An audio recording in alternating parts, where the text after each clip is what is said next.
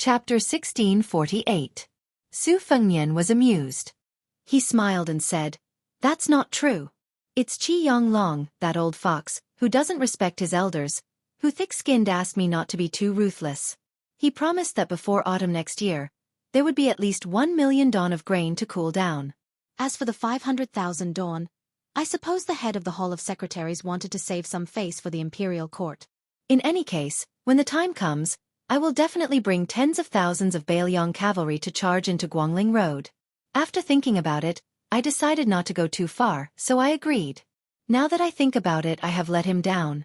If there is a chance in the future, I will definitely apologize in person. The proprietress was dumbfounded.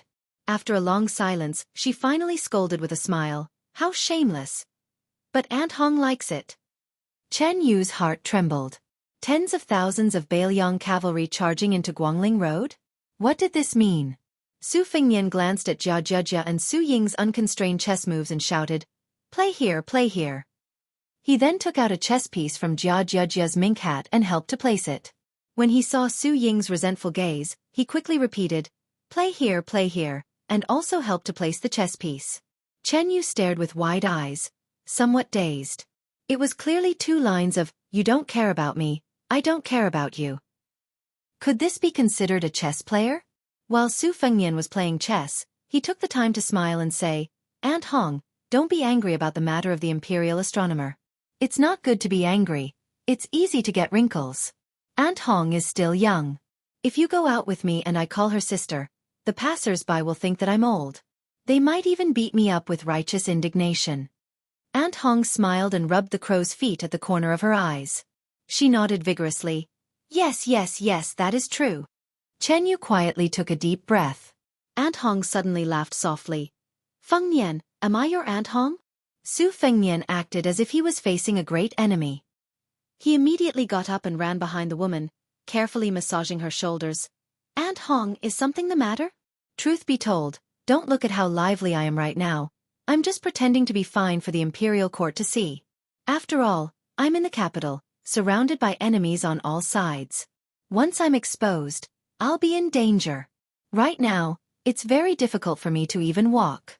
It's just that I don't want Aunt Hong to worry." Aunt Hong shouted to the man standing at the entrance of the courtyard, "Su Yanbing, your prince said that he can't walk anymore. I want to invite him to the Jianghu embassy. Why don't you carry our prince to the carriage?" Su Yanbing smiled and said, "This." Su Fengnian hurriedly signaled with his eyes. But Su Yanbing still said straightforwardly, "No problem." Who was the one who said, "What a fast gun," at the entrance of the imperial astronomer? Su Fengnian said with a sullen face, "Aunt Hong, are you really not afraid of causing trouble? I'll be leaving the capital the day after tomorrow. When that time comes, do you still want to continue operating the Jianghu embassy?" Aunt Hong suddenly stood up and pulled Su Fengnian towards the entrance of the courtyard. The helpless king of Bailiang turned his head and said to the women who were playing chess, "I'll bring you delicious food when I come back." When the group of people walked out of the Weiwei embassy and towards the small carriage, even Aunt Hong and Chen Yu could hear countless screams from the distant streets. Some of the cries were heart-wrenching and could be sung and wept. Su Fengnian, who originally wanted to ride a horse to the Jianghu embassy with Su Yanbing, immediately lost the idea. Then he heard Aunt Hong say with a smile, "Look, how can the Jianghu embassy's business not be popular in the future? When the time comes, Aunt Hong will charge 100 taels of silver for the seats you sat on. Whoever offers the highest price can sit on them. Moreover, you can only sit for an hour. How about it?" Su Fengnian smiled awkwardly. "Aunt Hong, I suddenly feel a little unwell. Tomorrow. I'll definitely go to the Jianghu embassy to look for Aunt Hong tomorrow." Aunt Hong glared fiercely at him. Without any explanation, she pulled him into the carriage. Su Yanbing rode a horse and escorted them. Looking at the maddened women crowding at the window, many of them had even rushed to the streets. Su Yanbing felt that the road ahead was so bumpy.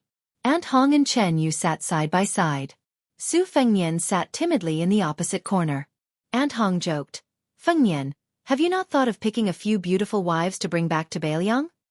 Chen Yu turned her head and looked at the curtain. Su Fengnian said with a headache, "Aunt Hong, please spare me." On the main street of the Weiwei embassy, the carriage moved like a tortoise. Outside the window, There were voices calling out, "Brother Su." Su Fengnian touched his forehead. This time, there was really cold sweat.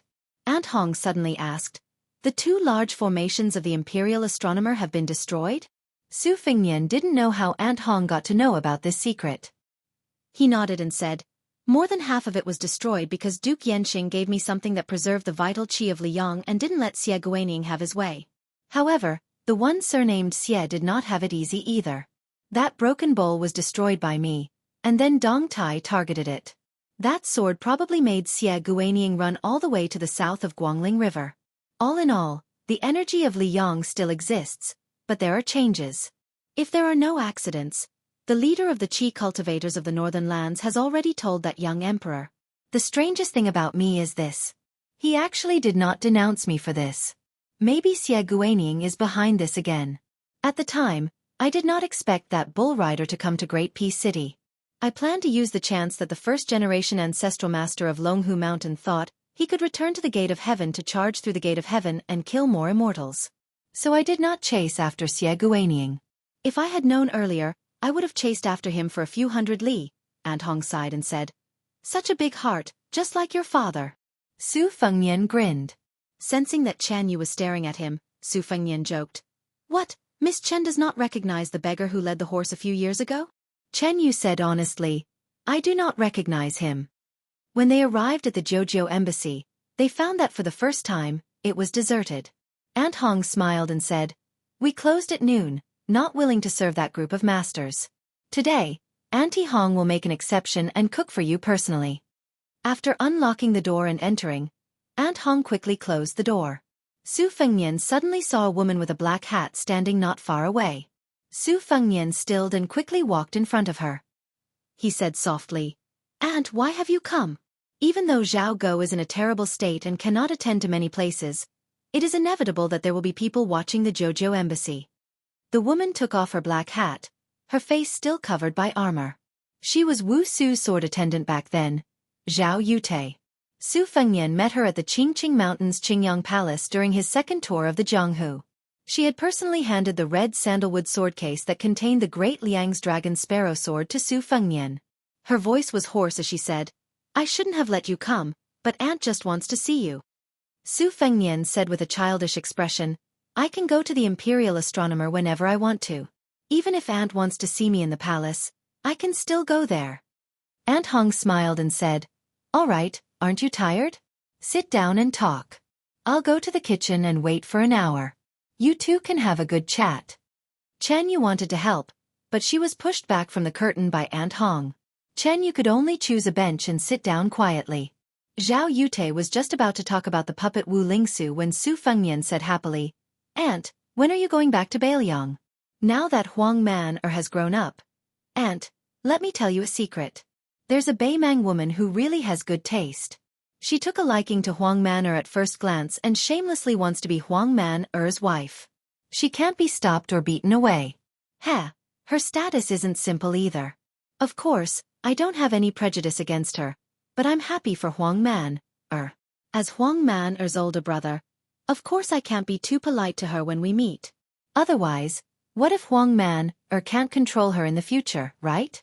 So I purposely put on a stern face and picked on her, scaring that woman into a daze. Haha, that feeling was really good. It made me secretly happy. Second sister also misses you, Aunt. If I can bring Aunt back this time, she'll definitely be overjoyed." Listening to his long-winded chatter, Zhao Yute took off the brass mask that had covered her face for more than 20 years, revealing her hideous face. But she didn't care, and neither did he. When Aunt Hong shouted that the dishes were served from behind the curtain, Zhao Yute said softly, "Aunt, you still have to keep an eye on the Wu father and son. That pair of father and son are the kind of people who don't know when to stop. We can't let all our efforts go to waste." Su Fengnian shook his head, his eyes resolute. "Aunt, come home with me. Don't worry about them. Beiliang doesn't need these schemes anymore." Zhao Yute also shook her head. After so many years of planning, it's a pity to give up now. Su Fengnian smiled brightly. "Aunt, when I officially get married, what will I do if there's no one at home?" Aunt Hong, who was holding a plate with one hand and lifting the curtain with the other, burst into tears when she heard this. Chapter 1649. When Su Fengnian left the Jiuzhou embassy, the sky was filled with burning clouds. Looking up, it looked like a magnificent Sichuan brocade stacked together. Beautiful scenery, famous generals, heroes, and meritorious officials. Everything was gone. The carriage belonged to the lady boss. Su Yanbing abandoned the horse and became the coachman again. Other than Su Fengnian, there was also a graceful woman with a veil covering her face in the carriage. Originally, Su Fengnian did not want to take over this hot potato, but Aunt Hong's words convinced him. There were always some women in the world who wanted to live for themselves, but it was often difficult for them to do so. Aunt Hong would not ask for other men, but with Fengnian, I will not treat you as an outsider. Take her to Bailiang. You don't have to care where she wants to go after that. The two did not speak along the way. Chen Yu was in a daze, and Su Fengnian was busy regulating the qi in his body. It was probably more strenuous than the Guangling River flood control in Liang. When they returned to the Demoyai embassy, Su Fengnian arranged for her to stay in a secluded courtyard, not too far from his. When they parted, Chen Yu stared at Su Fengnian with her limpid eyes before he turned to leave. Su Fengnian smirked. Didn't that Liao King Zhao Wu want to marry you as a princess? I have a grudge with him. If he is unhappy, I will be happy. She blinked. You want to make him a cuckold? Su Fengnian said seriously, as long as you can beat me, that's it. Chen Yu's lips curled up. What a pity. Su Fengnian nodded in agreement. Yes. Unfortunately, my martial arts cultivation is passable. Ordinary people can't get close to me. Chen Yu pretended to be angry and clenched her fist. Su Fengnian seemed to have remembered some of the painful past when he was traveling in Jianghu. Heroine, don't hit my face. I have to rely on it for a living. Chen Yu snorted coldly, turned around nimbly, and said calmly, You didn't have the guts to steal before, but now you don't even have the heart to steal anymore. It seems that the saying that a skilled person is bold is a lie. When Chen Yu was far away, Su Yanbing teased, You can't even hold your tongue. Is it because you cultivated the great yellow court of Wudong Mountain years ago? Su Fengnian sneered. How is that possible? Do you know that in Yanji prefecture of Yuzhou province? Su Yanbing nodded and said, Yes, I know. Yu Dilong said it before. Chu Lushan, Yuan Zuozong, Yan Wenluan, and maybe Bai Yu and Song Dongming also know about it. Su Fengnian finally understood why Yan Wenluan, Chen Yunchue, and the others looked at him strangely when they passed by Xiaoguang city of Yuzhou province. Su Fengnian gritted his teeth and said, Yu Dilong, you little bastard who deceives his master and destroys his ancestors. Just you wait. Su Yanbing seemed to be talking to himself. Honest words are unpleasant to the ear. Su Fengnian said helplessly, Uncle Su, you are not honest. You are not behaving like a grandmaster while my realm is declining. Su Yanbing patted Su Fengnian's shoulder with a serious expression. Just when Su Fengnian thought that the most unknown martial saint of the Liang dynasty was going to say something, Su Yanbing said earnestly, Your Highness, it's enough that you have the demeanor of a grandmaster. All right, can you ask those crazy ladies outside the post house to leave? I just want to buy a bottle of green ant wine in peace. Su Fengnian said firmly, This I really can't. Su Yanbing left with a big laugh. Su Fengnian thought for a while and jumped to the roof of the small courtyard. He lay down and looked at the splendid burning clouds. Jia and Su Ying sat on his left and right. With Su Fengnian between them, they stretched out their hands and played a game of 15, 50, and 20. Just as Su Fengnian was about to take a break and close his eyes to rest, he noticed that Deputy Ma Wei was standing uneasily at the entrance of the small courtyard. He was looking into the courtyard with his head shrunk back and his hands were holding a small pouch. Su Fengnian went to him and asked with a smile, What's wrong? Deputy Ma Wei looked as if he had lost his parents and cried miserably. Your Highness, I just found out that there was no green ant wine in the post house, so I wanted to go to the restaurant on the street to buy a few jars. I didn't expect that before I entered the door, I would be blocked by a group of women. They were either the daughters of the Marquis, the nieces of the assistant minister, or the relatives of some general. I really couldn't afford to offend them. They stuffed a lot of things into my hands. Not only did they give me a stack of letters, there were also fans, combs, hairpins, embroidered balls, jade pendants, and sachets.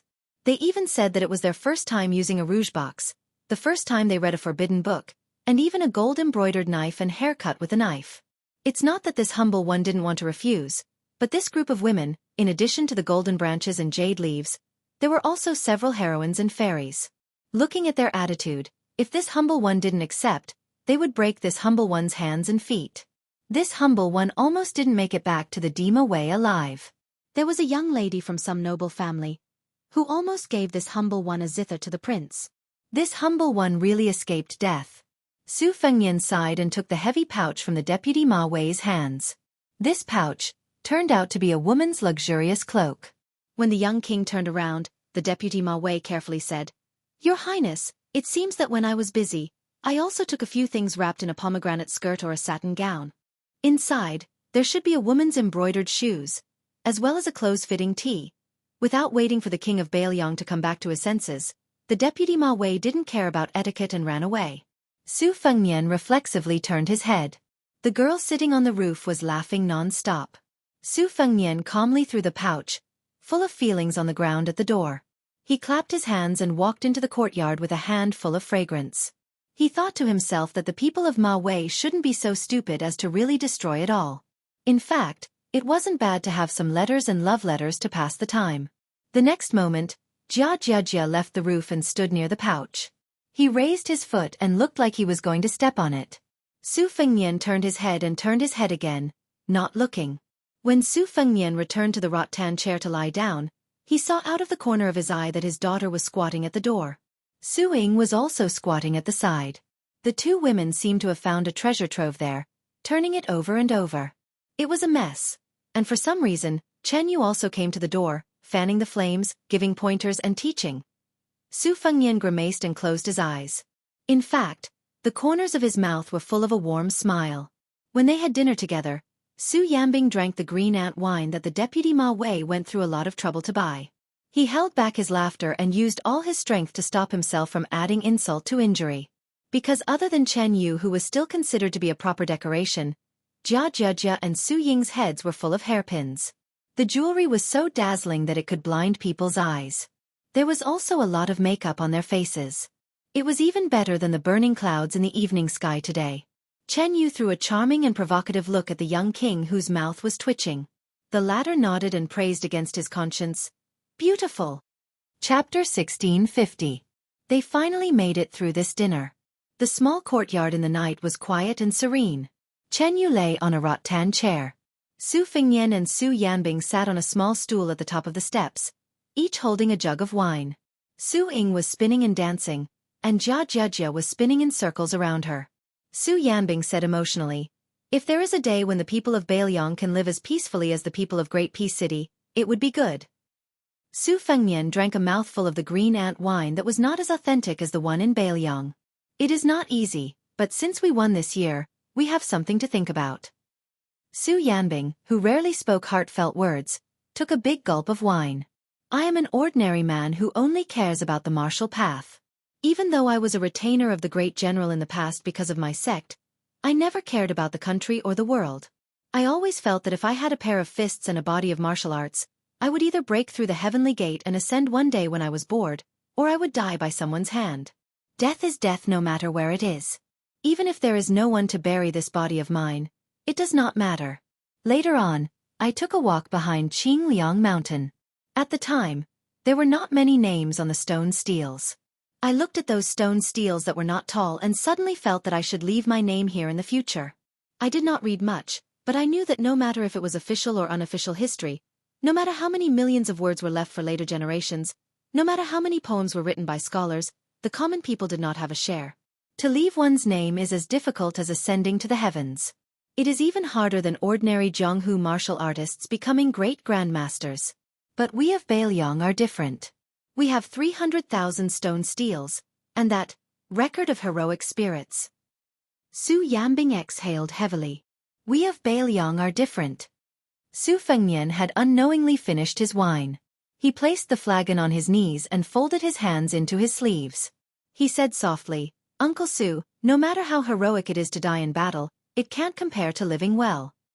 Su Yanbing said with a smile, "Who doesn't die? Of course no one wants to die if they can. But I have said before that our Bailiang is not the same, and is even more different from this great peace city."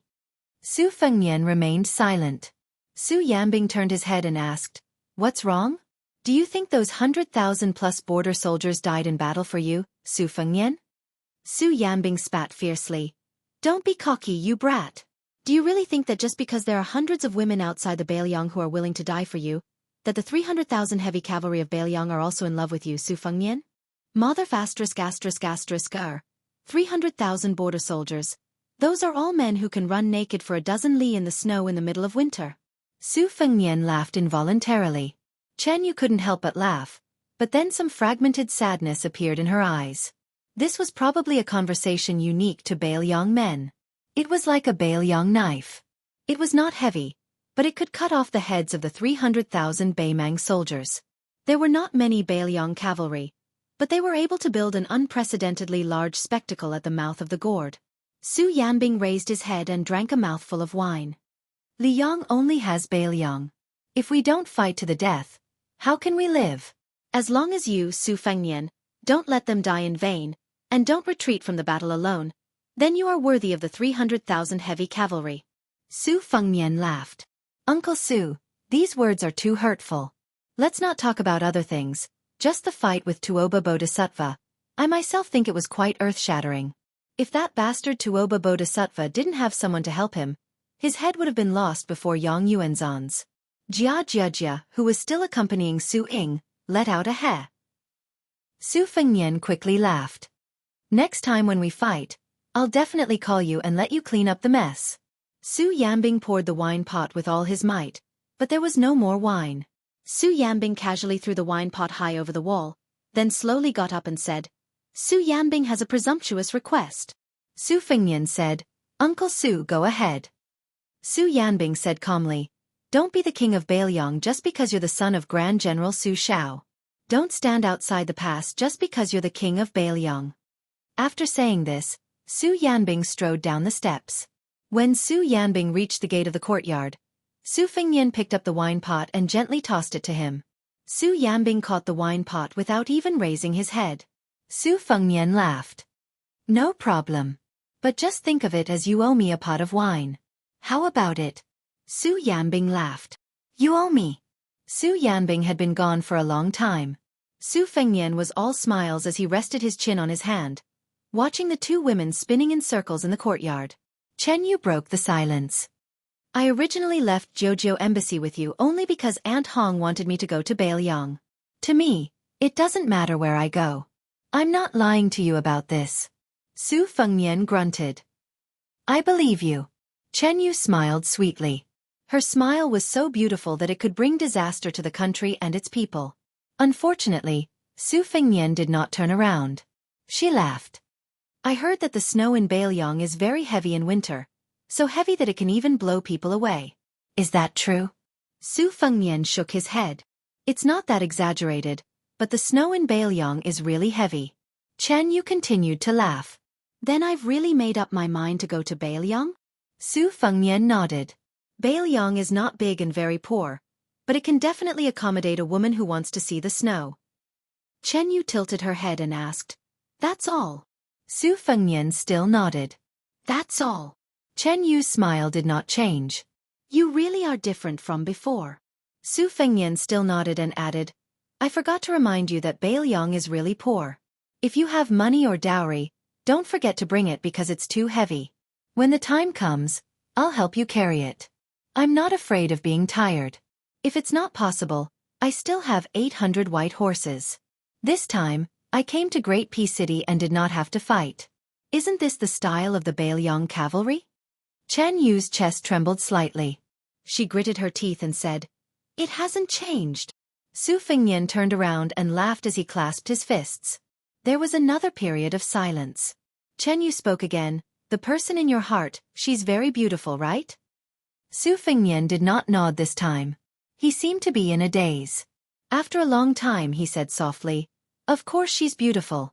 When I was very young, I liked her at first sight. But at that time, I didn't know what it meant to like her. I only knew how to bully her. Maybe I was afraid that she would not remember me." Chen Yu sighed softly. Suddenly, this young man turned around and smiled warmly. "Also, she has dimples, you don't." For the first time, Chen Yu had the impulse to beat someone up. Su Fengnian turned his head again. His gaze seemed to pass through the courtyard walls, the walls of Great Peace City, the mountains and rivers, and look towards the distant south.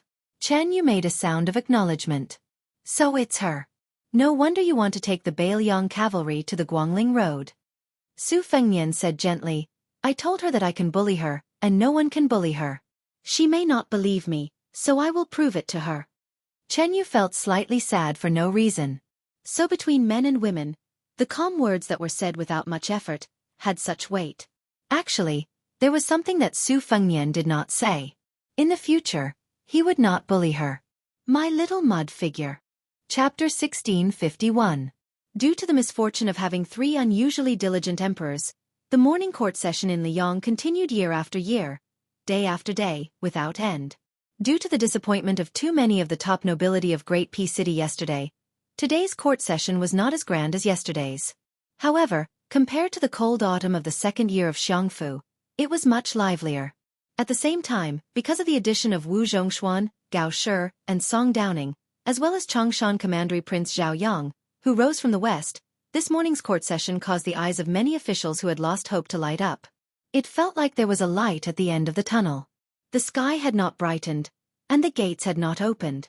The civil and military officials who had gathered together were mostly whispering to each other. They said that old Assistant Minister 1 had finally succeeded. He was going to be sent out, promoted, and given a first-class position. However, some observant people had already noticed that Jin Sanlang had yet to show his face. If it was in the past, that bearded and determined Assistant Minister of the Ministry of Rights would have long been standing near the main entrance, chatting and laughing with his colleagues. The Minister of Rights, Sima Puhua, and the Right Assistant Minister, Jiang Yongla, who everyone knew were estranged from each other, had gathered together today and even felt like they were family. This was an extremely rare occurrence. Other than the Ministry of War and the Ministry of Appointments, who didn't know that in the other 4 ministries of the Xianxia province, there was almost no minister and assistant minister who didn't have a knife hidden behind their smiles. One had a hard time improving. The other was waiting for a higher chair that was close at hand to sit on. It would be strange if they could dig out each other's hearts. Some of the older officials who were familiar with the court session took the chance to close their eyes and nap. After all, at the court session, as long as they were not normal officials who had the right to enter the hall, they could rest while they were far away from the emperor. But if they lost their etiquette, then it would be terrible. This was not something that had never happened before. Even if the Censorate and Directorate of Rights closed one eye and closed the other, if you were lying on the ground, who other than a blind person could not see? Cultivating in the government, it was better to be safe than sorry. Suddenly, as if a heavy stone was thrown into a small lake, a burst of noise that should not have appeared quickly spread to the vicinity of the gate. Even the half-asleep elderly officials had to open their eyes to look. The news spread out layer by layer at an astonishing speed, as if it was 800 li away. They were indeed the most knowledgeable group of people in Liang. Even if the news passed through countless mouths, it was still accurate when it reached the vicinity of the Assistant Minister of the 6 ministries.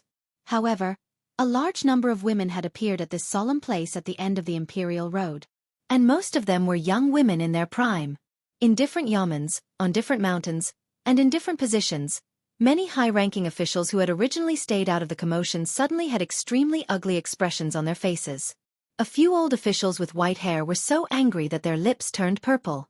Among them were the Marquis of Yongla, the Right Assistant Minister of the Ministry of Works, the General of Anan, the Scholar of Chongwen Pavilion, and the Grand Secretary of Wuying Palace, Wen Shoren.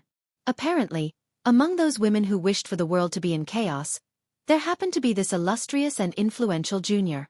Chen Wang's position was even further away from the gate than his official position. Beside him stood the poor Zhuangyuan scholar Li Jifu.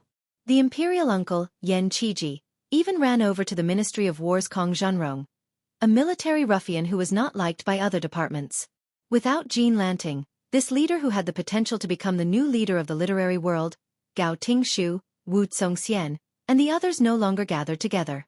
They stood in line according to their respective yamens. When Li Jifu heard the unbelievable truth, his eyes were somewhat dazed. Yan Qiji and Kong Zhenrong looked at each other and smiled, secretly bumping their fists.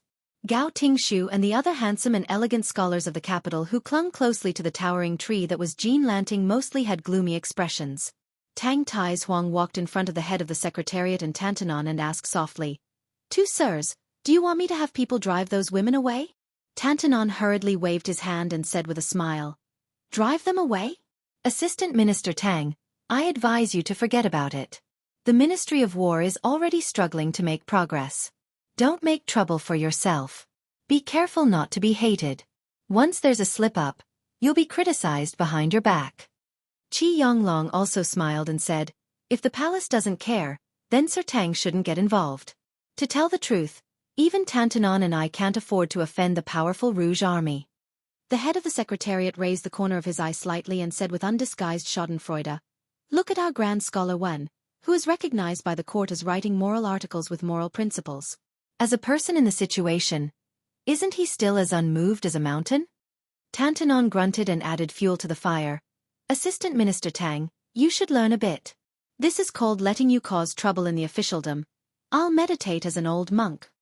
Tang Huang, who had been unhappy, also laughed with the two old men after hearing their banter.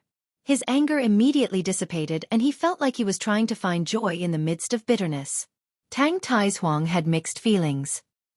He remembered that when he was about to leave the Duoyan cavalry, General Gu had said with a half-true, half-fake smile that it was indeed not easy to be an official in Great Peace City, but it was not without meaning. If he had the chance, he should talk to those old men more. He should not think that it was flattery. If he could make them joke with him, he, Tang Huang, had more or less entered the capital. Otherwise, even if he became the Minister of War, no matter how frightening the official patch on his chest was, he had not crossed that threshold. He would always be an outsider who could not raise his voice. While the assistant minister of the Ministry of War was daydreaming, one or two high officials near the Grand Scholar of Wuying Palace exchanged glances. They seemed to be expressionless, but the corners of their mouths curved. As expected, Sir Wen had started to meditate. At this time, a fat man who had hurriedly jumped off the rented carriage was completely dumbfounded. Had the carriage driver brought him to the wrong place? Why are there so many young women here? Have all the brothels in the capital opened in Yu Dao's area? The fat man who had almost ripped his court robes gave himself a slap in the face. It hurt so much that it was not a dream. The fat man shook his head hard and finally woke up a bit. But when he smelled the fragrance that came to his nose, his head started to feel dizzy again. He used all his strength to jump a few times. He was very glad that he could see the civil and military officials on the other side through this thick wall of rouge. A woman with a graceful bearing seemed to be dissatisfied that the fat man was blocking her view and said angrily, "Move!" The fat man with a mild temperament moved a few steps to the side without another word. In the end, he was reprimanded by several women in unison, "Move!" The fat man felt wronged. Just as he was about to move in fear, he was reprimanded by another woman. "Don't move, damn fat man. Stay where you are. Her father is only a fourth-rank official. Don't mind her." The woman opposite the fat man turned her head and said with a cold smile, "So what if my father is a fourth-rank official? He's the Minister of Censorate. He can impeach all officials. Your father is just a lousy assistant minister. Is he really that amazing? Later, I'll have my father report your father." "What do you mean by your father, my father? And what Minister of Censorate and what Minister of Censorate and what Minister of Censorate?" He was just a fifth-rank official with no power in the Imperial College. When the fat man heard this, his cheeks trembled. "My mother, sigh. It doesn't matter if he's the Minister of Censorate or not. A fourth-rank official really isn't that small as a sesame seed. Even a fart from him can kill me. Wang Tonglu." Wang Tonglu wanted to cry but had no tears. "The Imperial Road under my feet is very wide, but it can't compete with you ladies who are already standing on the street. If I delay the court session, I, a small person who almost got beaten to the ground by a fifth-rank official, Heavenly Strategy Chancellor, will really have to pack my things and get kicked out of the Imperial College." Wang Tonglu, who was just about to brace himself and pass through the wall of people, was immediately pointed at his nose by the woman in front of him. He was so scared that he took a few steps back. This time, Wang Tonglu even had the heart to hang himself with a strand of hair. Suddenly, screams resounded through the sky. Wang Tonglu was dumbstruck. He looked at the women in front of him who were either clutching their chests, covering their faces, or grabbing their hair in madness. How come they had gone crazy earlier than him? The one who has a hard life is me. Not you. Wang Tonglu sat down on the ground and pounded his hands on the ground. He muttered. It's over, it's over. This time, even the old man won't be able to protect me. But I still haven't been able to buy a small house the size of a fingernail in Great Pea City. I still haven't saved enough money for a wife. My 200 caddies of autumn fat is natural. It really isn't from eating. There was a clatter. Wang Tonglu raised his head and saw the great aunt whose father was said to be the minister of censorate in front of him. Her eyes rolled back and she fell backwards. There was no one to support her. Behind her, there were two women of the same age who were tightly hugging each other and sobbing silently. Wang Tonglu thought very carefully and seriously. How about he also fainted and ended everything?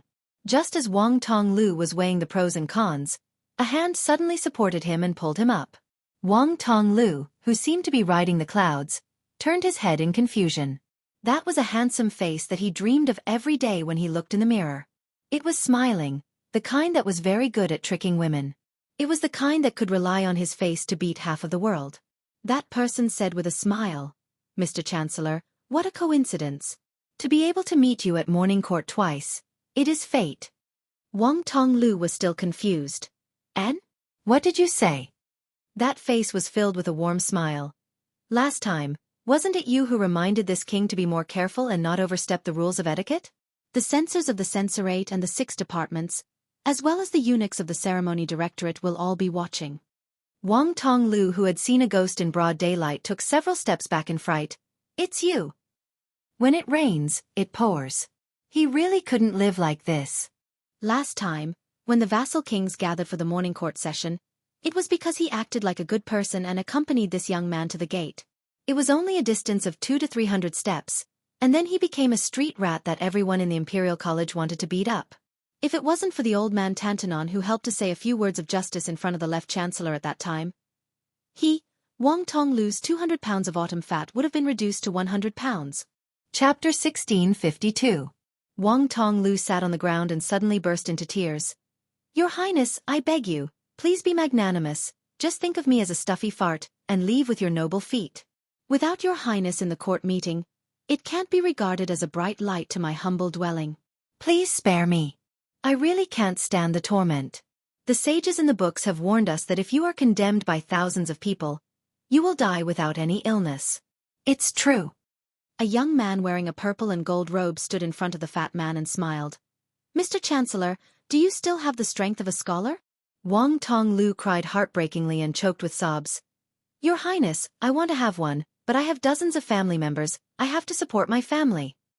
Nearby, a woman whose family elder happened to hold a noble position in the Imperial College spoke, even more deadly than the immortal's flying sword. Aren't you the pitiful worm nicknamed Wang Luzi from the Imperial College? My uncle seemed to have mentioned you before. Fatty. He said that you were delusional and that you saved some money with great difficulty in your early years to redeem a woman from a brothel. In the end, she ran away with a young scholar. You don't have a wife and children, do you? My uncle also said that your life is full of hardships. You are a cold stove that can't be burned no matter how much firewood you have. Wang Tonglu suddenly stopped crying and became quiet, silently sad.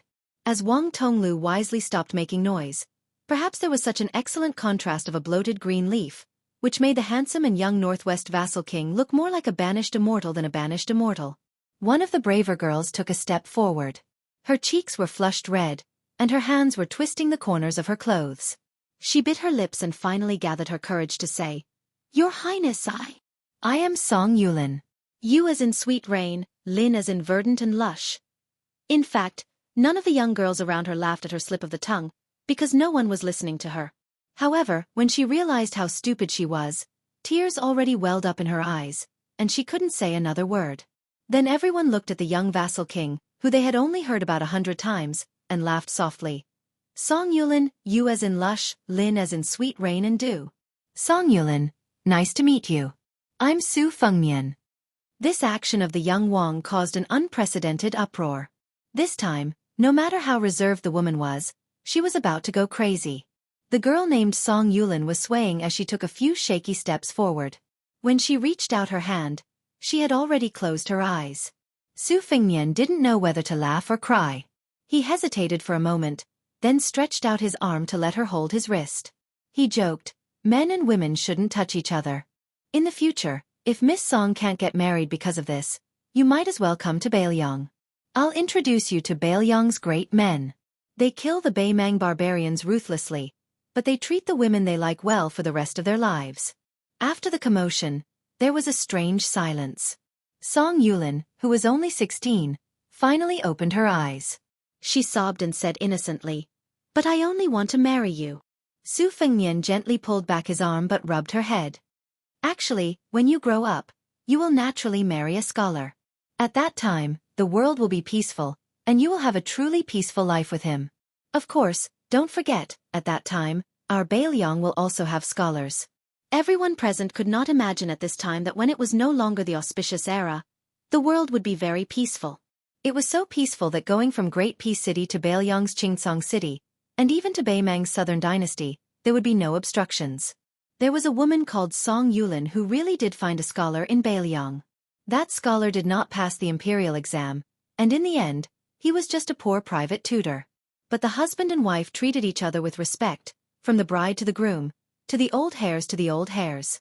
On this morning in Great Peace City, when the young vassal king half dragged the tragic fatty through the crowd, there were still many women who had not recovered. As though he had accepted his fate, Wang Tonglu's head drooped and he did not speak. Su Fengnian released his hand. "All right, I'll go first. Just follow me from a distance." Wang Tonglu looked at the shop gazes not far away and shook his head dispiritedly. He said, "It's no use. Those officials have good eyes. They may not be good at reading, but they are good at picking mistakes." Su Fengnian said with a smile, "It's not that there's no way. If I kick you away, you won't even have to go to court. You will also have a good reputation that fell from the sky. How about it? Mr. Chancellor, don't worry, I will use my strength. You have a lot of autumn fat, at most it will only hurt for half a day, but it will definitely not hurt your muscles and bones." Wang Tonglu grinned. "Wang Yi, forget it. Back then, I walked through the gates of hell. At most, I will be the heavenly strategy chancellor for the rest of my life. Anyways, the salary is enough to support myself. Anyways, that girl is married." Su Fengnian glanced at him and asked, "Back then, you gave all your wealth to her to buy her freedom. In the end, it was all for someone else. Do you regret it?" Wang Tonglu sighed, and then looked indifferently at the dragon's pool and tiger's den in front of him. He said, "Of course I regret it. I'm not a saint, but I don't regret it that much. For the woman I like, knowing that she's living a happy life is a blessing in disguise. It's just like how I've won 2 imperial examinations in a row, but I almost failed to pass the Jianghu exam. In the end, I succeeded in entering the Imperial College. I don't need to spend money to read books for the rest of my life. It's the same principle." The old man. "Yes. Tantanon. He said that a living person can't die from holding back his urine. This kind of words can't be read in books, but I remember it in my heart." Su Fengnian smiled and said, "Well, you are indeed the Mr. Chancellor that Tantanon said is a pound of meat and a pound of knowledge. You are more magnanimous than the average person." Wang Tonglu blurted out, "Do you think I want to be so magnanimous?" The fat man trembled and quickly shrank his neck. The two people with great disparity in status once again walked together on this imperial road. The fat man turned his head and looked at the women who were still unwilling to leave. He sighed and said, "Wang Yi, it's like a dream. This is the first time I have experienced this kind of battle in my life. I will definitely not encounter it in the future." The fat man muttered in his heart, "I hope I won't encounter it again." Su Fengnian smiled and said, "I am about the same. This kind of thing is not much easier than facing the tens of thousands of Baimang's iron cavalry." The fat man said with a face of disbelief, "How is that possible?" Su Fengnian said, "You don't believe me. I used to spend a lot of money when I went to the brothel, and I spent more than the average person. Looking back, it was all a waste of money. But I also became thick-skinned at that time. Later on, I heard more of your Li Yang's scolding and became more used to it." "Right, after the last court meeting, did you scold me?" The honest and simple Wang Tonglu subconsciously said, "Scolding must be in private?" Wang Tonglu suddenly said resolutely, "No, absolutely not." Su Fengnian teased, "Oh, you know how to sail according to the wind." Wang Tonglu whispered, "My little skills are useless against those slippery old foxes. As the two slowly walked forward, Wang Tonglu could already vaguely recognize the identity of the official at the front. Su Fengnian said softly, "You really don't want to trick me?" Wang Tonglu was in a dilemma. His legs were getting heavier and heavier. Chapter 1653. Just when Su Fengnian couldn't bear to help him make the decision, the young official of the Imperial College clenched his fists. "It's too late. I'll be tough today. I've been a coward for nearly 10 years. 10 years. I've been so cowardly that I can't even study in peace. At worst, I'll just quit being an official. I'll pack my things and go home." Su Fengnian asked. "Lousy?" Wang Tonglu quickly said. "This official." Su Fengnian was amused and playfully said, "Whether you believe it or not, this time is different from last time. You will only be promoted and get rich. You won't lose your official hat." Wang Tonglu honestly said, "Don't, Prince, don't say that. It's fine if you don't say it, but when you say that I have something to look forward to, my teeth are chattering." When Su Fengnian got closer and closer to the gate, the officials imperceptibly began to retreat. Wang Tonglu muttered to himself, "Last time I walked in the clouds, I didn't experience the feeling of a fox borrowing the tiger's power. Today I'm going to die anyway. Wang Tonglu, straighten your back. This is the first time in your life, if you don't cherish it, you will be struck by lightning." Then Wang Tonglu heard the vassal king that he couldn't hate from the bottom of his heart say a few words. Wang Tonglu was about to say a few words to him to boost his courage, and then, there was no one around him. Wang Tonglu immediately returned to his original state, subconsciously turning around and then running away. He didn't care about any other consequences. At this time an old man shouted, "Wang Tonglu!" as if he was cast by an immortal. When he heard the voice, the fat man stopped and turned his neck to see the old man quickly walking over. The old man kicked the guy and laughed angrily. "Chancellor Wang, oh Chancellor Wang, have you forgotten the pain after the scar healed? Previously you recklessly walked side by side with the vassal king once. Are you addicted to walking?" Wang Tonglu tried to stretch out his hand to wipe his tears and pretend to be pitiful, but unfortunately, he found that there were no tears, so he could only laugh dryly. "Old man, it's really not that this official wanted to get close. But when this official got off the car, the young ladies were blocked outside and couldn't come in, and then the prince was pulled in." Tantanon narrowed his eyes and snorted. "Oh? Why don't you play dead?" Wang Tonglu scratched his head and said, "I was so busy sweating that I didn't think of this. Then, I came here in the blink of an eye. Later, I thought about it and decided to just let other people do whatever they want." Wang Tonglu wanted to cry but had no tears. "Old master," he said, "why don't you help the Buddha all the way to the west and save this official one more time?" Tantanon sneered and said, "It's hard to say whether you are a Buddha or not, but if you want to go to the Western Paradise, you don't need anyone to send you off." Wang Tonglu helplessly awaited death. Tantan Wang said angrily, "All right, follow me." Fatty smiled from ear to ear. The old man asked softly, "What did that Su kid say to you?" Fatty smiled foolishly and said, "I was so scared that I forgot all about it. I can't remember at the moment. When old master brings this official in, I will definitely think about it during the court meeting. I will report it to old master when I return." Tantanon looked at him in a new light and said, "You are enlightened." Fatty was resentful. Suddenly, he had a flash of inspiration and said in a low voice, "Old master, I remember something." In the end, that prince seemed to have said something before he left. When old Prince Liang walked the imperial road for the first time, no one was willing to go with him.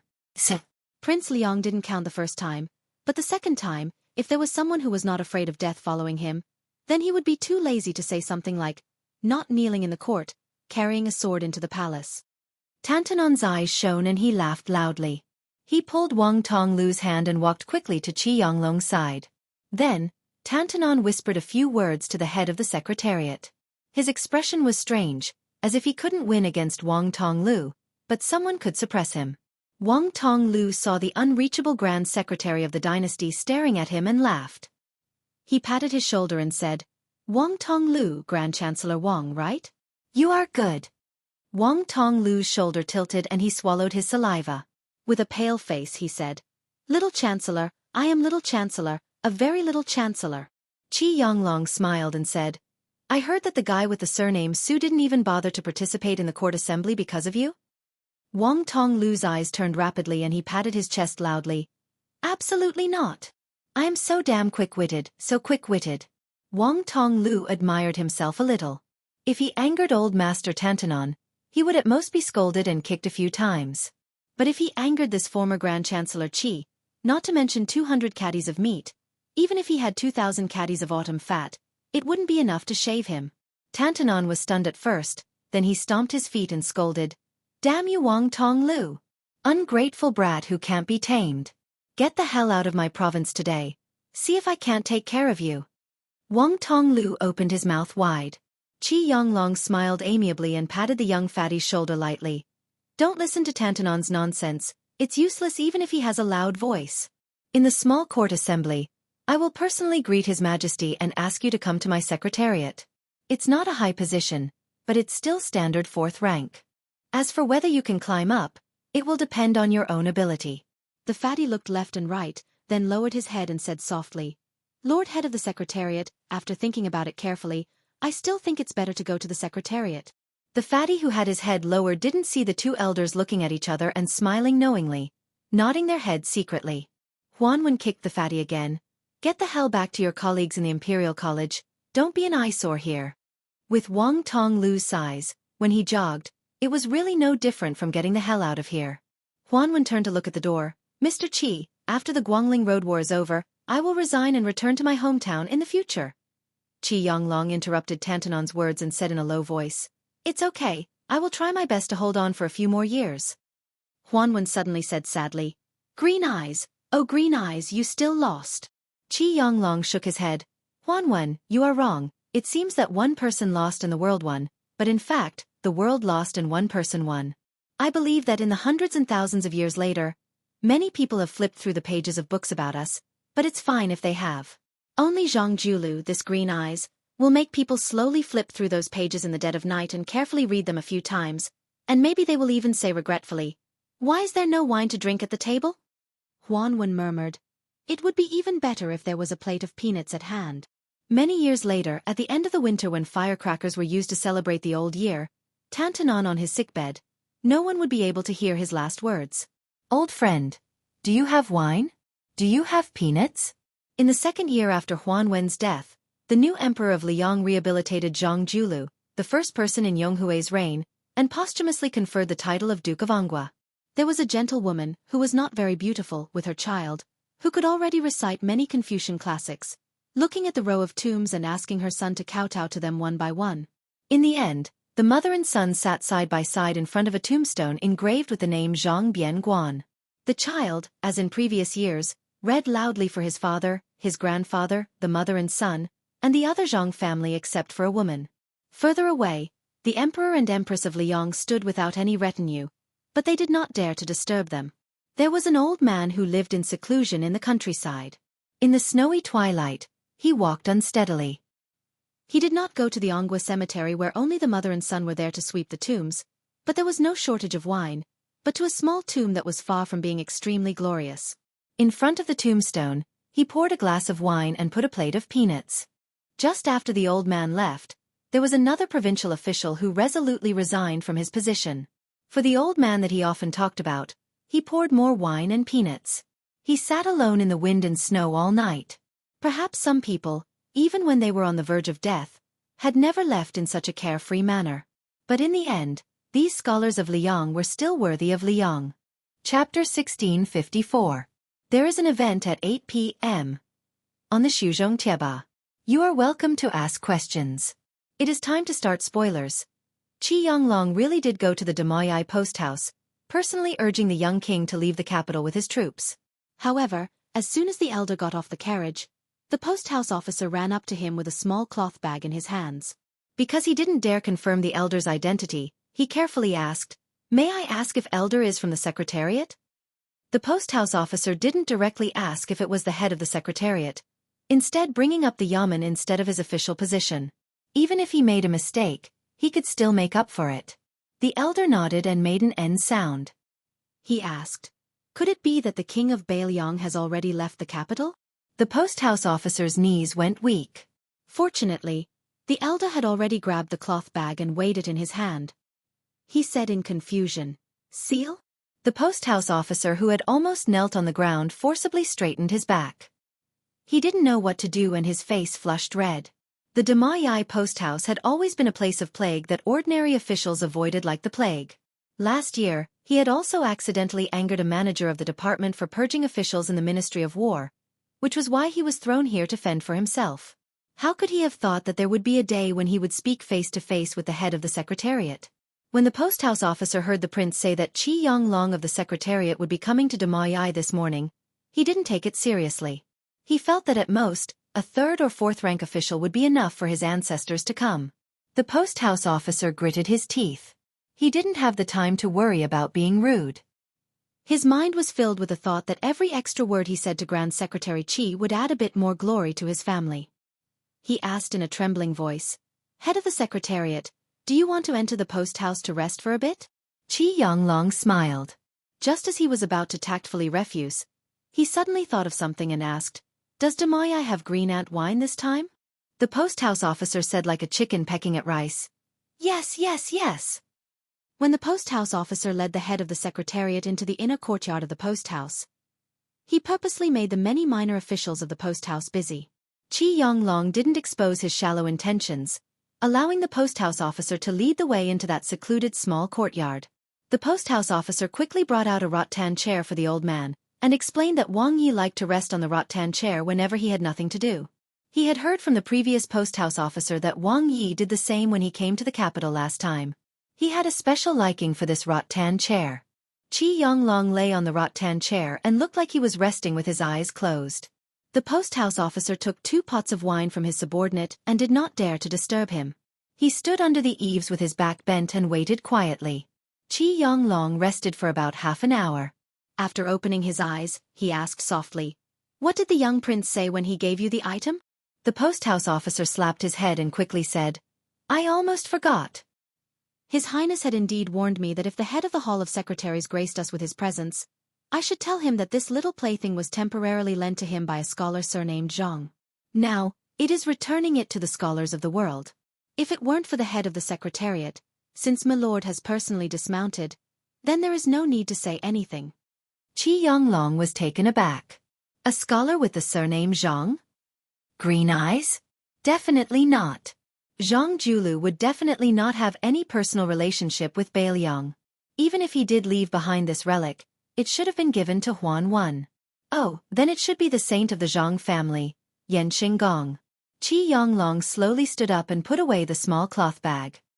He took the 2 pots of green ant wine from the post-house officer and asked with a smile, "Have you drunk this wine?" The post-house officer blushed with shame and said, "I only drank a few mouthfuls yesterday. It's a bit hard to swallow. It's too strong, like it's burning my throat."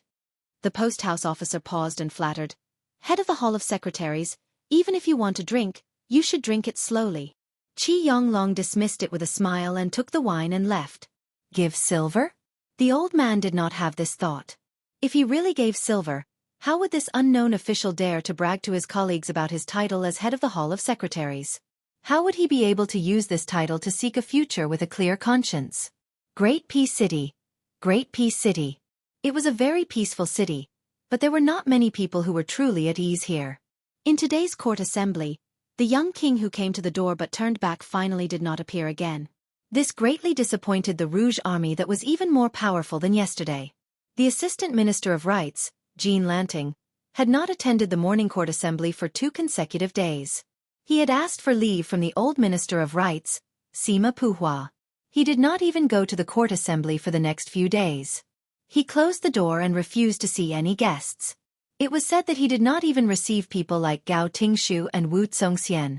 After the Assistant Minister of Personnel, Wen Taiyi, and Anong General Ma Zhongxian became the Jianghu County Administrator and Deputy Regional Governor respectively, the head of the Peng family quickly took over as the left Assistant Minister of Personnel.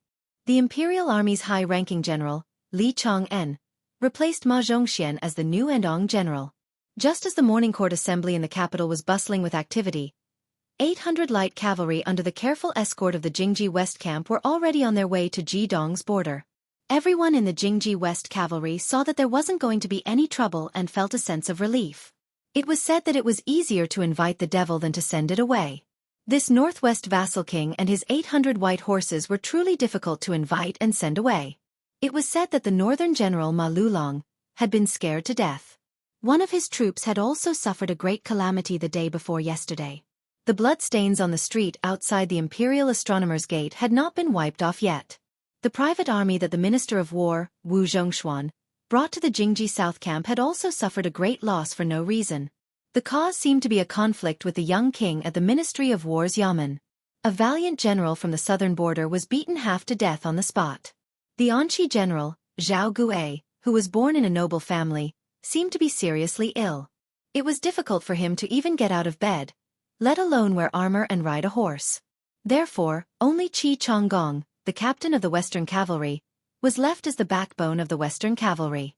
After about 100 miles from the Jingji West camp, several of the Bailiang cavalry turned their horses around and stopped. When the Western Cavalry, who only dared to follow far behind the 800 Bailiang cavalry, saw this, Yuchi Changgong personally rode out and took the lead to approach. When he saw the figure of the king of Bailiang, he was immediately on tenterhooks and slowly moved forward. Su Fengnian, who was dressed in simple casual clothes with a white jade belt around his waist, lightly squeezed his horse's belly and came to Yuchi Changgong's side alone. After a moment of silence, he looked at the scene of the Liang cavalry galloping forward and said, "Captain Yuchi, I apologize for troubling you when I went to the capital earlier." Yuchi Changgong was stunned, and his heart tightened. What? Was he going to use peaceful means before resorting to force? For a moment, this Hu cavalry captain didn't dare to speak. He was afraid that if he angered this arrogant and despotic demon of the Su family, he would implicate his two camps of cavalry. Su Fengnian smiled and said, "If we go further west, I estimate that we will soon be greeted by the Ji province soldiers. You can escort us here." Yuchi Changgong braced himself and said, "Your Highness, it's not that this general is unwilling to accept your kindness, but there are orders from above that the Jingji West camp must escort your Highness to the border of Ji province." Su Fengnian smiled and asked, "Is it Wu Zhongshuan or Tang Taizuang?" Yuchi Changgong's expression was awkward. At this moment, a lone rider galloped over from the northeast. Su Fengnian sighed and slowly moved forward to meet this uninvited guest. The two riders faced each other 20-some paces apart. The man in front of Su Fengnian was slightly older than him. He did not have the playboy air of Anqi General Zhao Gui, nor did he have the martial aura of Yuchi Changgong. If he had not appeared here, he would be an ordinary scholar on the streets of Great Peace City. The man raised his butt and rubbed it a few times. His voice was hoarse as he said, "I didn't dare to believe that it was really you. After I returned to the capital, I heard that a young swordsman had appeared in Great Peace City who had challenged Qi Jiajia. His name was Wan Hua, but I didn't believe it either. Then, was it really that fellow I saw back then?" Su Fengnian nodded. "It was him. But he no longer practices the sword." The man's expression was bitter. "Then back in Wuzhou, did you already know my identity?" Su Fengnian said helplessly, "After getting drunk several times, you told Wan Hua yourself that you were the grandson of the great general of this dynasty." "I'm not deaf." Wan Hua naturally did not believe you. Just like how he thought I was boasting at the beginning. When I returned to Mount Qingliang, I knew who you, Ma Wenho, were. The number of generals in the Liyang dynasty with the surname Jiangping Town can be counted on one hand, and there is only one surnamed Ma. The man softly murmured, "At that time, I couldn't afford to buy good wine. When I drank bad wine, it was easy to get drunk. What could I do?" Su Fengnian looked at this scholar that he had met by chance in Wuzhou back then with a complicated expression. At that time, Wu Wenho was a scholar who traveled tens of thousands of li alone. He liked to write travel books and happened to run into him and Wan Hua, who were playing chess and gambling in an alley. He lost all his money and then relied on them. After hanging out together for more than 2 months, Wan Hua and Wu Wenho seemed to be particularly at odds. Both sides didn't see eye to eye and would always get angry and glare at each other over trivial matters. Wan Hua never believed that this stingy and poor scholar came from a famous family, while Wu Wenho didn't believe that this ranger with a wooden sword could really make a name for himself in this life. However, at that time, Wu Wenho, who was away from home, didn't want to use his family's connections in the local area. He had always been shy of money. In addition, he was resentful that his master was a national chess player in Liyang. He couldn't win a single game of chess against the person surnamed Su. He stubbornly tangled with these two scoundrels for almost 3 months. Later, he had to cross Jiangnan and travel to the southern border. Only then did they finally part ways. Wu Wenho looked at Su Fengnian and asked bluntly, "If you don't know me, Wu Wenho, when you enter the capital this time, will you pay a visit to the manor of the great general of the north? Will you send punitive forces to denounce me?" Su Fengnian nodded and said, "Of course." Wu Wenho's expression was pained. Su Fengnian said indifferently, "In any case, the grudges of the older generation are right there. If you feel guilty toward your grandfather Ma Lulong and feel that the old debt hasn't been settled and that it is now my Su family that owes your Ma family, you can always ask me, Su Fengnian, to pay it back. Since you are the eldest legitimate grandson of the Ma family, I won't find it strange." Ma Wenho suddenly roared, "Could it be that you, the king of Beiliang, think I will act as if nothing happened?" Chapter 1655. Su Fengnian patted the Beiliang blade at his waist. His body leaned back slightly, his face full of sarcasm. "When you and I were poor, you, Ma Wenho, won a game of chess against me. Now I, Su Fengnian, am one of the 4 grandmasters, and the king of Beiliang with 300,000 cavalry under my command. You want to wrestle with me? I reckon that even an assistant minister of one of the 6 ministries does not have the face to be arrogant with me. You, Ma Wenho, if you have the ability, you should be the head of the Secretariat or the Menxia province. Only then can you barely have the qualifications to be my opponent. Just like Bai Yan and my father, Su Shao. Speaking of which, Ma Wenho, do you need me, Su Fengnian, to wait for you for a few years or a few decades?" Ma Wenho's eyes were red. Su Fengnian smiled and asked, "What, you are not convinced? 1,000 heavy cavalry of the Ma family is only a... You are just a scholar. Do you want to humiliate yourself?" Su Fengnian turned his horse around, raised his hand and waved. This action was clearly full of sarcasm. Ma Wenho shouted, "Su Fengnian, you are a bastard. Just you wait." Su Fengnian did not pay any attention to him, and left. In the distance, Yuchi Chonggong, who had seen the unpleasant meeting between the two, heard these words. The Hu cavalry officer was even more worried for the eldest grandson of the Ma family. If the king of Beiliang wants to kill you, then he will kill you for nothing. The 2,000 cavalry under my command will at most help you collect your corpse. This vassal king had caused such a huge commotion in Great Peace City, but no one came out to uphold justice. Now that he had left the capital, the eldest grandson of the Ma family who had just lost his stabilizing force was nothing in front of him. Yuchi Chonggong hesitated for a brief moment, but in the end, he gave up the idea of escorting Liang Qi into Ji County. With the eldest son of Ma family stirring up trouble, he, the commander of Hu cavalry, was really afraid that the king of Beiliang would use him as a punching bag to vent his anger. In the process of Yuchi Chonggong running to get close to the young master of the Ma family, he just happened to pass by the young lord.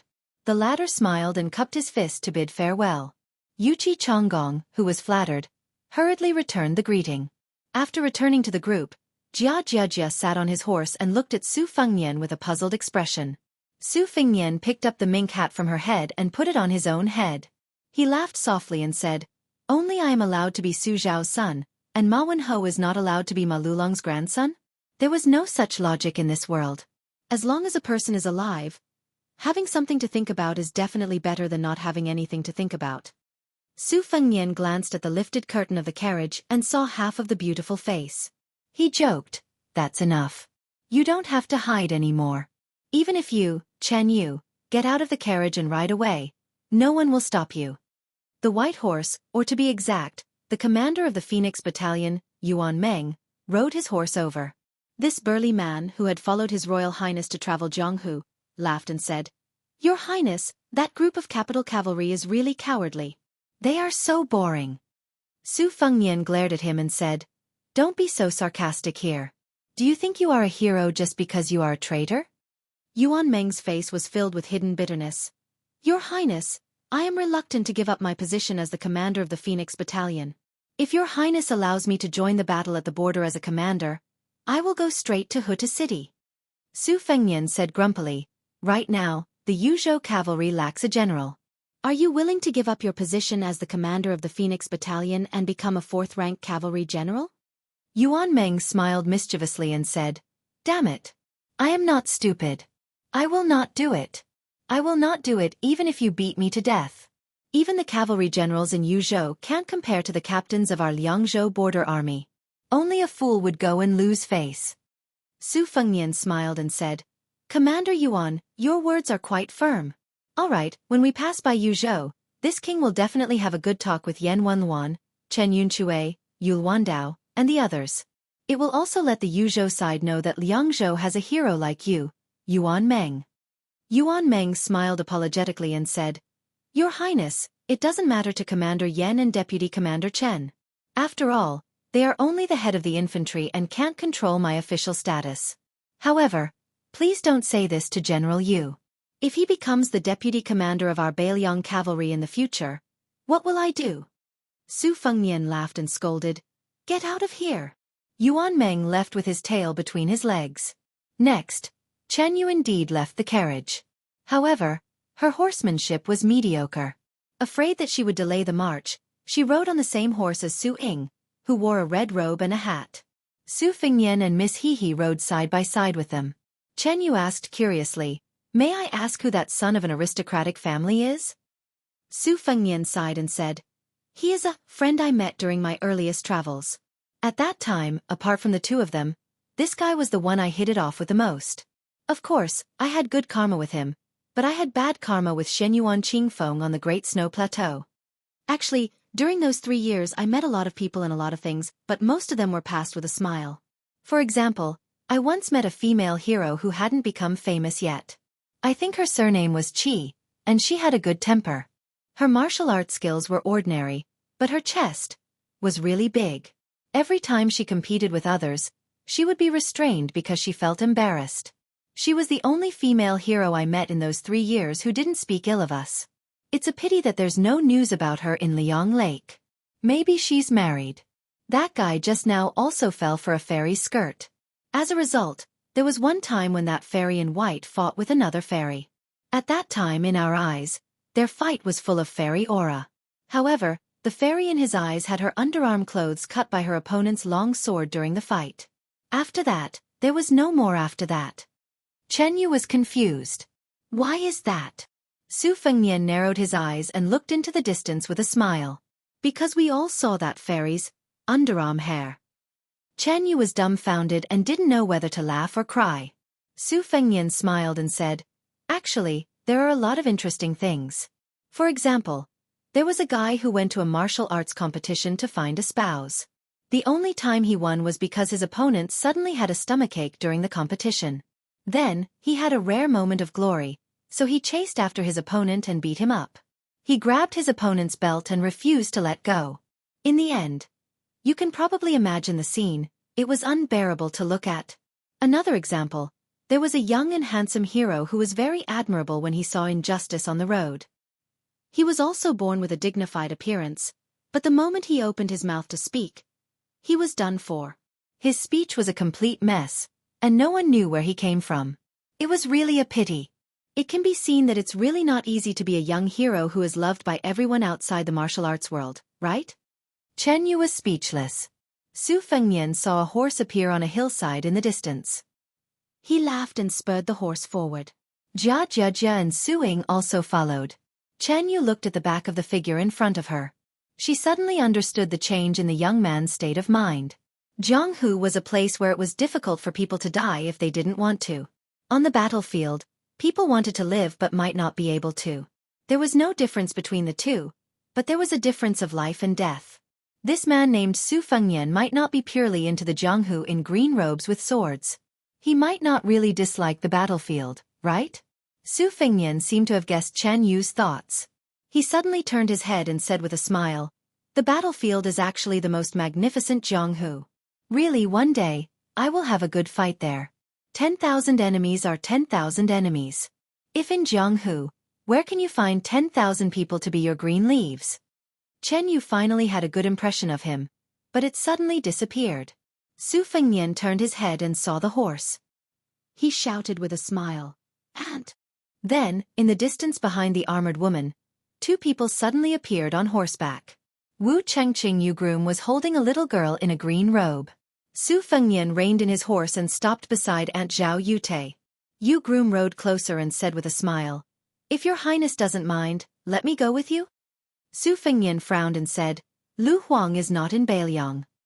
Yu Groom gently rubbed the little girl's head and said calmly, It has nothing to do with Shidi. I just want to take a look outside the Northwest Pass. Chapter 1656. Su Fengnian was silent for a moment and then smiled. It's good to take a look now. At this time, the Beimang barbarians still haven't caught their breath and the border is still peaceful. In the future, we might not be able to comfortably watch the desert wind. Yu Groom got straight to the point. No matter. If there really is a war, as long as Beiliang needs me, I can join the army. Su Fengnian asked curiously, You don't want to avenge your master? Are you not afraid that your apprentice brothers and sisters will hold a grudge? Yu Groom said calmly, They are two different things. Besides, we are not that narrow-minded. Speaking of which, when did my master, Wang Xianji, fall to the point where he needs his disappointing apprentices to avenge him? Su Fengnian smiled. That's true, that battle. Yu Groom's face was bitter as he hurriedly waved his hand. What happened in that battle is between you and my master. Winning or losing, life or death is also between the two of you. But if you say anything more, I'm afraid I won't be able to resist. Even if I know I will lose, I will still fight you. At that time, I will be embarrassed. I don't have the face to go to Beiliang, but if I don't go to Beiliang, this girl will make things difficult for me. Su Fengnian nodded. Zhao Yute looked gratifyingly at Su Fengnian. To be able to make a proud martial artist like Yu Groom yield, it was not just because of the title of King of Beiliang, or even because of the 300,000 cavalry. When they went up the slope, there were 3, and when they went down the slope, there were 5. Su Fengnian suddenly asked Yu Groom, I heard that you are more focused on practicing the sword than Lu Huang? Yu Groom nodded. Su Fengnian hesitated for a moment before asking, Then have you ever thought of a question? Back then when you were competing with others, your sword chi was unstoppable, and your spirit was boundless, and then the spectators clapped and cheered, Good sword, good sword. Don't you feel awkward? It's a bit of a killjoy? Yu Groom was confused. What's awkward about it? If you feel bored, you can just ignore it. Moreover, if I were to spa with someone, it would most likely be a life and death battle. Naturally, I wouldn't care about what others think. Su Fengnian curled his lips and muttered, What kind of young swordsman is he if he becomes stupid from practicing the sword? Groom Yu smiled and asked, What do you mean? Su Fengnian smiled and was about to speak when Chen Yu interrupted, Mr. Yu, I advise you not to listen to his explanation. As expected, Bridegroom Yu turned his head and put on an aloof posture as if he wanted to hang the topic up high and leave it hanging. Su Fengnian could only settle for the next best thing. He turned his head to face his mother's sword attendant. Unexpectedly, this aunt also smiled and shook her head. I don't want to hear it either. The young vassal king who ran into a wall everywhere felt a little depressed. Su Fengnian, who was bored to death, hummed a little song. It was a song that he had learned from a certain someone in the streets. Don't say that I'm so poor that my sleeves carry the wind. Let's not talk about the fact that I have no place to sleep when I am tired. The world is my bed. Let's not talk about the fact that I have no good wine when I am thirsty. The great river is the wine pot.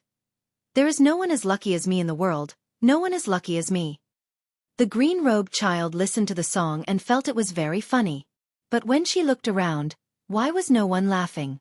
In the winter of the second year of Xianghu, after the vassal king who had caused a ruckus in Jing had left the capital and reached Beiliang's territory, it was said that the Princess Sui Zhu Zhao Fengya had died of an illness. This grievous news that was neither too big nor too small was quickly forgotten by everyone in the great news that was sent back to Great Peace City.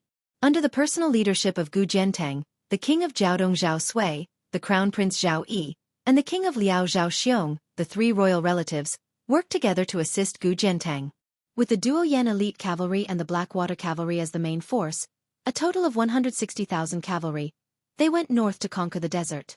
This became the first great victory after Yong Hui's numerous failed expeditions in the beginning of Liang. They beheaded 80,000 Beimang barbarians. General Wang Sui, who had previously stayed in Beimang's western capital, quickly rushed to the front lines.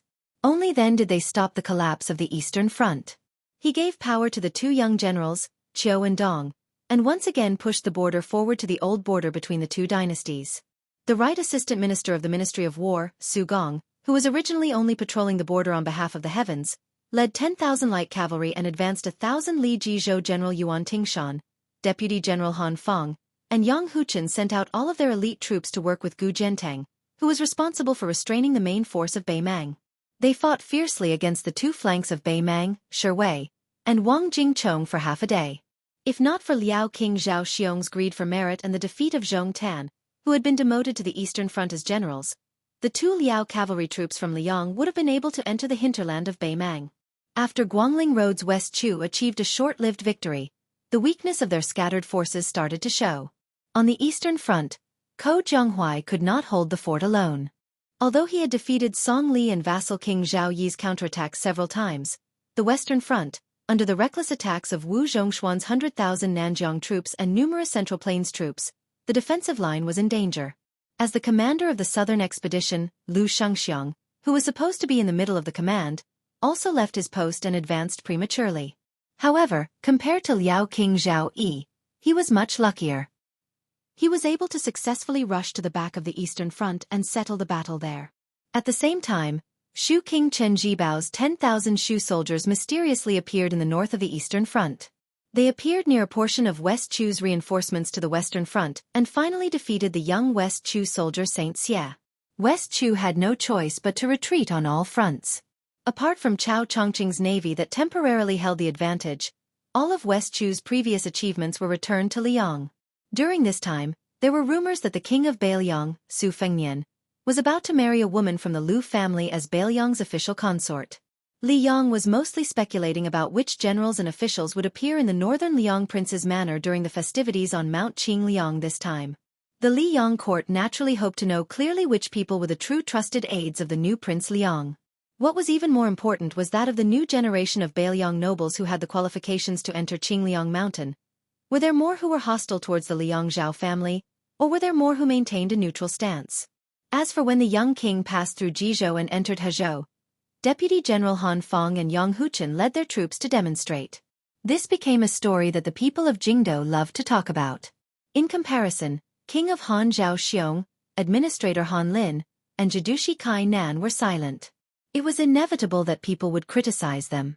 After the great general passed away, the Qingliang Mountain Prince's mansion, which didn't even have red couplets, finally had a celebratory atmosphere that hadn't been seen in a long time. Although they didn't hang up large red lanterns with great fanfare, the servants and maids in the mansion all smiled when they saw people. The head of the Lu family, Lu Dongjiang, who had become more and more distant from Qingliang Mountain, also took the initiative to visit the palace. He drank a lot with Song Dongming and Bai Yu. The group of Lu family members who had been sick in Liangzhou finally had their tails up again. When they met people, each of them held their heads high and their chests puffed out. And Wang Linquan, who had transformed from the richest man in Qingzhou to the god of wealth of Beiliang, who had been personally managing the increasingly busy business in Liuzhou, suddenly began to live in seclusion. Lu Chengyan was not dragged down by the Lu family and her relatives. In the end, she became the official consort of Beiliang, and not Wang Chudong, whose family had made great contributions to Beiliang. This was indeed something that surprised the entire Beiliang society. In the night, at the peak of Qingliang Mountain, below the White Crane Tower, Su Fengnian, Lu Chengyan, and Wang Chudong sat on a stone bench. Su Fengnian was using a leaf to play the Ballad of the Spring Goddess. Wang Chudong had placed a book on the stone table and was resting his head on it. Lu Chengyan sat beside him and her. Behind the three of them, Jia and Su Ying were flying up and down the White Crane Tower. Halfway up the mountain, by the tide-listening lake, Zhao Yute and Su Weisheng were holding hands and talking about intimate things between women. On the platform of the tide-listening pavilion, Su Beiji and Chen Shiliang stood side by side. The two young strategists who were beginning to become famous all over the world didn't speak. As the night deepened, the crowd dispersed. Su Fengnian came alone to a simple, uninhabited hut. There seemed to be a delicate and weak girl standing there. She said to him fiercely, "I want to learn the sword from Li Chungang and stab you to death." Chapter 1657. When he was young, he thought that a village with more than 100 families was very big and that there were mountains and rivers. Later, when he was young, he went to the town and saw the market. Only then did he realize that the village was small. Later, he went to the county town with a wooden sword. Only then did he realize that a town with bridges and restaurants was not that big. Later, he saw famous mountains and rivers, met many people and many things. Only then did he realize how big the world was. But for some reason, in the end, he only wanted to go home. Then, he quietly left Jianghu from the biggest city in the world. He went all the way south and returned home. Because he was afraid of causing trouble for his brother and sister-in-law, the village was small. It seemed like adding a pair of chopsticks to a table was not an easy task. It meant that his brother had to plant more rice seedlings and burn more charcoal every year. His sister-in-law also had to do a lot of needlework, pick more mulberry leaves, and raise more silkworms. Moreover, his nephew also went to a private school. He also thought that as his uncle, he could at least earn some money to buy some paper and pen for his child. Therefore, the young man with a broken arm and a limp took advantage of his youth and strength to settle down in that small town. Perhaps fortune favors fools. He became a waiter in a small restaurant. Later, he even found a wife who could be considered outstanding in 100 miles radius. There was a flower in the town called the cow dung flower. It really grew the most luxuriant in the cow dung by the roadside. When he was wandering outside in his early years, when he heard people say that the flower was inserted in the cow dung for the first time, he could not help laughing. Now that he thought about it, he was even happier. It turned out that he was that pile of cow dung. That was pretty good. At the beginning of autumn this year, he finally successfully abducted his wife. It was not that there were no twists and turns on the father-in-law and mother-in-law's side, but they could not endure his wife's persistence and probably could not endure his shamelessness. They did not fight back when he was hit or scolded. In any case, he was shameless. Anyway, he was shameless. The two elders pinched their noses and nodded. His wife's two brothers actually looked down on him. There were a few times when they blocked him in an alley when he was helping the restaurant to pick up vegetables, fruits, and fish. They did not really hit him, but they did not cower.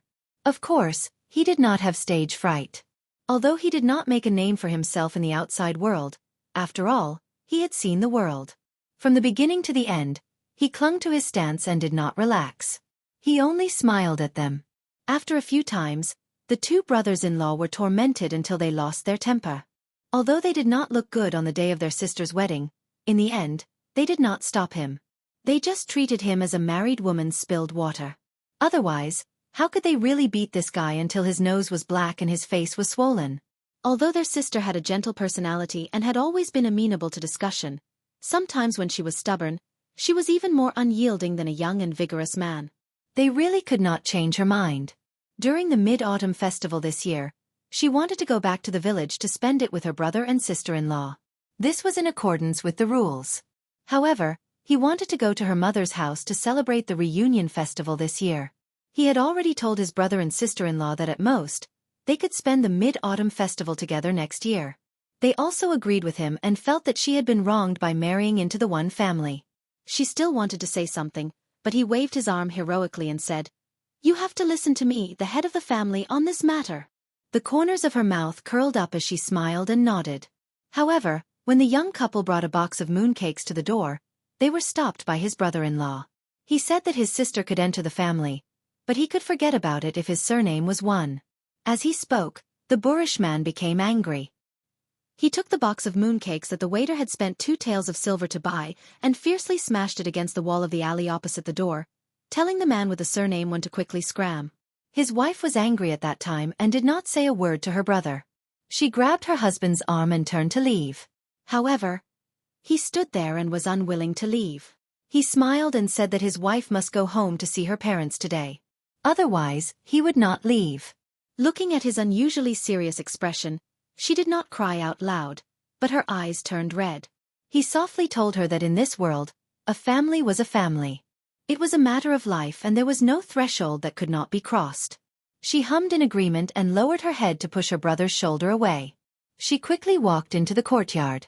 Not long after, she walked back to the main door and suddenly saw her brother squatting side by side with the box of mooncakes beside her brother's feet. When he saw his sister, the dark-skinned man seemed to blush. He stood up with the box of mooncakes, as if he wanted to say a few harsh words to not embarrass himself. After hesitating for a long time, he still could not say anything. He could only fiercely say to his brother-in-law, "If I hear that you dare to bully my sister in the future, I will break your third leg." Chapter 1658. That day, on the way home under the moonlight, They slowly stepped on the blue stone path. Occasionally, she would playfully dance with her hands behind her back and then turn around to smile at him. At that time, he only had a very simple thought, which was to earn more money so that she could live a good life as soon as possible. He didn't want such a good woman to roll her eyes with him. Then he began to calculate how much money he had saved and when he could rent a bigger house, change it to a small courtyard, and finally change it to a big house. But as he thought about it, he couldn't help but sigh. It wasn't that he was tired, but he felt that if he wanted to live a down-to-earth life, every copper coin had to be stained with sweat. Fortunately, his legs weren't nimble, but he was diligent, willing to put in effort, willing to smile, and willing to get up early and work in the dark.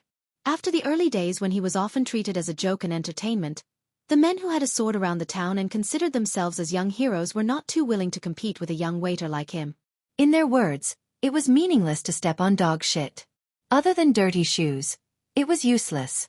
It was degrading to bully a waiter who couldn't make a sound after a few blows. Moreover, as he often called storytellers to the restaurant to tell stories about Jianghu, even if they often told cliched stories, the small town showed its benefits. It was better to have stories to listen to when drinking tea than no stories at all, wasn't it?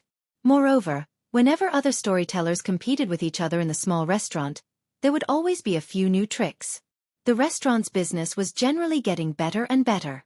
That shopkeeper, no matter how much he nagged, was actually not a bad person. Otherwise, he wouldn't have taken him in. As business gradually improved, he gave him a few more taels of silver every month. Occasionally, when the restaurant was closed, the shopkeeper would drink by himself and accidentally drink too much wine. He would even drag him, a waiter, to eat a few meat dishes with enough oil and water. When he got married, the shopkeeper even gave him a red packet of 3 taels of silver. It was considered a very generous gift in the small town.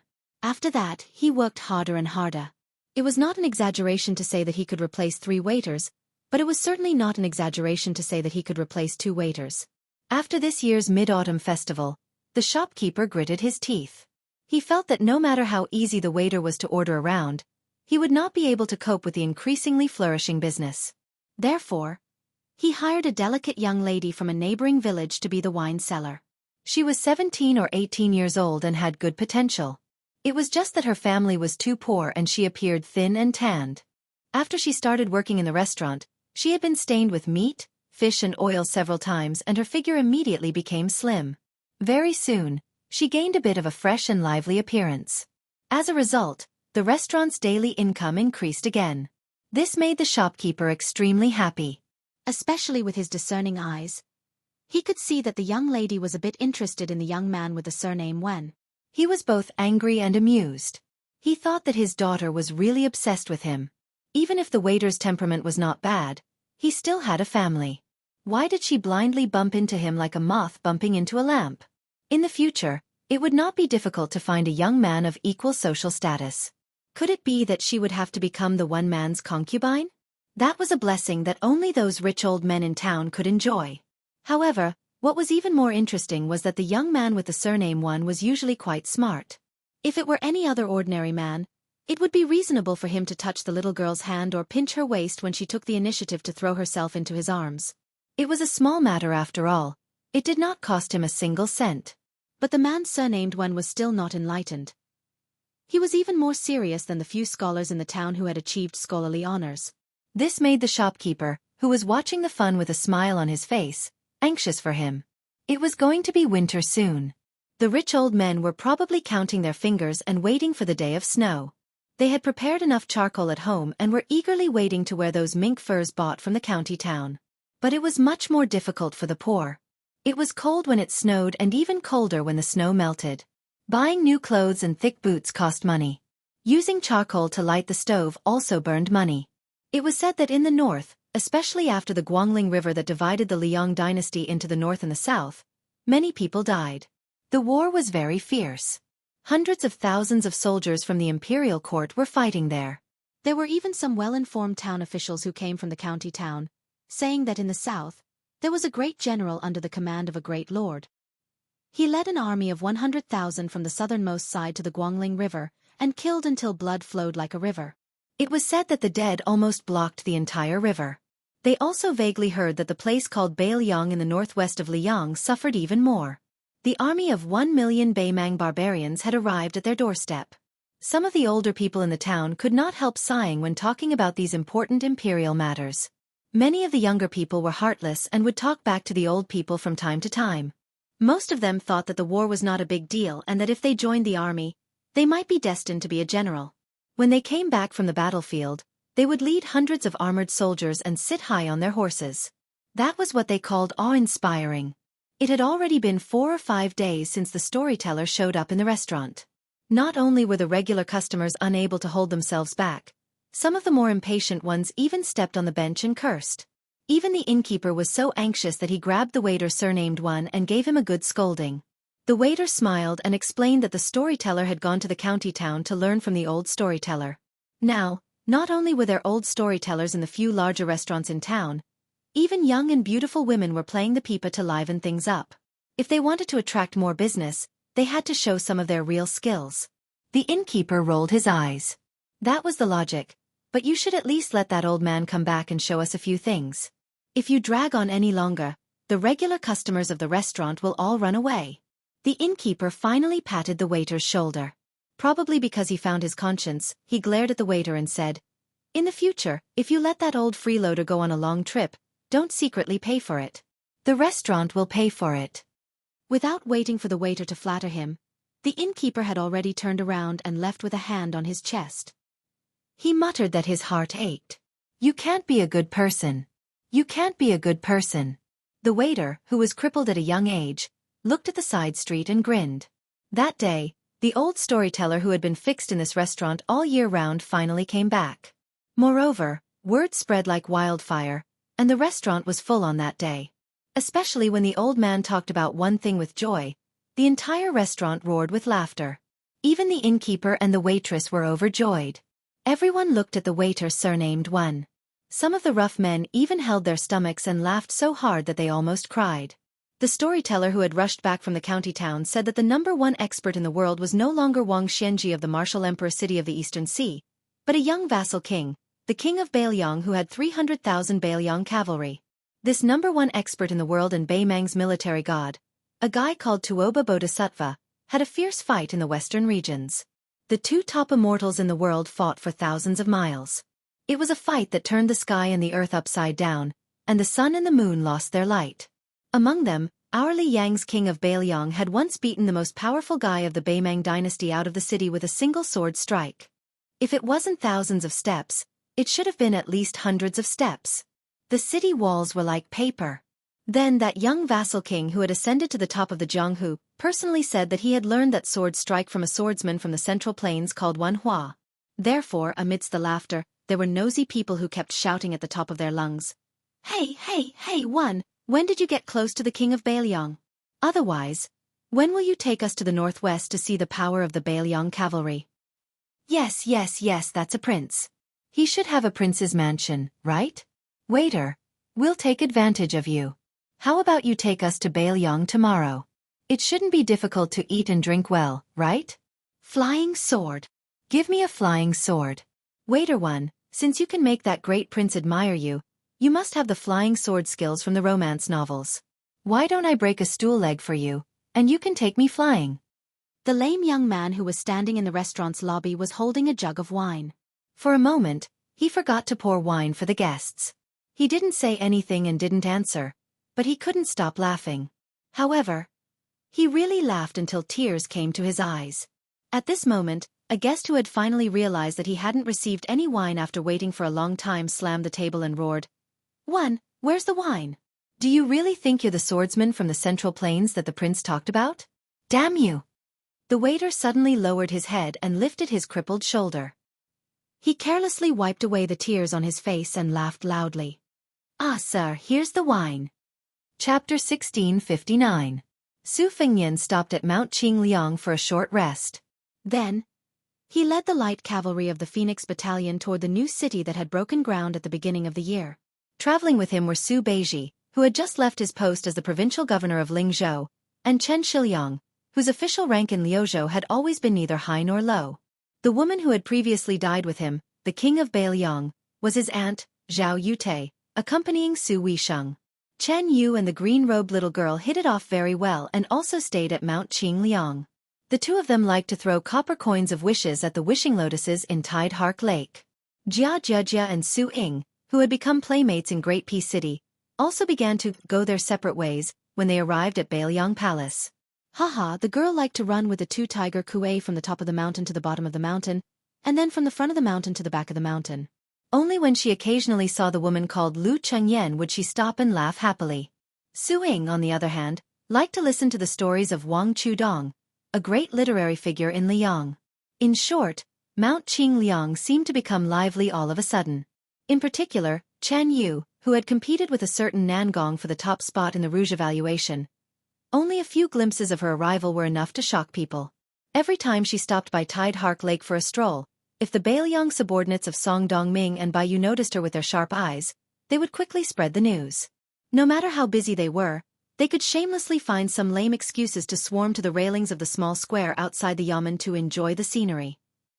Deputy Administrator Song turned a blind eye to this. He never made things difficult for or stopped these simple-minded young scholars. Although they had successfully thwarted Bailiang's invasion to the south, the construction of the new city never stopped. It could even be said that they worked day and night. The construction of the outer main wall rose up at a shocking speed that could be seen with the naked eye. This kind of spectacular scene inevitably required Bailiang to exhaust countless financial and material resources as a huge price. Thus, many scholars who went to Mount Qing cited classics and classics. They used the previous dynasty's capital of Dechu as examples. They all rested with the people for 30 days and did not delay the people's farming. Thus, they criticized Bailiang's actions as draining the pond to catch fish. The young and strong civil officials of Mount Qingliang, led by Bailiang's deputy administrator Song Dongming, sneered at this. Thus, it triggered a debate that quickly spread throughout Bailiang's scholarly circles. Then, in this large-scale written battle without gunpowder, the new city site was always in full swing. Other than Su Fengnian, who was only a general and a master craftsman in name, the two governors of the new city, the administrator Li Gongda and the master of MO, the Liangzhou prefectural governor Wang Peifeng, the 6 deputy supervisors, as well as the nearly 60,000 local garrison troops and the several hundred thousand military laborers of the 3 prefectures in northern Liang Pass. Nobody paid any attention to the internal affairs of the pass. They paid no attention to the debate about whether or not the construction of the new city was a waste of manpower and wealth. Su Fengnian, Su Beiji, and Chen Shiliang rode side by side. Behind them were the happily chatting Su Yanbing and Groom Yu. Chen Shiliang, compared to when he first entered Mount Qing, was a fair and delicate scholar from Jiangnan. His hands holding the reins were full of calluses, and he had become a charcoal skinny villager. However, his eyes were bright, steady, and determined. At this time he said to Su Fengnian, "As long as Mount Qingliang can take out the silver, Liuzhou can immediately move 40,000 young and strong men to the new city. However, I hope that other than not owing them wages, you can also recognize their titles. Our Liuzhou people are suffering too much." Su Fengnian was in a difficult position. The silver? Su Beiji, who had been signaled with his eyes, rolled his eyes. Now, he was officially the transport envoy of Bailiang. He slowly said, "After defeating the Bailiang barbarians, other than the soldiers' salaries and pensions, the military reward that was given out was close to 900,000 taels of silver. This was after Yan Wenluan, Yul Wandao, and the other border generals took the lead and asked not to accept any rewards. In the end, Mount Qingliang converted things like silk and stationery into silver and sent them out. Otherwise, the silver in Bailiang Palace's treasury would have been completely depleted. We can still squeeze out an extra 1,000,000 taels of silver from Lingzhou, but the matter of purchasing provisions has to be placed first. After all, the imperial court has yet to lift the ban on transporting grain, so it's not good for us to have too much hope. While the Lianghuai and Jinggan roads have finally relented with great difficulty, as long as the officials of Lingzhou have the means, they're all using public silver to buy provisions. Unless it's absolutely necessary, we can't touch Lingzhou's money." Chen Shiliang did not fly into a rage out of humiliation, but he did not give up either. He asked, "If we don't want wages, would it be possible for the people of Liuzhou to exchange a year of labor for the title of Bailiang's official Liangzhou household register?" Su Beiji thought for a while before shaking his head. Normally, it would be possible, but the war has just ended. Of the first batch of youths from Liuzhou who entered the remote cool border pass, Only the 20,000 refugees who participated in the defense of Shaoguang City and the slaughter at the Calabash Pass were given official household registers. Even the refugees outside the Liangzhou Pass who did not enter the battlefield have not received this treatment. If they could become Liangzhou citizens just by participating in the construction of the city, there would definitely be people who would be dissatisfied. Don't worry about scarcity, but worry about uneven distribution. This has always been the case. Chen Shiliang suddenly felt a surge of anger, but it was not directed at Su Beiji and Su Fengnian. He gazed at the distant yellow sands of the great desert, his lips tightly pursed. He thought of the battle to the death in Azure City. At the final juncture, just how many youths from Liuzhou had rushed over and charged into the battlefield, casually picking up the weapons of the Bailiang cavalry and the Beimang barbarians? Just like that they had died in battle. Su Fengnian softly asked, Chen Shiliang, have you ever thought about the day when the population of Liuzhou, which has less than 300,000 people, will all be citizens of Bailiang's Liuzhou household register? There will be no need for them to risk their lives to obtain the citizenship of a different province? Chen Shiliang took a deep breath and said nothing. His eyes were absent-minded, as if he was looking forward to the arrival of that day. Many times, even the provincial governor of Liuzhou, Yang Guangdou, had joked that in all of Liuzhou, only Chen Shiliang, a foreigner who had only settled down for a few years, considered himself to be a citizen of Liuzhou. Su Beiji suddenly smiled and said, Your Highness, this pie of yours really doesn't cost a single copper coin. Compared to your extravagant spending in the past, you're much better at managing the household now. Su Fengnian laughed heartily. His arms were crossed over his chest, and he did not hold the reins. His body rose and fell with the bumpy ride of the horse, and his expression was rather contented. Chen Shiliang also smiled and agreed, You do have the posture of a thrifty housekeeper now. After Su Fengnian finished laughing, he turned his head and said teasingly, Shiliang, I know you don't care about being promoted, but this time, you have defended Qingcang and Liuzhou. Even if you don't take credit for it, at the very least, you can't run away from it. If you insist on not being promoted, what will your colleagues who should be happy about it do? You will be free, but they won't be free. Chen Shiliang shook his head and said, From the provincial governor's mansion and the Longxiang army to the soldiers of the 3 towns, you can reward me however you want. You don't have to worry about me. Liuzhou's officialdom is different from Liangzhou and Lingzhou. It doesn't have as many twists and turns as you imagine. Su Fengnian seemed to say casually, Provincial Governor Yang Guangdou himself knows that he won't stay in Liuzhou for too long. I also don't have the heart to let this old man stay outside the Great Wall and accompany you young officials who are in the prime of fighting. When the time comes, once the Battle of Liangmang ends and the border is settled, Liuzhou is destined to have a change of dynasty. Not only will the scholars in Bailiang be crying piteously for food, even the local officials of Bailiang from the 3 provinces will be envious. In the future, Liuzhou will be a place that must be passed through to connect Liang with the western regions, and it will also be an important transit point. Right now, the officials in Liuzhou are worthless, but in the future, they might be even richer than Lingzhou in Jiangnan. When Provincial Governor Yang leaves and returns to Liangzhou to be the deputy administrator or something, he will retire.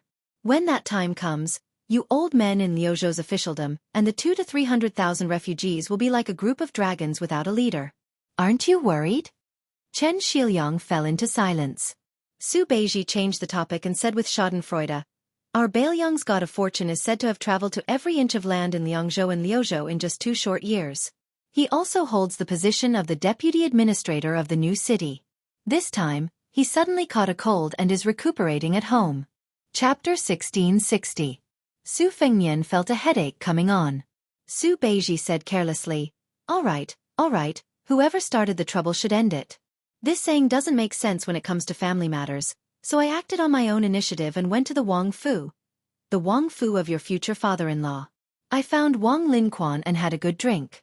As for resentment, there's definitely resentment. Speaking of the Wang family, they died earlier than the Liu family. In the first half of their lives, they served the great general as a pawn. In the second half of their lives, they accumulated such a large family business in Qingzhou. With a wave of the Su family's hand, the entire Wang family brought boxes and carts of gold and silver into Bailiang. Furthermore, the Wang family didn't ask Mount Qing Liangshan for an official position, nor did they ask Mount Qing Liangshan to open a back door. All they did was do the most difficult business. What were they after? Wasn't it all because they wanted their daughter to be the principal consort, and not the secondary consort? Su Fengnian sighed softly. No matter what, this was the right thing to do. Su Beiji continued with a smile. After Wang Linquan drank too much, he let it slip. Even if Chu Dong's daughter doesn't have the fate of being the principal consort, as long as that woman surnamed Lu is also the secondary consort, the two of them are secondary consorts without any difference in rank. Chu Dong won't be wronged. What's going on now? Wang Linquan's words implied that the Lu family's group of good-for-nothings, from the arrogant Lu Dongjiang to the spoiled and arrogant Lu family's children, how many of them were good people who sincerely considered the Su family situation? Isn't it just because they read a few more books? In the end, they're all so arrogant, wishing they could occupy Beiliang's officialdom. Only then would they be worthy of their noble status. A group of people who don't know the immensity of heaven and earth. Seeing Su Fengnian turn to look at him, Su Beiji grinned and said, "The last few words were naturally said by me. Even if Wang Linquan drank a few hundred caddies of green ant wine, he definitely wouldn't dare to reveal his true thoughts like this." Su Fengnian said helplessly, "I know you are angry with me because of the matter with the transport of grain, but that's enough. Do you really think I'm a clay bodhisattva who won't get angry?" Su Beiji snorted coldly and said, "Let me put the ugly words first. Qi Yonglong is Qi Yonglong, and the imperial court is the imperial court. Since Zhang Julu's death, an irreparable crack has appeared in the imperial court. The days when the monarch and his ministers were compatible are gone forever. The Zhao family's son of heaven had sent Wen Tai and Ma Zhongxian, one in civil and one in martial arts, to Jianghu Road in the hinterland of the Central Plains. Together with Zhao Sun, who is overseeing Qingzhou and Xiangfan, what kind of good intentions could these three people have? I don't know what the atmosphere was like at the small court meeting in the capital at that time, nor do I know if Qi Yonglong, the Grand Secretary, and Huan Wen, the Second Secretary, raised any objections at that time. But since Wen Ma had already left the capital to take up his post, when the time came, the transport of grain would be bumpy, and the emperor would be far away. How difficult would it be to casually find an excuse to deal with the Ministry of Revenue? Qi Yonglong is the head of the Secretariat, not the Minister of the Ministry of Revenue. Huan Wen is in Manxia Province, not the Minister of the Ministry of Appointments. Su Fengnian clutched his chest and pretended to be in pain. After the successive battles in Great Peace City, my internal injuries are very serious. My chest hurts, and my head hurts. No, I have to go back to the carriage and lie down. The great Northwest Vassal King and martial arts grandmaster had slipped away. Chen Shiliang's mouth was full of smiles. Su Beiji turned his head and laughed coldly. If you have the ability, then lie down all the way to the new city outside the pass. After Su Fengnian ran away, there was a moment of silence. Su Beiji glanced at Chen Shiliang, who was riding like he was walking, and said self-mockingly, "When it comes to riding, I'm not as good as you. Right now, my inner thighs feel like they're on fire." Chen Shiliang smiled and said, "Luzhou is vast and sparsely populated. The 2 courier routes from Liangzhou to Qingcang City have just been started. Thus, I had to ride a fast horse for everything. At first, I wasn't used to it. Other than the pain in my waist and back, when I finally fell asleep on the bed, I felt like the world was spinning around me like a drunk person. I was clearly lying down, but it still felt like I was moving up and down on the back of a horse. It was very torturous. But now it's different. Even if there's nothing going on outside the city, if I don't ride a horse for a few dozen li, I feel that something is wrong." Su Beiji's expression was indifferent as he said softly, "After going to the capital, that fellow seemed to have untied a lot of the knots in his heart. In the past, he definitely wouldn't make empty promises. Most likely, he does have some confidence in the next battle of Liang Mang. Since that's the case, why don't we think of things in a positive direction? For example, Luzhou is already part of Beiliang's territory. The better the world is, the higher Luzhou's position in Beiliang will rise. Perhaps in the future, a 5th or 6th zhou will be established in the vast western regions. As the bridge between Beiliang and the western regions, Luzhou will definitely be in high demand. In terms of the military, with Su Longxiang's Longxiang army, even the veteran Liangzhou border army would probably be too embarrassed to go and fight for territory. However, it's hard to say about the positions in the Luzhou provincial governor's manor. Let's not talk about things that are far away. Let's talk about the Lingzhou I just left. Whether it is reputation or merits, logically speaking, Huang Yan, who should have been able to climb up a level, didn't he not become the new Lingzhou provincial governor? From now on, especially when the war is not so tense, that fellow will only have more things to worry about, not less. Chen Shiliang, you've finally opened up a position in Luzhou. Whether it's for your own future or for the situation in Luzhou, you should move your position forward. A county official is not as good as a current official. Even if you become the deputy administrator, it won't be as useful as being a low-level provincial governor in Luzhou. Probably influenced by Su Beiji's honesty, Chen Shiliang also said bluntly, I understand the reasoning. In reality, on this trip to Qingliang Mountain, I've thought about it a lot. As long as the war ends, not only will Luzhou be able to stand on equal footing with the other 3 provinces in Beiliang, it might even become the most important place in the eyes of the Liang imperial court. Su Beiji nodded and said in a low voice, Yes, this is the reasoning. Once Northern Mang cowered back, no longer daring to send troops to the northwestern border, then the imperial court might just send a civil official to Lu province to help Liang oversee the border. At that time, Yang Shenxing wouldn't be able to keep her position as obedient as she was when she assumed the post of Jedu vice envoy. This move seems preposterous, but there are precedents that can be followed. Putting aside the assistant minister of the Ministry of War, Su Gong, who patrolled the 2 Liao provinces, with so many regional governors and administrators spread out from Great Peace City, which one of them is easy to deal with? Wang Xiongui, Lu Baijie, Yuan Gua, Han Lin, Wen Tai, Ma Zhongxian, if we don't consider their positions, they can't be considered mediocre. Chen Shiliang frowned and said, I'm just afraid that when the time comes, the imperial court will send the imperial college's left chancellor Yao Baifeng to Luzhou. Chancellor Yao is originally from Beiliang. Even if he is in the imperial court, he has always been close to Beiliang. If this Confucian grandmaster enters Luzhou, no matter if it is the imperial residence or the bureaucracy, they will be happy to see this happen. Su Beiji quickly followed up. Yes, just like how Zhang Julu is in Liang, he might not be willing to consider everything for the Zhao family. Master Yao's personality is similar to Bai Yan, Er's. When he returns to Beiliang, he will most likely have to think about the imperial court. Chen Shiliang smiled bitterly and said, It looks like I should fight for the position of Luzhou's guest emperor. Su Beiji narrowed his eyes and said, To prepare for a rainy day, I think it's best to take in the provincial governor as well. I think the imperial court won't have the face to ask Yao Baifeng to return to Beiliang to be the guest emperor of a province, right? Chen Shiliang smiled and said, Being the administrator of a province is perfectly justified.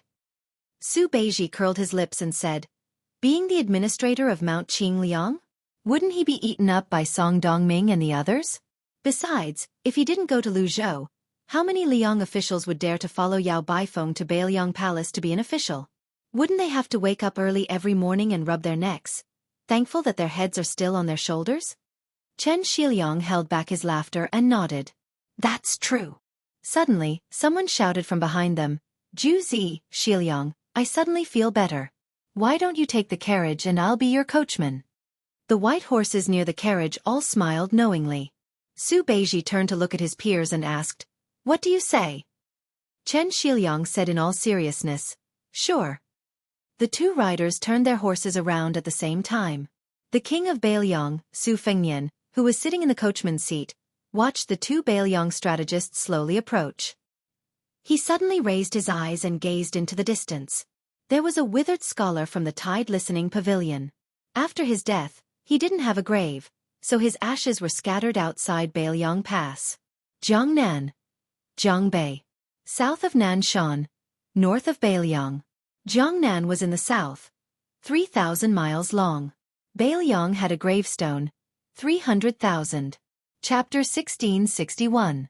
Before they arrived at the new city outside the pass, the 800 Phoenix Battalion Light Cavalry encountered a small incident that made people not know whether to laugh or cry. The aggressive senior officer Yuan Meng quickly rode to the side of the carriage and reported to the young vassal lord acting as the coachman.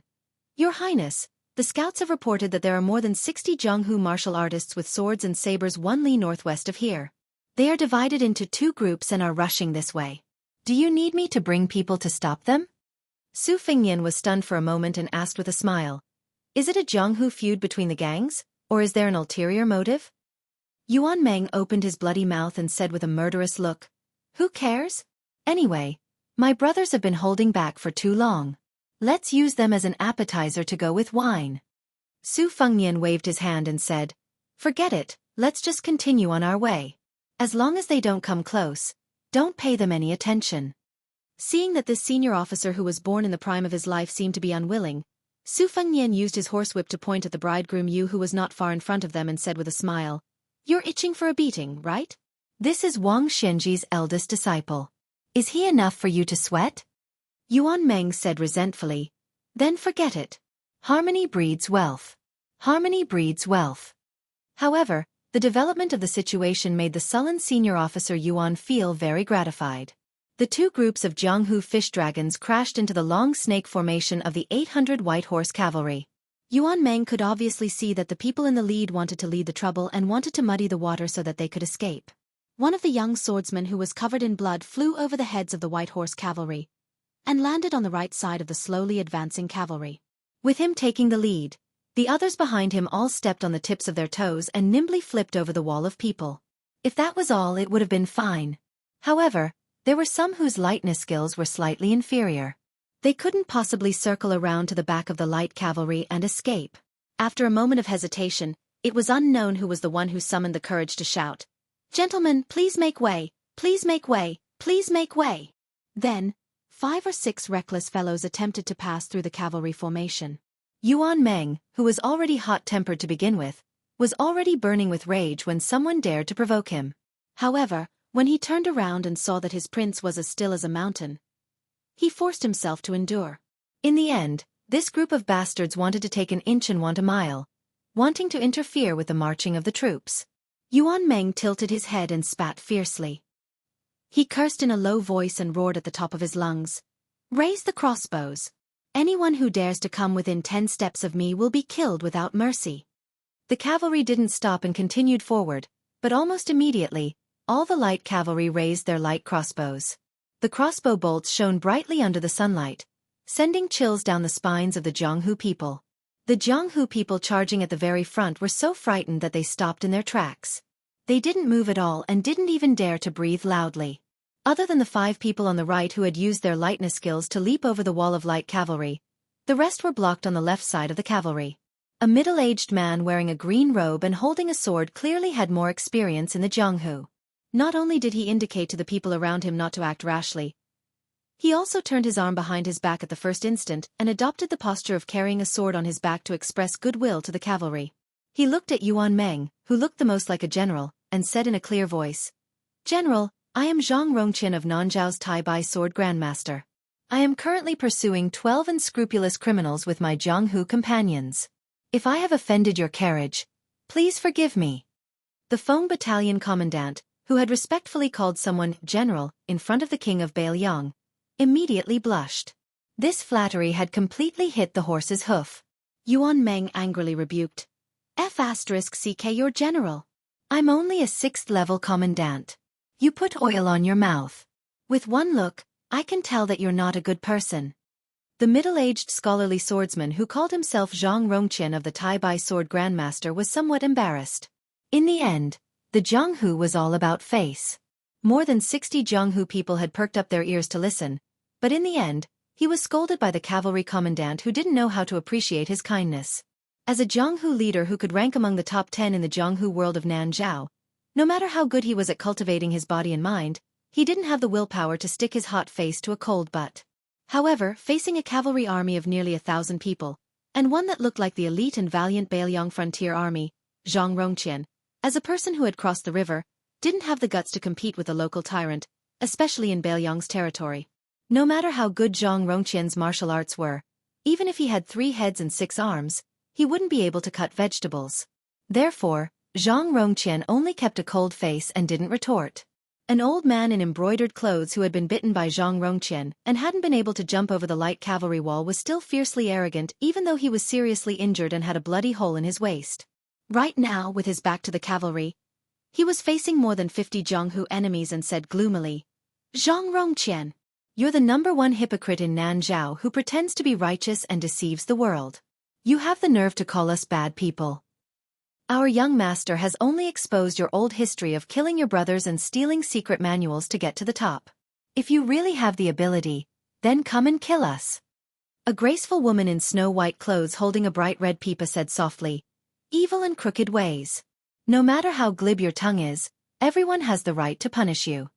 The old man who was covering the wound on his waist sneered and said, "Oh, Fairy Lu of Huainan Dao's Misty Mountains Daheng Peak has spoken. Haha, it's only because time is unforgiving. Otherwise, when this old man was young, I would have slept with at least 30 of you on my bed, if not 50. As for your master, Fairy Flying Cicada, that old hag who likes to show her face in public because of her youthful appearance, this old man didn't even look at her in the past. Didn't she rely on her short-lived relationships with several old men to occupy the last position among the 18 people on Mount Hui's Great Snow Plateau? Does she really think she's that great? Shenyuan Qingfeng killed our sect leader. We hate him, but in the end, we still respect him. He relied on his true ability to kill 6 masters, including our sect leader. But what do you bastards think you are?" Yuan Meng laughed and suddenly didn't want to rush the Phoenix Battalion to chase them away. The white fairy holding the pipa narrowed her eyes and said in a low voice, "Demon King Fu Hai, you're courting death." The old man with blood seeping out of his fingers shook his waist and said with a wicked smile, "So you're looking for this?" Zhang Rongqian seemed to have been staring at the movements of this leader of the demonic path, but the corner of his eye had been paying attention to the movements of the cavalry. This outer sect mountain chieftain of the Tai Bai sword faction suddenly saw the carriage stop and the young coachman looked towards them. But strangely, no one walked out of the carriage, nor did anyone lift up the curtains. It was as if this coachman, who did not know the rules, wanted to watch a good show. Then, he acted on his own initiative and stopped the carriage, causing the entire cavalry to suddenly stop without any orders. Chapter 1662. As the cavalry came to a halt, a suffocating murderous atmosphere instantly appeared. Silence reigned. After waiting for a while, there was no cursing or killing. The young carriage driver seemed to mutter to himself and then quickly drove the carriage forward. Yuan Meng twisted his lips. He raised his arm and clenched his fist before following the carriage forward. The 800 light cavalry put away their light crossbows at the same time. There was no sound. The two groups of people watched in shock as the cavalry moved further and further away. For some reason, they forgot to fight to the death. Su Beiji bent down and walked out of the carriage. He leaned against the wall of the carriage and asked with a smile, "You finally ran into me and gave me a chance to pretend to be an expert. Won't you show a few moves?" Su Fengnian smiled and said, "Do you think I'm a street performer who can break stones on my chest? Also, they won't give money." Su Beiji continued to speak sarcastically. "It seems that your injuries in Great Peace City this time were serious. Otherwise, with your temper, especially in front of those fairies and heroines, you would have gotten involved long ago." Su Fengnian shook his head and said, "You have really misunderstood me. In the Jianghu, the greatest taboo is for a grandson to pretend to be a great master. I'm an old man of the Jianghu. I don't mind telling you, why did those two groups of Jianghu men risk their lives?" That young master of the demon sect unconsciously touched his chest. "Let me tell you, it was most likely a secret manual of Tide Listening Pavilion that he had luckily obtained by killing people. What Tai Bai sword sect, Huainan Dao, Misty Mountain, they all said that they were eliminating evil and protecting the Dao, but they were all aiming for the secret manual. As for how to split the spoils afterwards, there was no need to talk about it. The Nanzhao expert surnamed Zhang would definitely do it flawlessly and everyone would be happy. For example, the first volume would belong to me and the second to you. After reading it, the two sects would borrow it from each other. In this way, the two sects that were separated by thousands of mountains and rivers would become staunch allies of the Jianghu.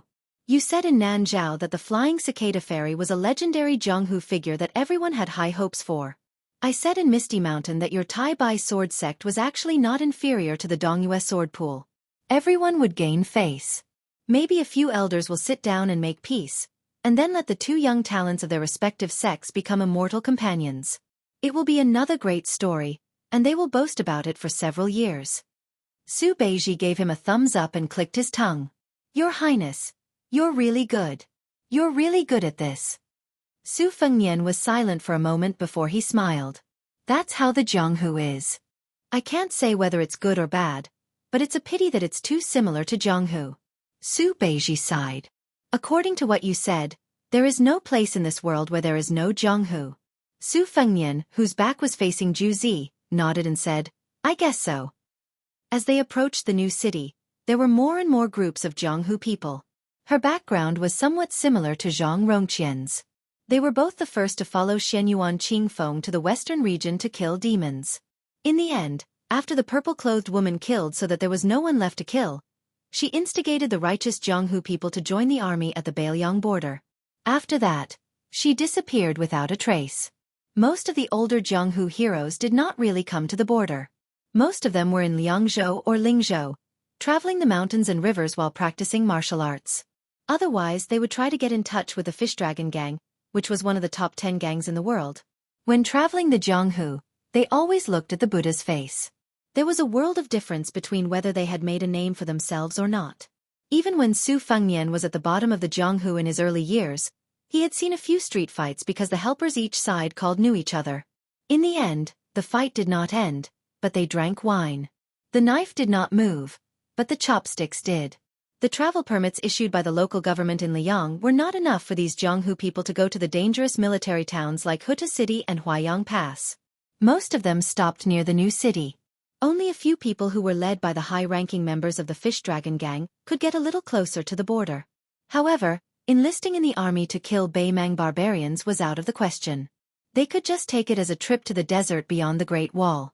If they were lucky, they could see dozens of crossbowmen on white horses whizzing past. If they were even luckier, they could see the large-scale cavalry moving from the north to the south. Compared to the two groups of people who had poor eyesight, these young heroes who mingled around the new city knew more about the inside story of Beiliang under the influence of what they saw and heard. Moreover, the 800 light cavalry could be led by the 2,000 elite cavalry stationed here. How could there not be a big shot in the light cavalry? It was easy to guess with one's buttocks. Plus, this light cavalry was full of white armor and white horses. As long as one was not blind or stupid, one could guess what kind of big shot had come to this new city that Beiliang valued so much. When the white horses passed by, a bald young man suddenly ran toward the cavalry and shouted, "King of Beiliang, I'm Lu Jian of Liaodong. I want to challenge you." However, before this bald man could get close to the carriage, Yuan Meng, the only person in the cavalry who was equipped with a long spear, grabbed the shaft of the spear and slightly stepped out of the formation. With a slight shake of his wrist, the long spear spun in his hand and lightly knocked the tall young man's abdomen with the end of the spear. This bold, uninvited guest was sent flying on the spot. The strength was just right. It did not injure this person, nor did it make him swagger into the carriage. Lu Dian, whose body was bent like a bow in the air, fell to the ground on his butt. When he finally recovered, he looked at the carriage and shouted, "King of Beiliang, don't go. If you have the ability, give me Lu Dian, a weapon that suits me." Unfortunately, the cavalry was already rushing toward the new city. Lu Dian sat on the ground and sighed. It was a pity that he could not say the heroic words that he had been preparing for a long time. "I, Lu Dian, like to drink the strongest wine, use the strongest saber, and ride the fastest horse. I, Lu Dian, left Liaodong when I was 20 years old. I have lived for 3 years and 2,000 miles. What a pity." The young man rubbed his stomach and suddenly lowered his head to secretly smile. Fortunately, the name Lu Dian would have some fame in the martial arts world of the Central Plains in the future, right? Lu Dian did not have any extra words to say, but many of the heroes standing in the distance took advantage of the opportunity to shout. It was nothing more than someone who was determined to fight all the heroes in the world, or someone who was determined to defeat all the grandmasters in the world with one sword strike.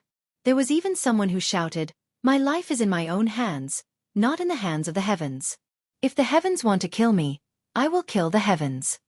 The only thing that could be compared to this was probably someone who said, "Everyone in the world is unfaithful. I will kill Buddha if I see Buddha. I will kill God if I see God." On the other side of the carriage, Su Beiji and Chen Shiliang, who were sitting in the carriage, looked at each other. Could it be that the young heroes of Jianghu nowadays all had such lofty ambitions?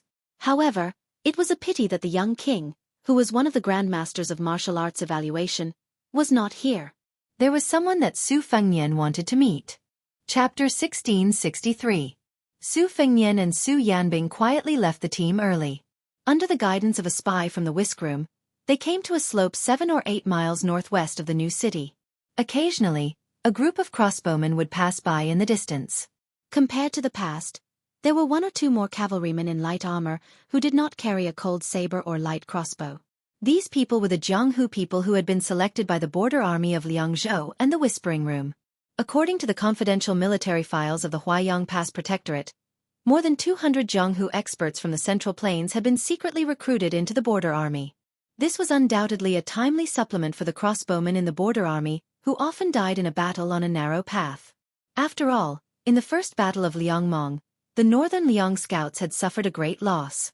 When Su Fengnian saw the figure of a man and 2 horses on the top of the slope, he did not let Su Yambing follow him. He turned over and dismounted from the horse alone and led it forward. That tall and sturdy figure that was still sitting on the ground on the hillside didn't stand up to welcome the young vassal king's arrival either. He only raised his head and narrowed his eyes as he looked at this young man who was currently viewed as a heaven-class great demon by northern Mang. Su Fengnian loosened the reins and patted the back of the horse. The horse from Bailiang's Xianli ranch stepped lightly on the horse's hooves and went to look for horse grass alone. Su Fengnian smiled and asked, "Senior, why did you come back to Bailiang this time?" The old man, who was addressed as Senior, was wearing a thick and heavy mink coat. When he stood up, a series of clattering noises could be heard, revealing 2 thick iron chains. Hanging from his waist were 2 hiltless sabers with an astonishing aura. The old man stretched out his palms that were the size of praying mats and patted his buttocks. Instantly, the dust scattered in all directions.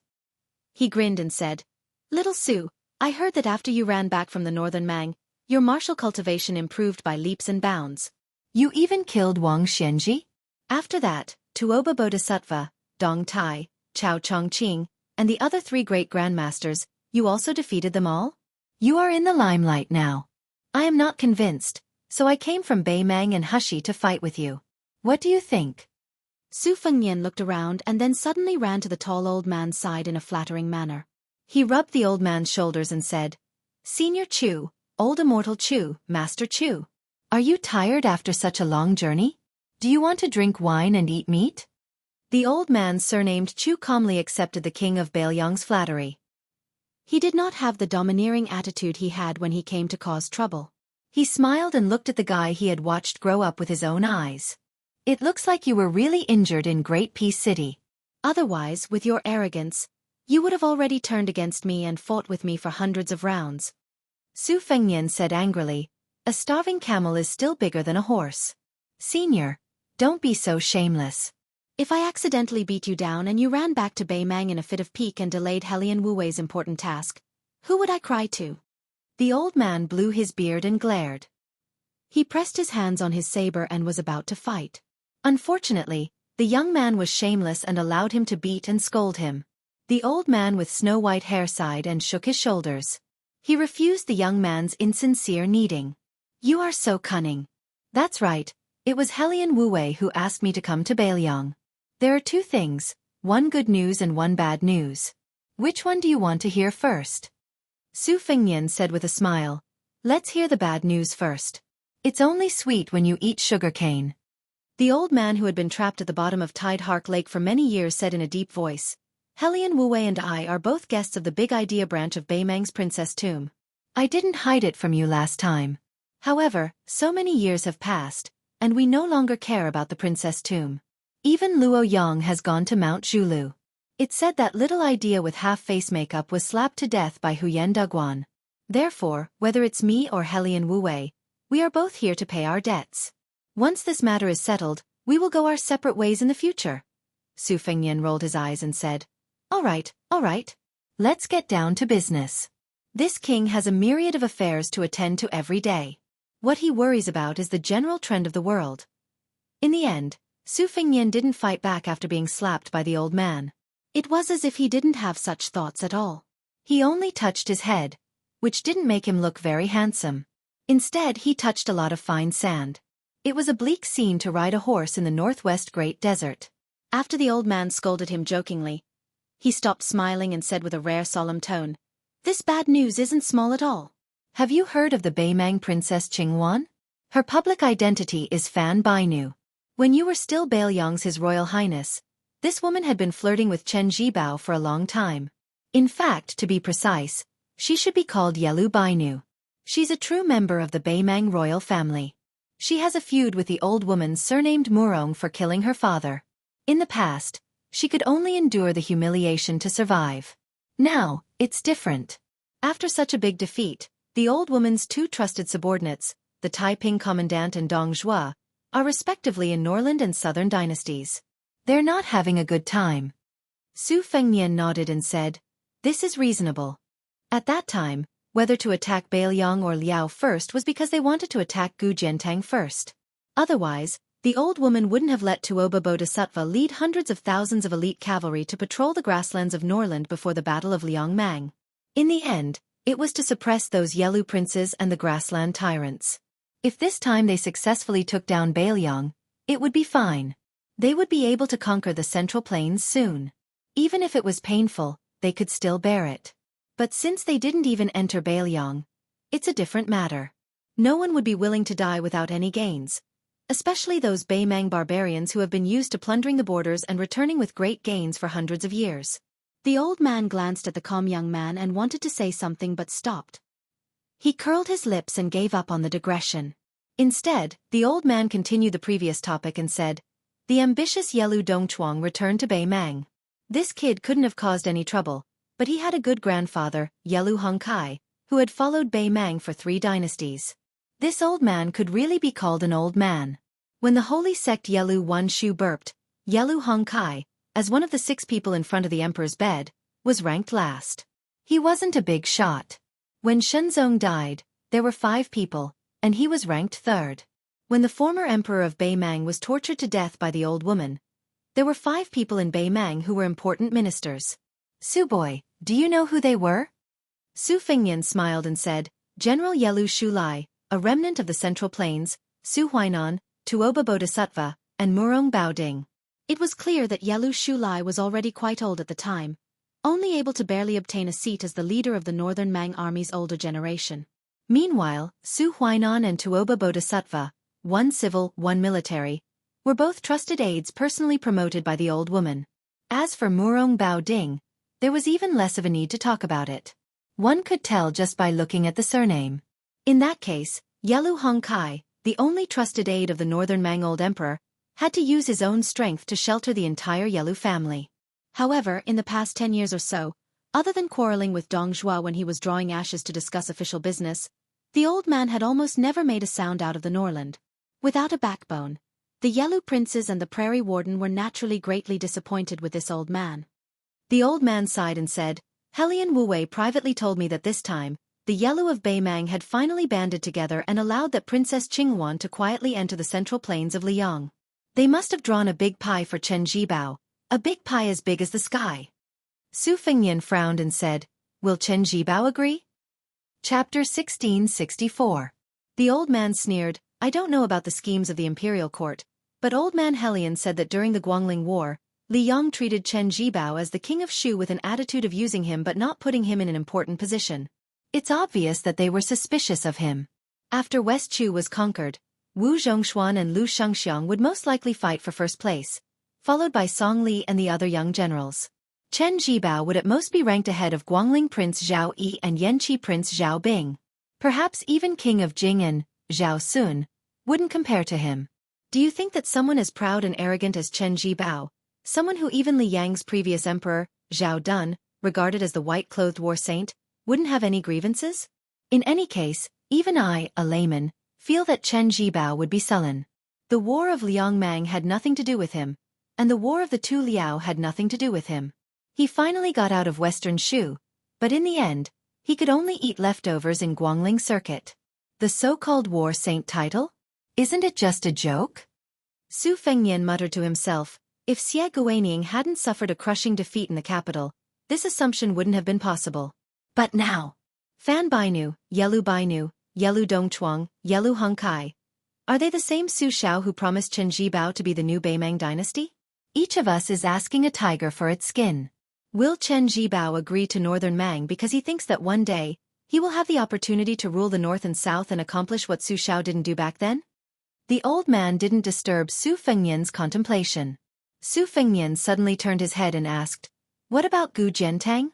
I don't think he'll be roped in by Baimang. Even with Wang Sui leading the Eastern Front, the chances of victory are only 50 to 50. Hasn't Baimang thought about how to deal with this troublesome last famous general of the spring and autumn period?" The old man clicked his tongue and laughed. You two are indeed the old fox and the little fox. Helian Wu-wei has already expected this. The old man smiled and said, You two are indeed the old fox and the little fox. Helian Wu-wei has already predicted this. The old man smiled and said, Let you guess. Su Fengnian squatted down and subconsciously grabbed a handful of hot yellow sand. He thought for a long time, although Liao King Zhao Wu is a hindrance, the two Liao countries are still considered an iron bucket. Then the breakthrough can only be moved to the west. Between Liaodong and Beimang, there aren't many people who can be ranked. Jidushi Kai Nan, Administrator Han Lin, General of Hezhou, and Deputy General are all puppets who were scared out of their wits by our Beimang cavalry. There's no need to say much. But Jizhou, King of Han Zhao Xiong, I can't see through this vassal king. When I and the Phoenix Battalion passed by Jizhou, this king with the same title as the emperor dared to come to my camp alone and chat with me. Next, Yuan Tingshan, Yang Huchen, and Han Fong, the three generals in power in Jizhou. Yuan Tingshan has his father-in-law Gu Jiantang and Li Jiayuan Castle as his backing. They're both support and restraint. Yang Huchen is going to Jizhou to atone for his crime. There's no need for him to be a spy for Beimang. Han Fong, to be honest, he's a chess piece I set up years ago. He's not loyal to Liang, but at the very least, he won't betray Liang for Beimang. The valiant Lai Han family has been fighting with the nomads in the north for 300 to 400 years. Hundreds of people with the surname Han have died. Anyone can join Beimang, but Han Fong won't. The old man stood beside Su Fengnian and looked into the distance. His eyes were filled with yellow sand and desolation. Now that I've told you the bad news, let's talk about the good news. But I don't know if this is good news. Su Fengnian, who was squatting with his back against the wind, opened his palm. The wind blew the sand away and he said softly, Senior, please tell me. The old man said in a heavier tone, Su Fengnian, you should know that Helian Wu-wei is in Beimang. He's one of the people who firmly support the old lady. This time, I'm able to pass through the border of the southern dynasty that's full of spiders and crows' fences and arrive at Beiliang without a sound. Of course, it's not because I'm capable. It's because Helian Wu-wei and the old lady had an extremely secret conversation. There's no fourth person present except for the imperial peace warrant. The old lady told Helian Wu-wei that since the Yelu family of Beimang dared to risk everything to cooperate with Chen Jibao, she also has the courage to ally with you, Su Fengnian. She'll pay more. As long as you agree to betray Liang, even if you can't take a single soldier from Beiliang, she'll help you to a seat that you can't even imagine. Su Fengnian shook his head and smiled. This old woman is crazy. The old man sighed. People who are about to die are all the same. Su Fengnian was stunned. This is good news. The old man sighed. Wrong, very wrong. The last thing Helian Wu-wei wanted me to tell you is that if you refuse the goodwill of the Beimang Empress, Beimang will fight to the death in the next southern expedition. Su Fengnian said indifferently, let's not talk about whether I agree or not. So many people have died in the past 20 years outside Beiliang. They've already given me an answer. The old man smiled. Whether you agree or not is up to you, Su Fengnian. I'm the one who sent the message. From now on, whether Liang Mang lives or dies has nothing to do with me. Su Fengnian stood up slowly and clapped his hands. He smiled. Why don't we fight? I've always remembered what you said all these years. No matter whether I can beat you or not, we'll talk about it after we fight. The old man said seriously. No, no, no. A senior should have the demeanor of a senior. Besides, you're injured. Even if I beat you, I'll still be suspected of taking advantage of you. Su Fengnian smiled but didn't say anything. The old man's face turned red. He glared at him and said, Brat, don't push your luck. Su Fengnian laughed. The old man stretched out his hand and patted the young king's shoulder. He looked a little melancholy. You almost drowned at the bottom of the Tide Hark Lake for the first time. You were saved by me. Later, you would go down to the lake to hold your breath. Or you would bring me food. To be honest, I watched you grow from a child to the king of Beiliang today. Su Fengnian was a little embarrassed. He said awkwardly, When I was in a bad mood in the early years, I often brought things to the bottom of the lake to tease you. I hope you don't take it to heart. The old man was speechless. Su Fengnian shut his mouth. He didn't want to rub salt on the old man's wound. The old man laughed heartily and said, On the way here, I heard that Jianghu no longer mentions you, the high and mighty 14 Wushu judges. You're too high and unattainable. To be honest, Grandpa knows his own limits. I've beaten up a bunch of monsters like you before. However, I'd really like to meet those so-called 4 sages top 10 masters and those 14 auspicious talisman champions who copied the 13 armors of spring and autumn. Su Fengnian nodded and reminded him, although many of them are masters fishing for fame, there are some famous masters on the list. It's better not to provoke them. For example, Sui Chevalier's Yu Groom in Bailiang, Wulin Alliance Master Shenyuan Qingfeng, Dongyue Sword Pool's Chai Qingshan, Nanzhao's No. 1 Wei Miao, Nanjiang's Blade Master Mao Shulang, Dragon Palace's Cheng Baishuang. The old man's face became uglier and uglier. He said angrily, "Brat, just tell me. Who can I beat?" Su Fengnian rubbed his chin and said, "You'll have to think about it." The old man was not in the mood to listen to Su Fengnian's nonsense. He got on his horse and rode 2 horses. He was about to go south to the Central Plains to explore Jianghu. Su Fengnian said with a smile, "Don't let me hear that you've just returned to Jianghu and you've already been beaten down." The burly old man sat high on the horse and said angrily, "Brat, just wait for me to kill everyone in Jianghu in the Central Plains." The old man rode down the hill. Su Fengnian suddenly looked at the old man's back and shouted, "Old man, I was able to believe in the idea I had when I was young and go to Wudong to practice martial arts because I saw you at the bottom of the lake. That made me believe that there are indeed masters in this world. There were masters and immortals in Jianghu. One person could really fight against 10,000 people. Only then could he have the chance to take revenge with his own strength." That was why Su Fengnian was extremely grateful to this old man whose shoulder blades were nailed with iron chains. This was the Jianghu senior who made him grit his teeth and persist on climbing the martial path. The old man did not turn his head and shouted, "Pretentious! If you have the ability." The old man suddenly realized that he could not say anything to attack this brat. If you have the ability to become the best in the world? This brat did not die at Wang Xianji's hands.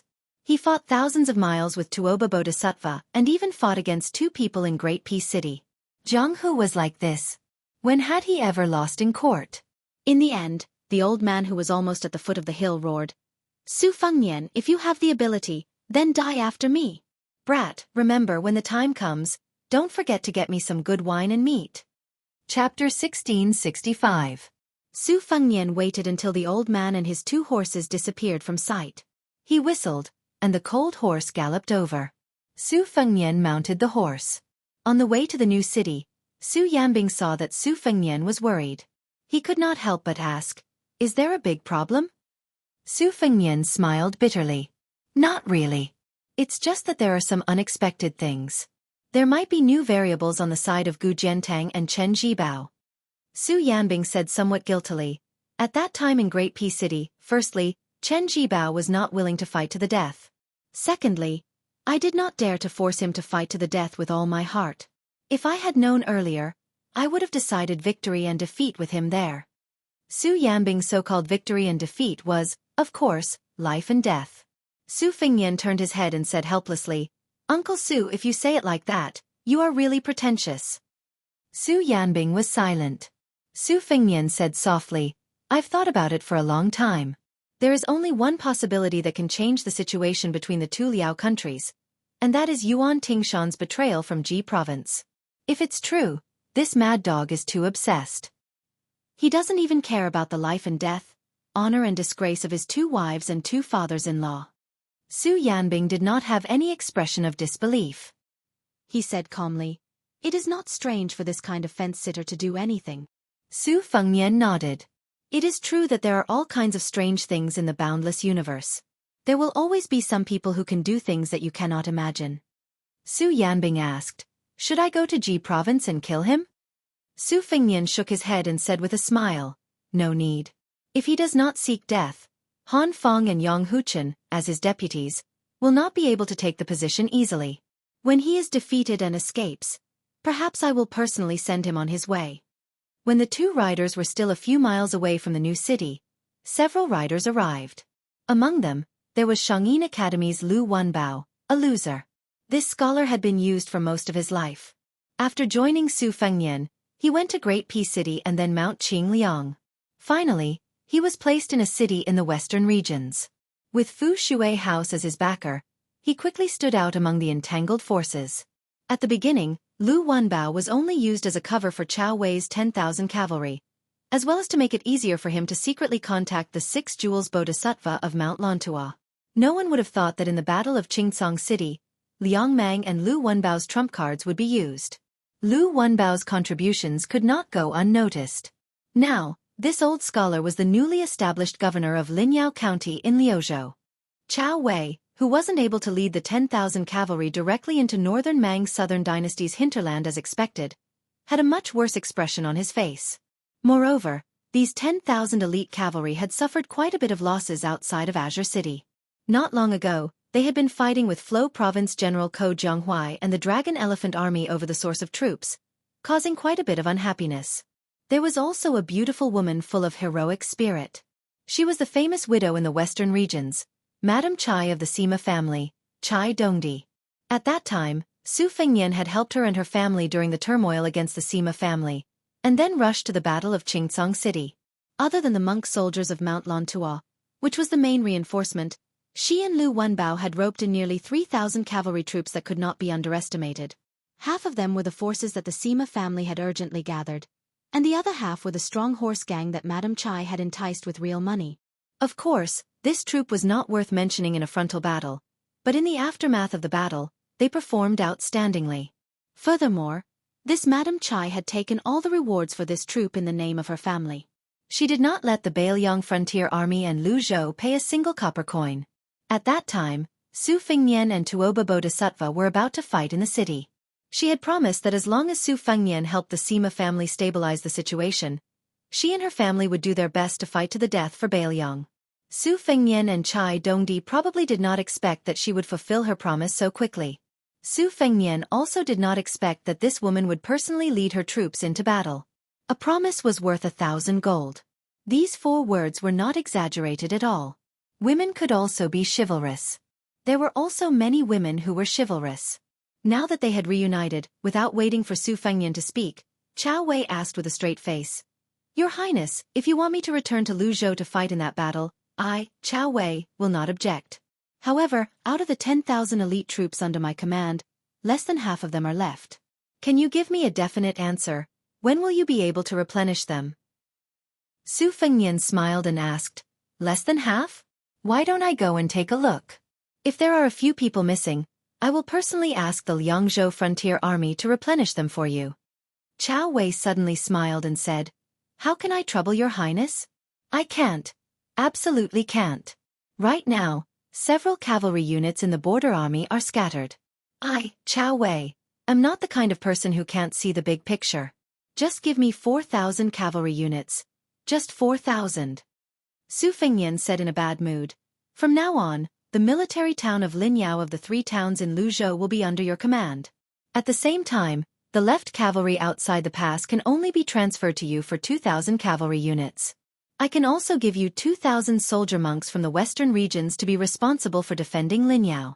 As for how many cavalry units you can raise in Luzhou, that will depend on your own ability. However, I will only give you 15,000 soldiers and provisions. You will have to deal with the rest yourself."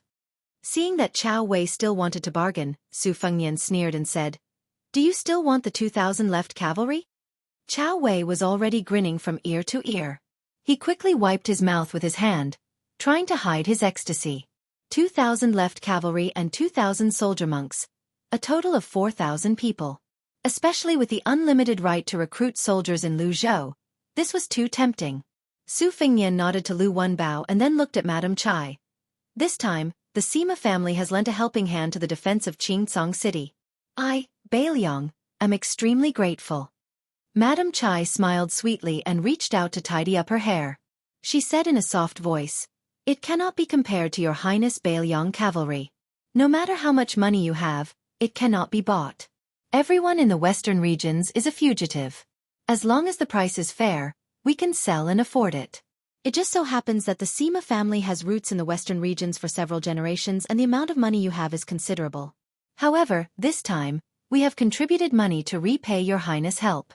We do not owe each other anything. Does your Highness have any objections?" Su Fengnian smiled. Of course I do not have any objections. In fact, I have taken advantage of you. Chao Wei looked at the elegant king of Beiliang, and then looked at the charming Madam Chai. He whispered, "What advantage? Where did you get it from?" Lu Wenbao coughed and turned to look at the scenery. Madam Chai's face turned red. Su Fengnian sneered, "Chao Wei, the 2,000 soldier monks are gone. There is no room for discussion." Chao Wei rolled down from his horse and hugged Su Fengnian's leg. He said with tears in his eyes, "Your Highness, the matter between you and Madam Chai, I did not see anything. I will not say half a word." Su Fengnian became angry. "The 2,000 left cavalry are also gone." Chao Wei sat on the ground and cried, "The world is not fair." Su Fengnian took a deep breath. "Quickly get out of here. Go to the left cavalry tent and ask He Jianghu for 2,000 soldiers." Chao Wei stood up at an astonishing speed and jumped onto his horse. He turned his horse around and galloped away, disappearing from sight. Lu Wenbao carefully asked, "Your Highness, this humble one will also go back first?" Su Fengnian angrily said, "Get out together." Su Fengnian originally thought that with Su Yanbing by his side, they would not be alone. Unexpectedly, Su Yanbing squeezed the horse's belly and slowly passed by him. She said, "Your Highness, please rest assured. I did not see anything and will not say anything." Su Fengnian was stunned. Madam Chai's eyebrows curved as she smiled. Su Fengnian helplessly said, "Not a single honest person." Unlike when Chao Wei and the others were present, Madam Chai had already retracted her smile. Her eyes were clear as she said in a deep voice, "Your Highness, I have a request. Is it possible for our Sima clan to lead troops to the west of Lu region, the Soaring Phoenix Army town? It would be best if we could get a deputy general position." Su Fengnian asked in surprise, "Madam Chai, you won't regret it? This means that we will be tied to Beiliang. If Beiliang is defeated in the future, the Sima family will have no room to maneuver." Madam Chai nodded with a firm expression. Su Fengnian curiously asked, "Why?" Madam Chai suddenly smiled and asked, "What does your Highness think?" Su Fengnian teased, "It can't be that Madam Chai covets my beauty, right?" Madam Chai was stunned. She then smiled charmingly and said, "Your Highness, are you flirting with a good woman in broad daylight? Aren't you afraid that I will call for help? Isn't that retainer not far away? I believe that there will be death soldiers protecting you in the dark, right?" Su Fengnian's expression was normal as he smiled. "Madam Chai, don't tease me. Let's be serious." Chapter 1666. Madam Chai tilted her head slightly. She did not look like a young woman who was already a mother. Instead, she looked like a young girl. What was even more amazing was that her posture did not give people the slightest bit of ill will. Instead, it gave people a strange kind of charm and temptation. Su Fengnian took the lead in riding his horse slowly. He said softly, "If Madam Chai is betting that my Beiliang will win so that the Sima family can have a place in the future Beiliang or the Liang dynasty, then I can tell Madam Chai that you don't need to place your bet. You don't need to bring your entire family to this murderous gambling table. If there is really a day when the war ends, I will definitely not treat the Sima family unfairly. No matter what, I still remember that there was a stubborn little girl who cut her own hand just to get Su Fengnian to sign his name." Su Fengnian then turned his head to Madam Chai, who was riding side by side, and smiled happily. He said, "I'm a little proud. I don't want to say anything to those Beiliang men. I don't want to make them feel unbalanced. Take Chao Wei for example. I'm more handsome than him, my martial arts are better than his, and the most important thing is that I'm taller than him. If I were to provoke him, it would be too unkind. But Madam Chai is a woman, so there's no harm in saying it." Madam Chai said softly, "Your Highness really doesn't treat Chai Dongdi as an outsider." Su Fengnian raised his hands and begged bitterly, "Madam Chai, please let me go." Madam Chai held her belly and laughed. Su Fengnian glanced at them from the corner of his eyes. Intentionally or unintentionally, the mountains were rising and falling. Su Fengnian actually had no distracting thoughts in his mind. He was reminiscing about the past, but he was also reminiscing about the past. Madam Chai suddenly straightened her back and looked towards the direction of the new city, muttering, "I am staking everything on this one throw. I want to obtain an official position for the Sima family. Of course, I am not lying. Who doesn't want their family to be able to hold the position for generations to come? I, Chai Dong-di, am only a woman who lives in daily life, but I have also read books. My vision is a bit more far-sighted than that of ordinary rural women. Since I have married into the Sima family, I want to be worthy of the Sima family. The prince said that not only Bailiang, perhaps the western regions in the future will also be a place like a paradise. There will be private schools and the sound of studying everywhere. Every family will have elderly people enjoying their old age in peace, and every family will have a woman who can peacefully take care of her husband and children. Life like this was really good. Just thinking about it makes me happy. Su Fengnian nodded. Madame Chai suddenly smiled and blinked her eyes. She turned her head and said wittily, I am a woman whose looks are passable.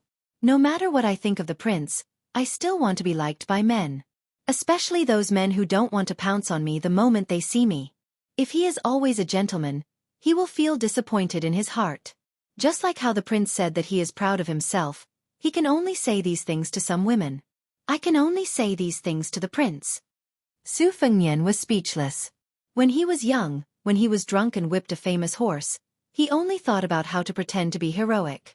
When he really matured, he actually went upstairs alone most of the time. There was no one beside him, and he went upstairs alone. Madame Chai looked at the young king's side profile and asked softly, Will Beimang attack Bailiang again with the power of the whole country? Su Fengnian hesitated for a moment and said, It was supposed to be like this, but now there are signs of internal strife in Beimang. The Murong and Yelu families might split. Of course, I will do my best to add fuel to the fire. However, the possibility of this is not high, and I can't have high hopes. I can only plan for the worst. Gu Jiantang took the initiative to attack earlier because he saw this clue. He was afraid that the Yelu family would take over the Beimang court and use the two Liao provinces as a breakthrough point for the army to invade the south. Otherwise, with Gu Jiantang's temperament, he would never act so quickly. Madame Chai, you have heard these words, but don't tell others. Madame Chai nodded and said, Of course I know the severity of this matter. Su Fengnian raised his horsewhip and pointed towards the distant north. With a heavy expression he said, After Huta city was captured by Dong Zhuo, more than half of it was destroyed. More importantly, after the northern Mang's armies retreated far away, this king of the south courtyard's 100,000 private soldiers and Tuoba Bodhisattva's elite cavalry are still eyeing covetously at the border. This is to prevent our northern Liang from going all out to repair Huta city. In the end, once the great battle of Liang and Mang breaks out, the tug-of-war between Huta city and the Dragon Eye Plains is destined to be very tragic. It might not lose out to Azure City. Then with Huayang Pass as the core, the front line of Liuya and Fuling. After that, He Zhonghu's left cavalry will enter the battlefield and defend the northern part of the new city. Compared to the previous three-front battle, Beimang won't be distracted by the Gourd Gate in Yuzhou. Bailiang has already used the heads of Jingguan and Yang Yuanzan to prove that Beimang can't leave that battlefield.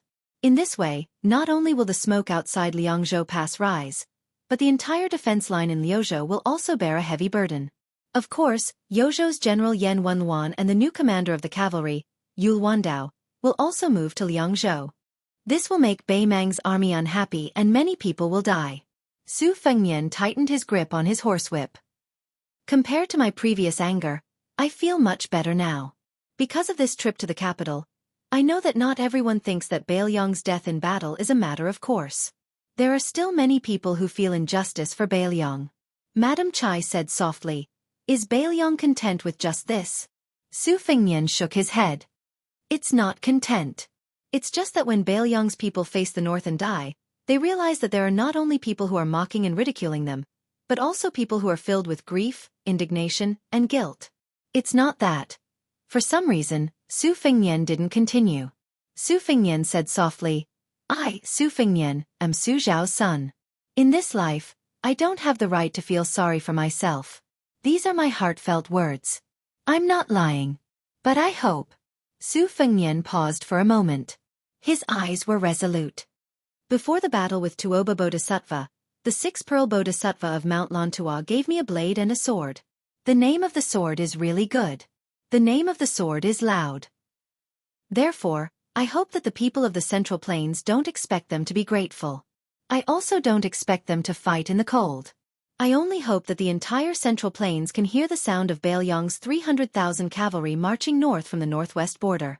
Hearing this heroic loud will allow them to stop pretending to be mute and deaf. Madame Chai pursed her lips and looked at him in a daze. Su Fengnian suddenly smiled. We're here. As they approached the new city, Su Yanbing and Lu Wenbao were quietly waiting for them. Madame Chai reined in her horse. Your Highness, I won't be going to the new city. I'll just take it that Your Highness has agreed to give the Sima family a deputy general in the Phoenix Division. Su Fengnian also stopped his horse. He turned his head and said helplessly, All right. Su Fengnian cupped his fists and sent them off.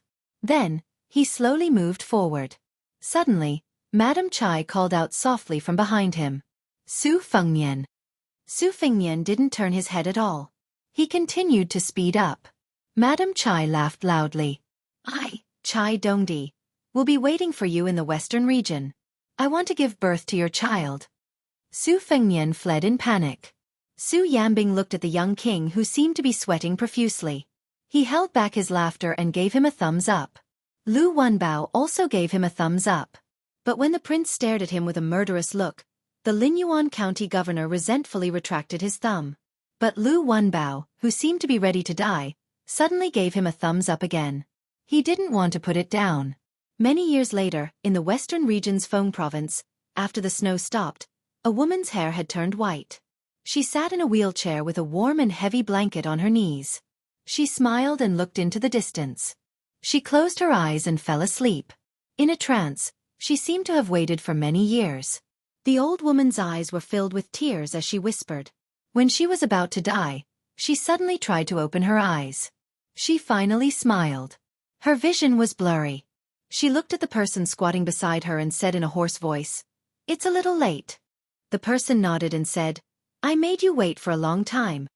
She shook her head slightly and tried to raise her hand. It seemed like she wanted to tidy up her hair. But she didn't have the energy to do it. So, she felt a little regretful.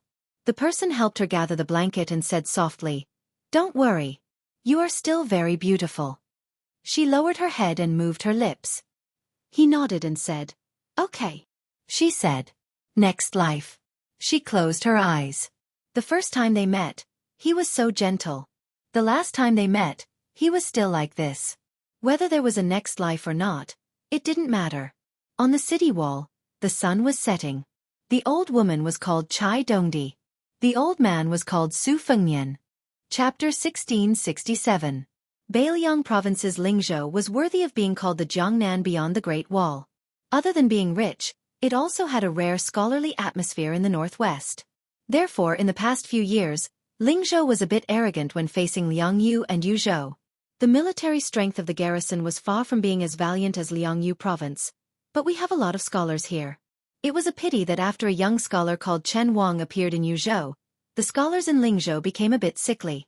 Even though Sun Yin could be considered a scholar who had walked out of Lingzhou 2 days ago, and his highest position was the right chancellor of the Imperial College in the capital, compared to Chen Xiaobao who was in the center, he was clearly a great distance away. However, this kind of dispute could not affect a small place like Huangsha Province's Huanghua County. Huanghua County was a lower county and was located at the westernmost part of Lingzhou. Huanghua County was famous for being poor. Because it was in Lingzhou, Huanghua County appeared even poorer. Every time the county magistrate of Huanghua County went to the provincial capital and met a colleague of similar rank, it would be a torment. However, even though this place was poor, compared to Yuzhou, which did not like books and swords and spears, Huanghua County had dozens of villages of various sizes. Other than the government's voluntary school, almost every village had a private school. The wealthier villages and families even had ancestral schools. Therefore, the sound of children studying here was no less than other places in Lingzhou. Li Xian was the most knowledgeable scholar in the Li family village. He was an old man who had been to Liang's capital. However, it was said that he had failed the examination.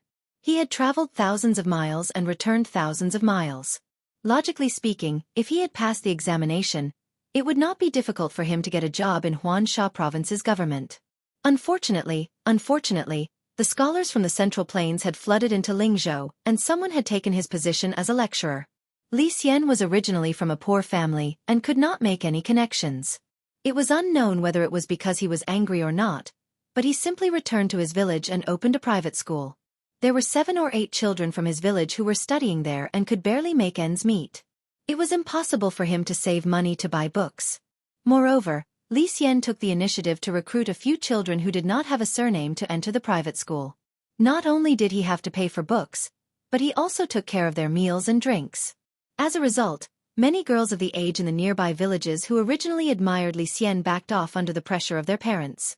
Today, Li Xian carried a small pot of wine to the neighboring village. There were no official roads between the villages, only a small sandy path that was about 10 feet wide. When the villagers and women met Li Xian, they would respectfully greet him as Mr. Li. Li Xian would also respond with a smile and chat for a while. Li Xian arrived in front of a hut by a stream and surrounded by a fence.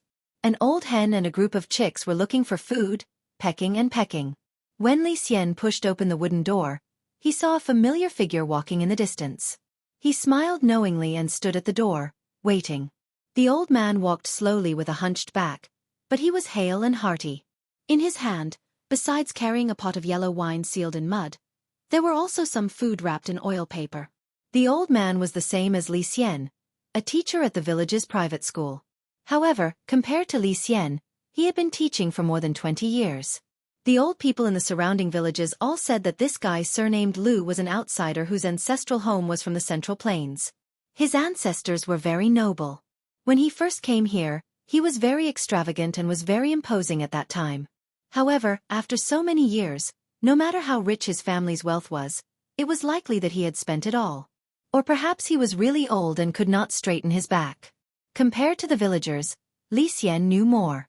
There was no doubt that Mr. Lu was a remnant of the spring and autumn period. When Li Xian was traveling north, he passed by Beiliang. He should have continued north and followed the aristocratic families from the Central Plains into the southern dynasties of Beimang. However, when Mr. Lu reached Beiliang, his family was in a mess. Some died of illness, some went missing, and some went crazy.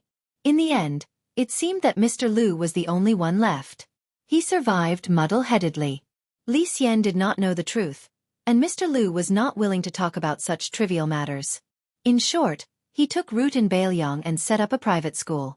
Due to his eccentric temperament, rigid and harsh personality, coupled with his strange nagging, the private school had always been deserted. If it were not for the fact that he knew some strange medical skills that even the local doctors could not understand, this old man would have starved to death long ago. As for the person who brought the wine to visit the two of them, he was also an unknown teacher in Yellow Flower County. Li Xian's enlightenment of 300,000 was taught by this old man. The first time Li Xian kowtowed in his life was to the memorial tablet of Sage Zhang of the Confucian school and the old man who was a teacher. Now that he thought about it, this teacher's knowledge was neither high nor deep. He definitely could not compare to Mr. Lu, who hid his knowledge well. However, to Li Xian, who was already an official, a teacher was a teacher. He would not add a surname like how he addressed Mr. Lu in front of him. The villagers did not have as much respect for this poor private school teacher as Li Xian, who believed in teacher for a day, father for life. They liked to call him Old Baldy Wang. Incidentally, when some naughty children were working in the neighboring fields, or when the teacher borrowed money from their parents, they also dared to laugh and call him Old Baldy Wang. As for whether they would be beaten later on, that was another matter. The children in the village were all thick-skinned and could run around the mountain barefoot. So what if they were beaten a few times? Li Xian's enlightened teacher, Wang Chongqing, was not on good terms with Mr. Lu. The two old men were about the same age but had been through a lot. They quarreled from their middle age to their twilight years. Generally speaking, Mr. Lu's words were vague and vague. It would take a few years for people to realize what he had said. His words were not vicious at the moment. Wang Chongqing's village slang was always eloquent. It was not very literary, but its lethality was not something that Mr. Lu could match. However, Mr. Lu was always calm and in an invincible position. Their quarrel often became like a chicken talking to a duck, or playing the lute to a cow. They never got tired of it. It had been more than 20 years. This time, Li Xian took out money from his savings to buy a pot of green ant wine because his teacher had just been taken over by someone else and had lost his job as a private school teacher. In a fit of anger, he was bedridden. The new teacher was even younger than Li Xian, who was nearing 30 years old. Li Xian had seen him once before. He spoke well and was a foreign scholar. Unlike the majority of scholars who went to northern Liang to enter Yamen, This scholar did not seem to like being an official. He was only interested in teaching. As for why he came to northern Liang to teach, only God knew. However, there were also rumors that this scholar had fallen in love with a young lady in the village at first sight at the Yellow Flower County Market. Therefore, he came all the way to the village to stay. Li Xian was a person who did not pay attention to the outside world when he was studying and was now teaching. He was not willing to investigate this matter. He felt that if it was true, then they could be considered a scholar and a beauty. Of course, he was willing to give his blessings to the lovers in his heart. From the corner of his eyes, Li Xian had already seen the teacher who wanted to go out and bask in the sun. When he saw the two figures, he immediately retreated into the house. His legs were very nimble. He probably went back to his bed and pretended to be sick. Li Xian and Mr. Lu walked into the slightly dark room together. The latter slammed the rice wine and food on the small table and said angrily, "There's wine and meat today. Old Baldy Wang, if you can get up, then you and I can eat and drink until we're clean. If you don't get up, then I'll help you eat and drink in front of you." Wang Chongqing, who was lying on the bed, snorted coldly, "Rice wine." Mr. Lu said angrily, "If it's not rice wine, then is it Baoyang's green ant wine? If you want me to drink green ant wine, then the sun will rise from the west. Drink it or not." Li Xian could only act as a peacemaker and said with a smile, "Teacher, I brought a pot of green ant wine. Mr. Lu has soy sauce meat. How about it?" Only then did Wang Chongqing slowly get out of bed. After getting up, he straightened his clothes. Mr. Lu sneered, "A monkey wearing a hat." Wang Chongqing slanted his eyes and said, "Look at the clothes I'm wearing. It's brand new. This year, I'll even buy a new set of clothes. Look at the clothes you're wearing that year after year. You're completely disgraced." Mr. Lu calmly said, "To be noble when there is nothing to do, to be rich when there is no need to sleep early, to be rich when there is no need to walk slowly as a carriage, to eat late as meat, to wear ragged clothes as a fur coat, this is to live in peace and happiness." Wang Chongqing rolled his eyes and said, "If you're poor, then you're poor. Do you have a reason for it?" Chapter 1668. Mr. Lu sneered, "Unlike some frogs at the bottom of a well, I have traveled thousands of miles in my life and have seen the heavens in human affairs. I have also read thousands of books in my life and have seen the heavens in human affairs.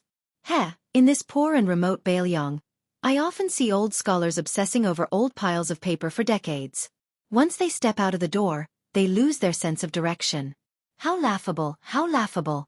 Especially those old piles of paper. If placed in the central plains where farming and reading are passed down, even a normal child would be able to recite them backwards." Wang Chongqing was too lazy to pay attention to Mr. Lu. He sat down on a small stool and took the open pot of green ant wine from Li Xian. He lowered his head and sniffed hard. With an intoxicated expression, he said, "Just this smell alone is worth 7 or 8 taels of silver." Using the light from the broken window, Wang Chongqing and his student, Li Xian, drank the green ant wine while Mr. Lu drank the yellow wine alone. Wang Chongqing, with his sparse hair, stepped on the stool. Compared to Mr. Lu, who sat upright and still, he did not look like a teacher. On the other hand, Li Xian, who was taught by Wang Chongqing, did not lose to Mr. Lu in terms of elegance. Wang Chongqing poured 2 bowls of wine. Li Xian smiled and shook his head. Wang Chongqing pointed at his proud student and said regretfully, "If you don't drink, how can you write a good poem that will be passed down through the ages?"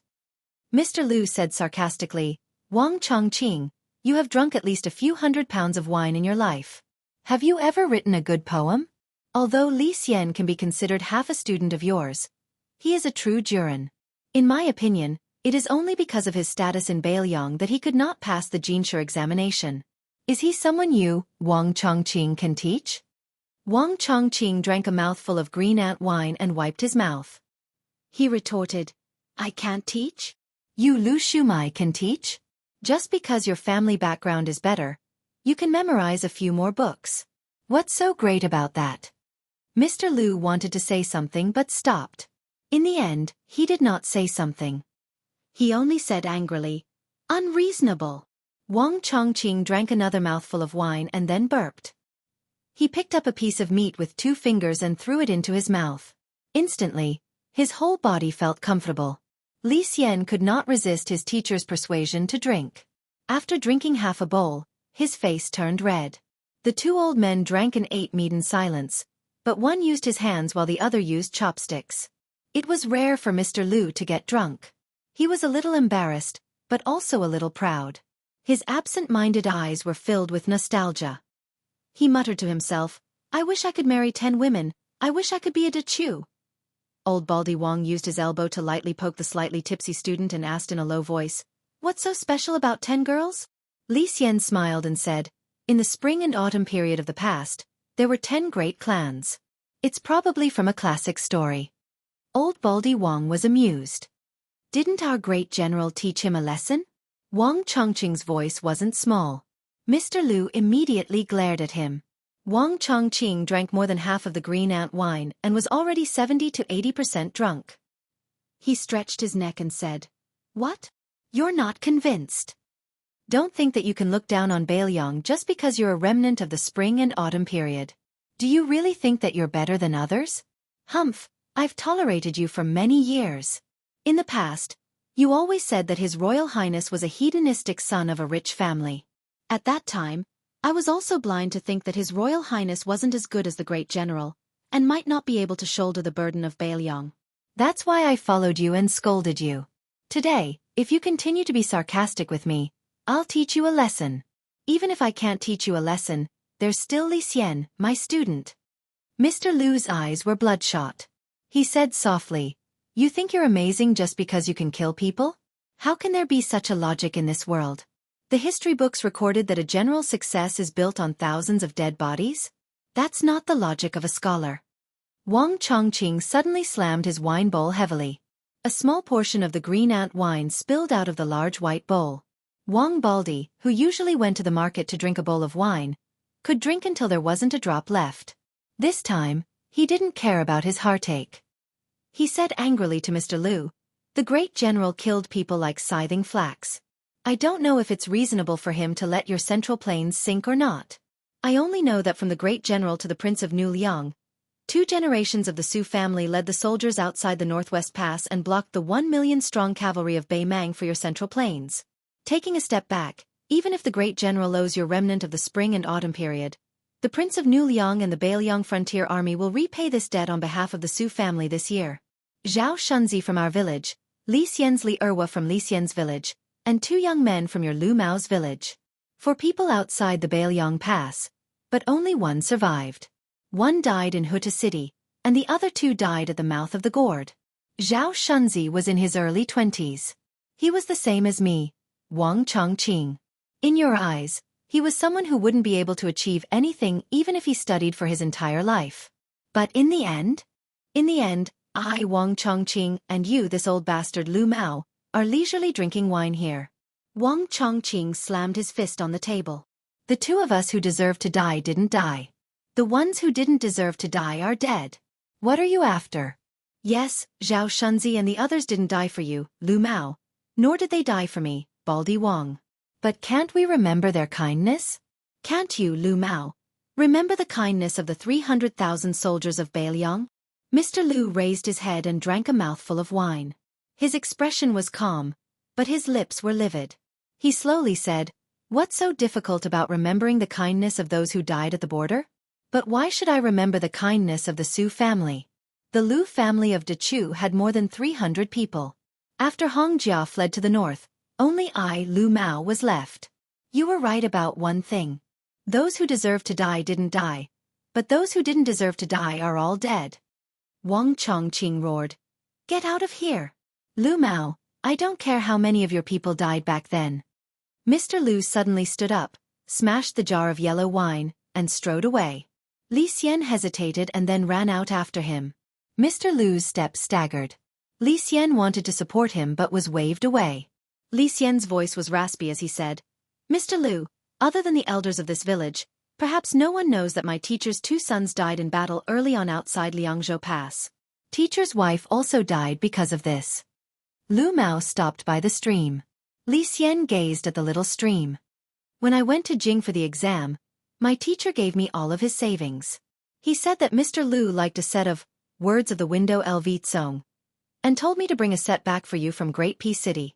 But at the time, among the people who went to Jing with us, One of them wanted to stay in Jing to participate in the exam. I impulsively gave all of my money to him in hopes that he would not be troubled by life in that capital that was hostile to Beiliang, and would be able to focus on his studies. I didn't even dare to confess this matter to my teacher because when I was leaving, my teacher told me that no matter what, Mr. Liu was truly knowledgeable. You were a true scholar that he could not compare to, but you were able to teach in Beiliang for 20 years. Therefore, Beiliang owed Mr. Liu. Therefore, he, Wang Chongqing, should do something. Li Xian said softly. Mr. Liu carries the hatred of the country and family. My teacher never dares to have you forget anything. Li Xian looked around. But Beiliang, the poor and remote place in Mr. Liu's eyes, never forgets kindness. Never betrays justice. Li Xian smiled.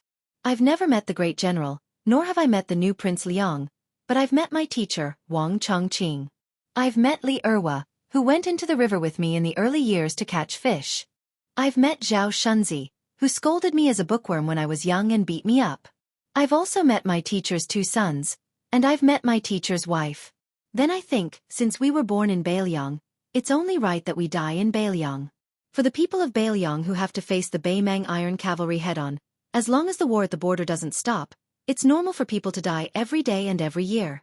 Perhaps one day, we'll really be the ones to die.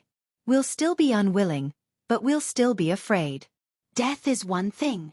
Because Beimang can't let us Beiliang live an ignoble existence. And we don't want to live an ignoble existence either. Mr. Liu, you said that in the early years of the Central Plains, people hated not being able to marry 10 women and hated not being able to beat a Chu. Today, Liang hates not being able to be born in Jiangnan and hates not being able to live in Taiyan. Li Xian smiled carefreely. As for me, Li Xian, I'm just a weak scholar. I only hate not being able to die in Liangzhou. The old man from West Chu stared blankly at the back of the young Beiliang scholar as he left. The old man suddenly lay down beside the stream, stuck his head into the water, and drank fiercely. Then, he sat down cross-legged and laughed. Good wine. The old man turned his head to look at the young man who ran back quickly. He must have thought that Lu Mao had taken things too hard. The old man couldn't stop laughing. On the contrary, Lu Mao had finally thought things through today. Compared to the Central Plains, whether it was the Central Plains of the spring and autumn period or the Central Plains of Liang, there weren't many scholars in Beiliang, and there were even fewer books. However, who said that there was no chivalry between the lines here? Chapter 1669. A group of people walked along the city entrance road to the northern wall of the new city. Among them was the northern Liang administrator, Li Gongda. This was the leader of the civil officials in Lingzhou, who lived like a prince. In the past, he was known as the #1 official in the northern Liang path. After becoming the new city's governor, he did almost everything by himself. As a result, he lost close to 10 kilograms. Although he was tired, he was full of energy like a withered tree in spring. His spirit was not inferior to the young people. In the past 6 months, Li Gongda had hardly worn his official robes. It was not that the administrator did not care about the style of a border official at all, but that this miser was really distressed about the money spent on changing his official robes. Later, he simply showed up in civilian clothes. It was said that he had changed more than a dozen pairs of boots, and they gradually changed from flashy to cheap and good boots that were as sturdy as possible. Today, Li Gongda wore the official uniform of Grade 2 embroidered with a golden pheasant's patch. He and Yuan Zuozong, the commander of Beiliang's cavalry army, who had the highest rank among the generals, walked on the left and right sides of the young feudal lord. Besides these 2 important officials of Beiliang who led the civil and military officials, there was a huge lineup. Except for Chu Lushan, the governor of Beiliang, who had to keep an eye on the border movement north of Huta City, and Yan Wenluan and Chen Yunchue, the 2 old generals of infantry, who didn't show up because of the many things waiting to be done at Calabash City, the other 2 deputy generals of cavalry, He Zhonghu and Zhou Kong, the deputy general of infantry, Gu Dazhu, Tian Peifeng, the governor of Liangzhou province, Shi Fu, the new governor of Liangzhou province, Hu Kuei, the governor of Yuzhou province, and Huangfu Qiu, the governor of Longxiang army, Li Mofen, the Longxiang army's representative, Chen Shiliang and Ko Jianghuai, the Liuzhou cavalry army's general, Yul Wandao, the Yuzhou army's chief general, Hong Xinjia, and the real power general, Chao Xiaojiao, who had won the nickname of Quick Knife in the Battle of Calabash City. led 4,000 cavalrymen to join hands with Yul Wandao and completely blocked the retreat route of Yang Yuanzhan's personal army. What's more, it was Cao Xiaojiao, the governor of Beimang. At the top of the city wall, there was a veritable horse-riding path. The northern outer battlements had been completed, and the inner parapet wall was also about to be completed. The next step was to build the gate tower on the northern city gate. Su Fengnian stood at a battlements and looked towards the north. From here to the Liuya Fuling defense line in Huayang Pass, it was a flat terrain that was convenient for cavalry to gallop. He Zhonghu's left cavalry army and Zhou Kang's right cavalry army were stationed there. In the original plan of Su Xiao and Li Yishan, once Beimang captured Huta City, the two main cavalry forces outside Bailiang Pass would suffer the heaviest losses. However, due to the heavy casualties in the two battlefields of the first battle between Liangmang and Qingcang City in Liuzhou Province and Heluku in Yuzhou Province, Beimang could not gain a firm foothold. As a result, the two cavalry forces of over 70,000 didn't suffer any casualties for the first time. This was also the real reason why Bailiang was confident in the second battle between Bailiang and Beimang. Su Fengnian was multitasking. While listening to Li Gongda's detailed description of the progress of the new city, Su Fengnian was thinking about the next deployment of the cavalry. Back then, in order to defend Liuzhou and gain strategic depth for Bailiang, Su Xiao expanded the Longxiang army from 10,000 to 30,000 without affecting the military strength of the army as much as possible. It was impossible for the border cavalry to have an extra 20,000 people out of thin air. Naturally, he would transfer the elites from the left and right cavalry, which would inevitably weaken the military strength of the border cavalry. However, the problem was that the 30,000 Longxiang army was almost wiped out outside Qingcang City. Of course, Liuzhou could not be abandoned. In fact, it would become even more important in the future when Yuzhou would be free of war. What could he do? The martial arts grandmaster Su Fengnian could use his will as a sword, but a land immortal was not a true immortal who could scatter beans and turn them into soldiers. He could only continue to ask for people from He Zhonghu and Zhou Kang. Not only did the Longxiang army need people, Ko Jianghuai, the general of Liuzhou who had made a great contribution, also wanted to form his own troops. Yul Wandao's Yuzhou cavalry needed to be replenished no matter what. As a result, not to mention Zhou Kang, who had a fiery temper, even He Zhonghu, who was extremely easy to talk to and was willing to consider the big picture, privately found him the king of Bailiang. What he meant was that the left cavalry could be given people, but he only hoped that the left cavalry would not be broken.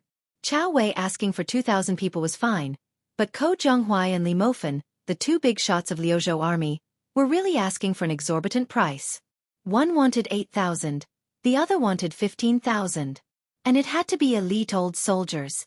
At that time, He Zhonghu bitterly smiled and mocked himself to Su Fengnian. Even if all of his old bones were torn apart, it would not be enough to satisfy the two generals. As for Zhou Kang, who was also the deputy commander of the cavalry, he was even more stubborn. He did not even want to meet Ko Jianghuai and Li Mofen. He directly said that he only wanted his life, and that the right cavalry should not even think about taking a single soldier away.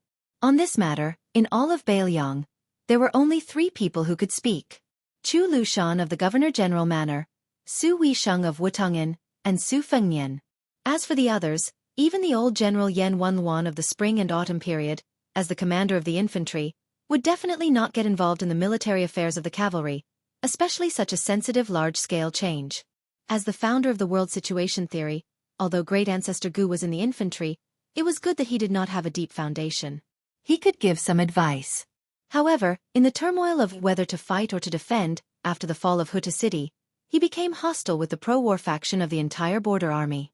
He even had a falling out with Zhou Kang. They were only short of fighting.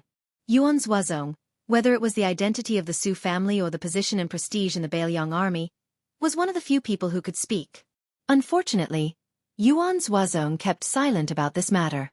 On the surface, it was because he was busy organizing the 10,000 Snow Dragon cavalry and the 2 heavy cavalry. However, Su Fengnian knew that Yuan Zuozong was worried about Chu Lushan, who remained silent after the war. Even if Su Weisheng wanted to speak, Su Fengnian did not want her to speak. Bailiang was not the same as Liang. There was no pleasure in deciding the life and death of others. It was just a burden. As long as there was a man in the Su family, it would not be Su Weisheng's turn to carry the burden. Su Fengnian looked into the distance. In Jianghu, he had experienced many life and death battles. Many of them could be said to have escaped death. However, after the battle, he rarely had any lingering fear. As for the battle with Tuoba Bodhisattva, he even felt that it was not enough. As for the battle with Xianxia and the imperial astronomer of Great Peace City, it was like turning over an old account. However, in this battle with Liang Mang, for the first time, Su Fengnian truly felt as if he had survived a calamity. This was because Huang Manor had almost died outside Qingcang City. If not for Deputy General Wang Lingbao, Huang Manor really would have died. This time, as soon as Huang Manor heard that his older brother was coming to the new city, he led the cavalry under his command back to Liuzhou that very night. Most likely, he was afraid that Su Fengnian would scold him, or perhaps he felt some unknown guilt. Huang Manor did not dare to return to Qingliang Mountain in Liangzhou. His second sister, Su Weisheng, was there. For Su Longxiang, the weight of his second sister's angry words was greater than the weight of Tuoba Bodhisattva's all-out attack. The sun set in the west, and the sun set on the long river.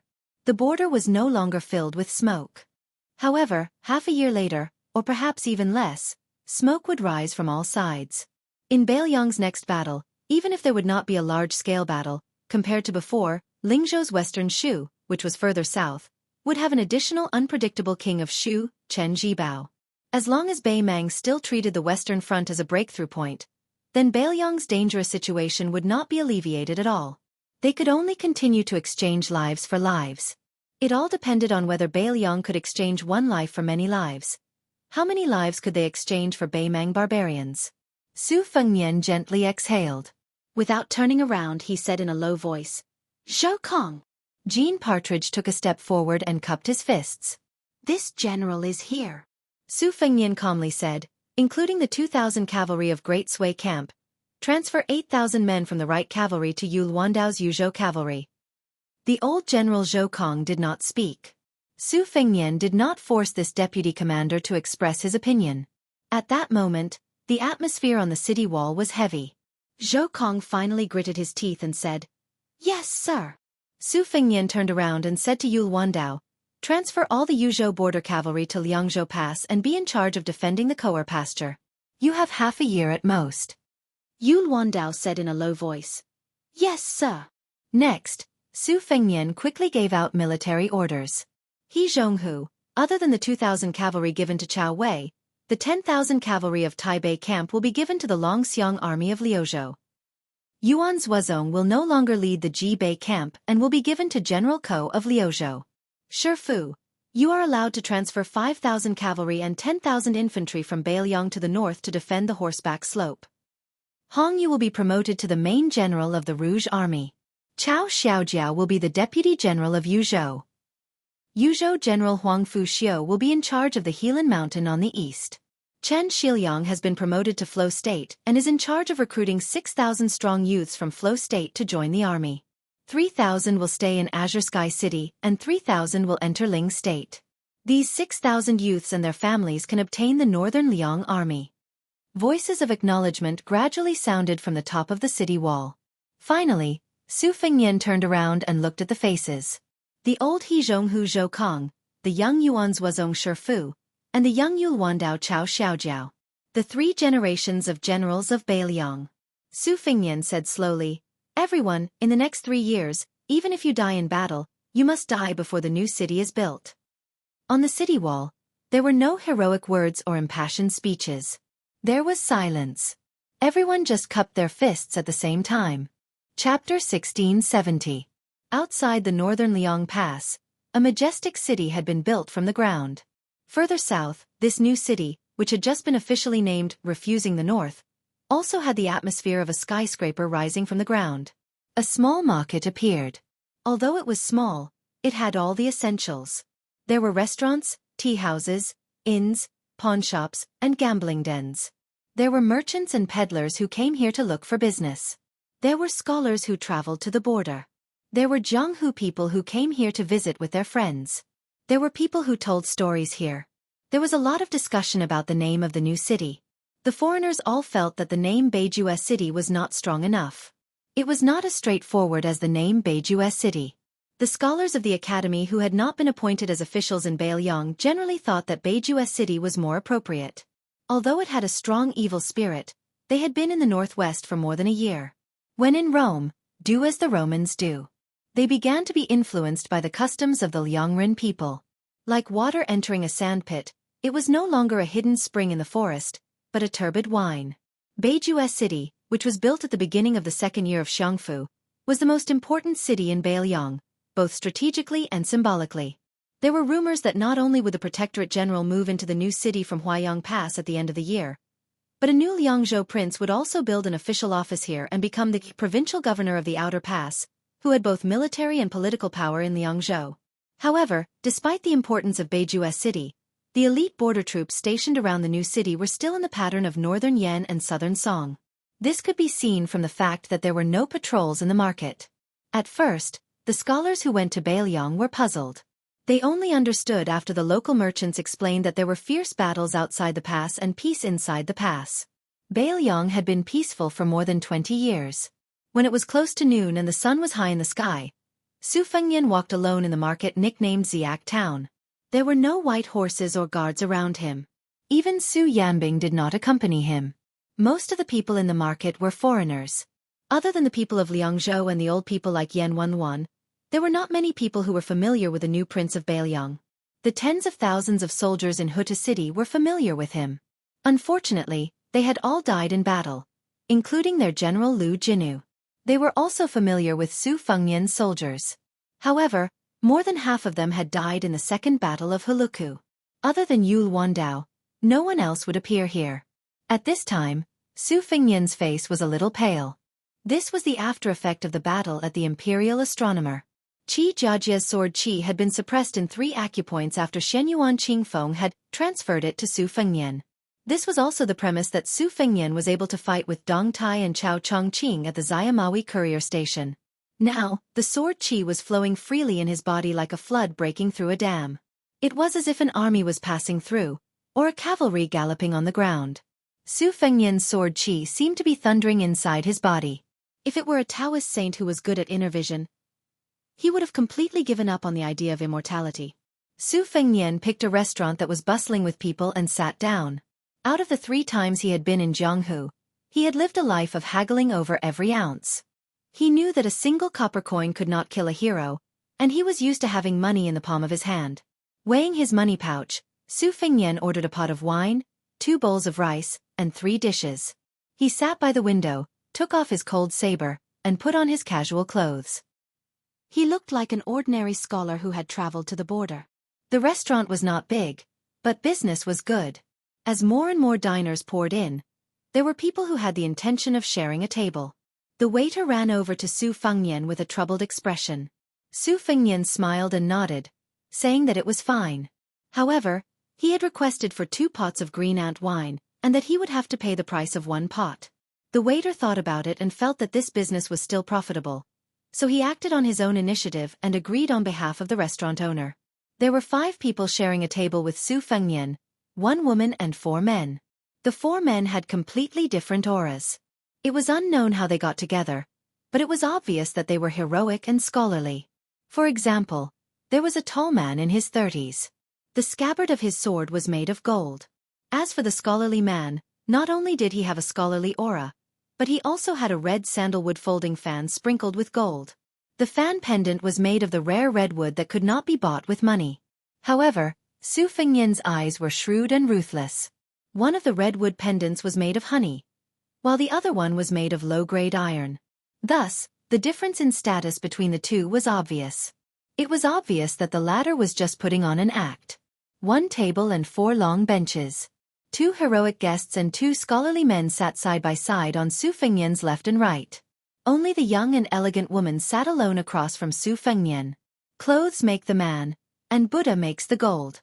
Probably they did not take the plainly dressed Su Fengnian seriously, so they talked without restraint. The woman had a Jiangnan accent, soft and gentle. She did not speak much, but she did not agree with the men. The 2 chivalrous men had a Jizhou accent and a Liaodong accent, while the scholars came from Qingzhou in the Central Plains and Zhenzhou in the southeast. These 4 men talked about the world situation as well as Jianghu anecdotes. In their words, they had mixed feelings about the Liang imperial court. They felt that the officials of the various government offices in the capital were a new atmosphere for the new dynasty. It was a pity that Lu Xianxia and the other generals of the southern expedition failed to live up to expectations, which allowed the Guangling rebels to take advantage of the situation and grow stronger.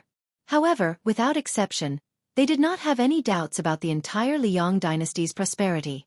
First of all, Beiliang had defeated Bei Mang, and the northwest gate was as stable as a rock. Second of all, Gu Jiantong's two Liao border armies had finally taken the initiative to attack and won a series of inspiring victories. Before this, the two vassal kings surnamed Zhao, the prince of Yanqi, Zhao Yi, and the prince of Guangling, who liked to compete with the Beiliang cavalry, had greatly disappointed the people. Fortunately, the great pillar state Gu Jiantang had stepped forward at this time, allowing the people to feel relieved. It turned out that in Liang, other than the Beiliang border army, there was no one who could compete with the Beimang barbarians. When it came to the two Liao and the assistant minister of the Ministry of War, Su Gong, who patrolled the borders for the emperor, the scholar from the Central Plains, casually, said that his father's generation had a close relationship with assistant minister Su. They had been schoolmates in the early years, and later on, they had become colleagues. When General Long Xiang entered the capital to take up his post, his father's generation had been in the procession to send him off. Even now, they were still exchanging letters. Hearing this, the woman who had been glancing at Su Fengnian from time to time suddenly became high and mighty again. Su Fengnian ate slowly and carefully, but there were only 2 bowls of rice and 3 dishes. No matter how slow he ate, he would eventually finish. Fortunately, there was still a pot of green ant wine by his side. He put down his chopsticks and opened the pot to pour himself a cup of wine. In reality, it was not just his table that was talking loudly. Most of the people in the restaurant were talking about the state affairs and eating the dishes and wine that cost 2 or 3 taels of silver. They were talking about the hearts of the imperial palace of Great Peace City or the Wangfu of Mount Qingliang in Beiliang. Su Fengnian smiled as he listened to the hubbub around him. He raised his wine cup and turned his head to look at the bright sunny sky outside the window. At some point, the scholar from Jianghu, who was holding the carved Methreya fan, had mentioned the new King Liang, who he had never met before. Perhaps he was drunk, or perhaps he was deliberately trying to surprise the woman he liked, but his words were a bit harsh. After drinking a cup, he sneered. Everyone knows that the eldest son of the old King Liang was a bastard in his early years. His Royal Highness was a bastard. He was a bastard for more than 10 years and was infamous. The first time he showed his face was when the old King Liang let him participate in the martial arts parade outside Beiliang. Clearly, this was to pave the way for the hereditary title of King of Beiliang. Now the people of Beiliang all say that when the new King Liang was the crown prince and the general of Lingzhou, he taught the general of Huaihua, Zhong Honggu, a harsh lesson. It was very satisfying. Is this really the case? The beautiful woman asked curiously, Master Song, what do you mean? Chapter 1671. The young scholar sneered. It's just a show of strength to warn the tiger and burning the bridge after crossing the river. In the end, wasn't it because the old Liang king was afraid that his son would not be able to convince the masses, so he secretly instructed Li Gongda, who was in charge of the Lingzhou officialdom, to deal with Zhong Honggu as an example? Otherwise, with Su Fengnian's status and reputation at that time, would he dare to provoke the Beiliang cavalry commander who had accumulated great power? Who didn't know that great General Zhong Honggu had countless students in the border army? Not only that, even the wealthy Lingzhou of Beiliang was jokingly called the backyard of the Zhong family. Beiliang first forced Zhong Honggu to leave the border army, and then took down this old military head. At the same time, during the military restructuring of Beiliang, they did not touch the border army, but only the troops stationed in the territory. Everything was done in one go. Who would believe that this was not the plan of the old Liang king when he was alive? The young man who claimed to have been friends with Assistant Minister Su smiled and nodded. It should be said that he killed the old tiger to warn the fierce tiger. Zhong Honggu was not in his position, and he was like a tiger without teeth. The old Liang king used him as a sacrifice for his eldest son. Yan Wenluan, who was also a general of the Beiliang border army and also the local emperor of Yuzhou, had the old Liang king made a move? Did His Royal Highness dare to make a move? In reality, before Su Fengnian inherited the throne, he did not go to Yuzhou at all. Why did he choose Lingzhou? Because compared to Yuzhou, where even the farts of the generals were effective, the civil officials here could compete with the generals. In addition, Li Gongda had obtained the position of administrator, so how could he not serve the Su family to the death? More accurately speaking, Brother Song's so-called 3 matters were done in one go. The true foreshadowing was Li Gongda, the administrator who was also the Lingzhou provincial governor at that time. If I were Zhong Honggu, I would have long been wary. The two heroes could talk big when they talked about Jianghu and Wulin, but when they talked about the officialdom and the imperial court, they were stunned. However, it sounded very murderous. The two of them looked at each other and smiled. Wasn't the pen in the hands of a weak scholar also a knife in his hands? The scholar surnamed Song agreed deeply and continued to mock and ridicule. Regardless of whether Su Fengnian's identity as a great grandmaster is real or not, let's just say that the appearance of the tens of thousands of Yuzhou cavalrymen outside the calabash's mouth is now said by the Beiliang people that this action has something to do with Su Xiao. But is there really someone in the world who is leading the charge on the battlefield? Even if there were, they would be brave and fierce generals who could fight against 10,000 people. As a vassal king, was this really appropriate? Did he not know that if he died outside the pass, there would be no need to defend Beiliang? The old King Liang and his 300,000 cavalrymen defended the northwest gate for 20 years just to let Su Fengnian let his emotions affect his decisions and add a few good words to his name? At this point, the young scholar laughed loudly. Everyone in Beiliang said that great General Su Xiao was never afraid of being cursed by the world. They all said that Su Xiao once said that the spittle of Li Yang's cursing could fill thousands of large vats, enough for him to wash his feet with for several lifetimes. Now it seems that perhaps it is true that Su Xiao is not afraid of being cursed, but it is even more true that his son wants to leave his name in the history books, and it has to be a good one at that. The other young scholar skillfully opened his folding fan. The new King Liang, the new Beiliang, the new Beiliang, the great feat of rejecting the imperial edict won the hearts of countless Beiliang people. Amazing. But I don't know if it was Su Beiji's idea or Chen Shiliang's plan. In my opinion, if not for Su Beiji and Lingzhou buying grain and Chen Shiliang strategizing in Qingcang City in Liuzhou, even if Beiliang had a border army of 300,000 cavalrymen, they would not be able to stop the million-strong army of Beimang. Scholars were naturally close to other scholars. Of course, this was on the premise that there was no direct conflict of interest between scholars. Otherwise, scholars would harm scholars and kill without spilling blood. Su Fengnian slowly drank his wine. The meaning of the two young people was very clear. He was able to become king of Beiliang today because of his father, Su Xiao, and Li Yishan. He was able to guard the pass because of Su Beiji and Chen Shiliang. And he himself was wandering around Beiliang, seeking fame and deceiving the hearts of the people. Su Fengnian was actually not angry at all. Instead, he was somewhat happy. In any case, these two foreign scholars admitted that the Su family had protected the northwest for 2 generations. The hero with the golden scabbard sword lowered his voice and carefully said, "Two young masters, the walls have ears. I heard that the spies of Beiliang's Fu Shui chamber have top-notch ears." The scholar from Jianghu with the surname Song laughed and said, "It's fine. If they are captured, then so be it." It also proves that Su Fengnian's magnanimity is not enough to be the powerful king guarding the northwest. Su Fengnian suddenly had a whole new level of respect for this person. There were many spies of the Fu Shui chamber in this small town, and all of them were experienced veterans. This guy's word seemed unrestrained and unrestrained, but it was actually equivalent to sticking a protective talisman on himself.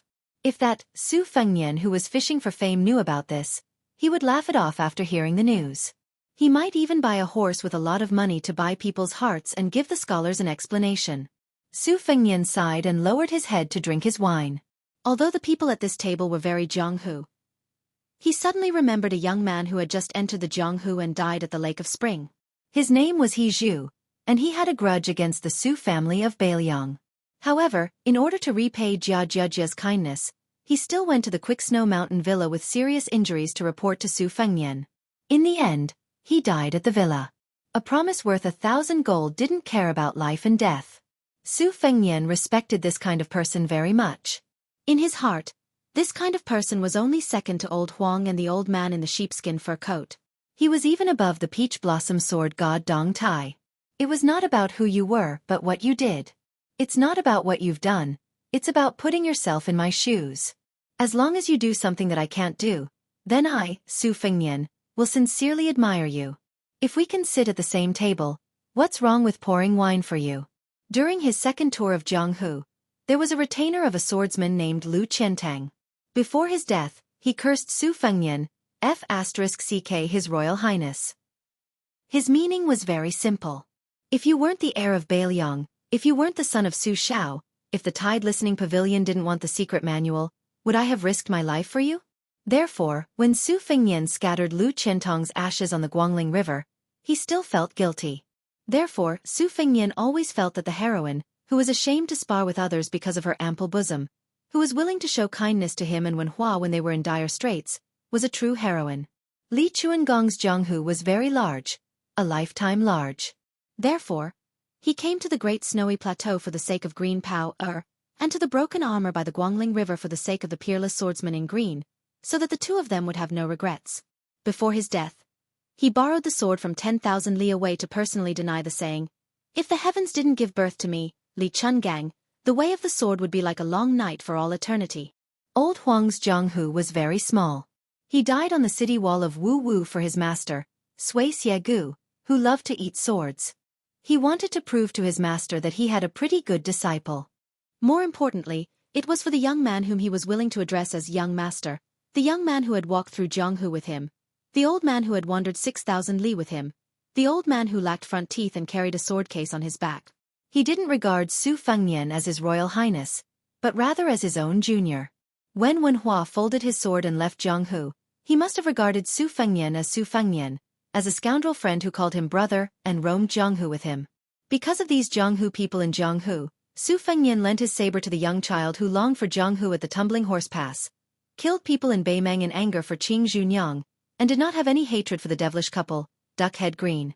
Therefore, when these people gradually left Jianghu, Su Fengnian became one of the 4 grandmasters of Wushu evaluation, and on the contrary, he did not care about Jianghu anymore. Su Fengnian had always had good intentions toward this world, toward this Jianghu. Just like the sun outside the building, when it was peaceful, everyone thought that it was the main culprit of the scorching summer. However, when winter came, the sun would not stop coming just because people hated it during summer. Instead, it still made people feel warm. Chapter 1672. Su Fengnian finished the last cup of wine and gently put down the wine cup. Because they were sharing a table, as the wine and meat were continuously served, his plates and bowls were all squeezed together.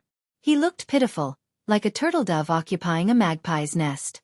It was as if they were afraid that this eyesore would covet his beauty and shamelessly ask the waiter for an extra jug of wine. So when Su Fengnian put down the wine cup, the 4 men all cast impolite glances at him. Su Fengnian smiled and was about to tactfully pay the bill and leave. This was because Su Beiji, who had somehow found his way here, was actually standing behind the woman. He had previously refused Su Fengnian's signal to sit down and had already stood there for 2 cups of wine. Every time he heard the 2 scholars mocking and ridiculing Su Fengnian, he couldn't help but laugh at his misfortune. Su Fengnian actually felt very guilty towards this young strategist that he had personally abducted from Beimang to Beiliang. The conflict between Su Beiji and Chen Shiliang had been foreshadowed when his master, Li Yishan, was still alive. As for the carving of these 2 pieces of unpolished jade, Li Yishan had also taught Su Fengnian a brocade pouch and given his own unique views. Su Beiji is like a woman from a wealthy family. Even if she has a mediocre appearance, she naturally has the bearing of a great family. She needs to be carefully carved from the fine details and get rid of the negative arrogance. Only then can one slowly see the heavenly fragrance and national beauty and gradually enter the best state. Chen Shiliang is just like a beauty from a poor family. Although she is extremely beautiful and moving, in the end, she still lacks the natural bearing of a rich family. She needs to be given an aura from the big picture and open up the layout. Only then can she be as round as you wish, charming but not bewitching. As a result, over the years, Su Fengnian had tried to bring Chen Shiliang by his side. First, he let him take charge of the salt and iron industry in Beiliang. Later, he even let Chen Shiliang be in charge of the local military and political restructuring in Beiliang. Instead, he threw Su Beiji far away from Mount Qingliang and slowly climbed up in the officialdom in Lingzhou. It was only when the great battle of Liangmang was imminent that he had no choice but to hastily take down Zhong Honggu that Su Beiji was promoted rapidly. Now, the 2 of them just happened to be reversed. Chen Shiliang was far away in Liuzhou in the western regions, while Su Beiji was in the prince's mansion in Mount Qingliang. It had to be said that fate made fools of people. On the surface, Su Beiji had been the provincial governor of Lingzhou and was a practical border official. Now, he was qualified to be the transport commissioner of Beiliang. Although it was a little empty, He was like the provincial governor of Liang entering the capital to take up the position of minister of the 6 ministries. If he could go through another provincial governor and return to the central government, then he was basically set to be the first assistant and second assistant. On the other hand, Chen Shiliang, in the 3 matters of salt, iron, transportation, military and politics, he had failed in 2 and succeeded in 1. His official position was neither high nor low. In Qingcang City in Liuzhou, he had only reached the position of first assistant. Even Su Beiji's position as the provincial governor of Lingzhou was lower than Su Beiji's. However, in reality, the generals in Beiliang who had benefited from the restructuring, such as Wang Ji, Huang Xiaokuai, and Jiao Wui, more or less owed a debt to Chen Shiliang, the person behind the scenes. Especially in the Battle of Qingcang City, he pushed Chen Shiliang to a transcendent position. The officials of Beiliang and scholars who went to Liangliang greatly respected Chen Shiliang's decision to renounce the brush and join the army. For the time being, a secondary second-rank transport envoy who had not been recognized by the imperial court, a Liuzhou provincial governor who was supported by the public, a provincial governor who was hiding in Beiliang's backyard, a transport envoy who would continue to deal with taxes and provisions, and a central civil official of Liuzhou who had personally heard of Beimang's horseshoes and personally seen Beimang's iron armor. The difference between the two's future achievements would not be judged based on their official positions. In the depths of Su Fengyan's heart, Su Beiji, who was a great talent in the overall situation, was only hidden in Lingzhou because he needed to inherit the position and live a stable life. Otherwise, Su Beiji would have been in Yuzhou or Liuzhou to oversee the overall situation. Yang Guangdou or Hu Kuei's provincial governor positions, one of them should have been given to Su Beiji. Unfortunately, the second battle of Liangmang was about to begin. Su Fengyan still needed Su Beiji to be far away from the battlefield and win a stable rear for the Beiliang frontier army. This kind of smokeless battlefield was destined to be invisible to the common people. Even Beiliang's officialdom would overlook it. Naturally, it was far inferior to Chen Shiliang, who was on the front lines, who shone with extraordinary splendor and dazzling brilliance. When Su Fengyan stood up and called for a waiter, for some reason, Su Beiji walked up a few steps and patted the woman's shoulder with a smile. When she turned her head in shock, he asked, "May I ask for your name?" The 2 scholars who came from afar glared at this lecture. The heroic hero from Liaodong suddenly stood up and pressed down on the sword at his waist. He said in a low voice, "Brat, I advise you to remove your dog's paw from Miss Lu's shoulder." The 4 of them saw the young man angrily withdraw his hand. However, he immediately raised his hands and clapped heavily. Very quickly, a Beiliang warrior in iron armor strode into the restaurant. The hall was instantly silent. As for this general, one could tell at a glance that he was no ordinary soldier. It would be an understatement to guess that he was a commandant of the border army. Su Beiji was like a hedonistic son of a rich family. His dog's paw was placed on the woman's shoulder again. His other hand pointed behind him and smiled. "What, you don't like it?" The burly general full of killing intent stood behind Su Beiji. Although his aura was shocking, his eyes were filled with helplessness. Mother Kerr. I am a military officer with real power in Lingzhou. How did I become a henchman who helped my young master bully people? The key was that this was in front of the king of Beiliang. Su Fengyan, who was taking out money to pay the bill, felt a headache. The waiter quickly took the money and ran away. The hero of Liaodong immediately let go of the hilt of his sword. Although he did not say anything about lowering his head, it was clear that he wanted to keep the peace. Su Beiji suddenly turned to look at the hero of Jizhou. He took 2 steps forward and slapped the guy's head. He cursed. "From your accent, you're from Jizhou? Jizhou, right? I almost went to your Jizhou to be the administrator. F*ck your Jizhou." According to Su Beiji, the Beiliang cavalry would really have to borrow food from Jizhou in Hezhou. Moreover, they would have to advance all the way to the west of the capital. Su Fengyan was a thick-skinned grandmaster. Su Beiji could not vent his anger.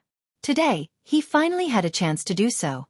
The hero of Jizhou wanted to cry but had no tears. "The person who provoked you was not me. I was busy cleaning up the greasy chicken leg. I wanted to flatter Miss Lu, but I missed it. I didn't even have time to glare at you. What right do you have to be angry at me?" Other than the Lingzhou lieutenant, there were quickly 7 or 8 armored soldiers who heard the news.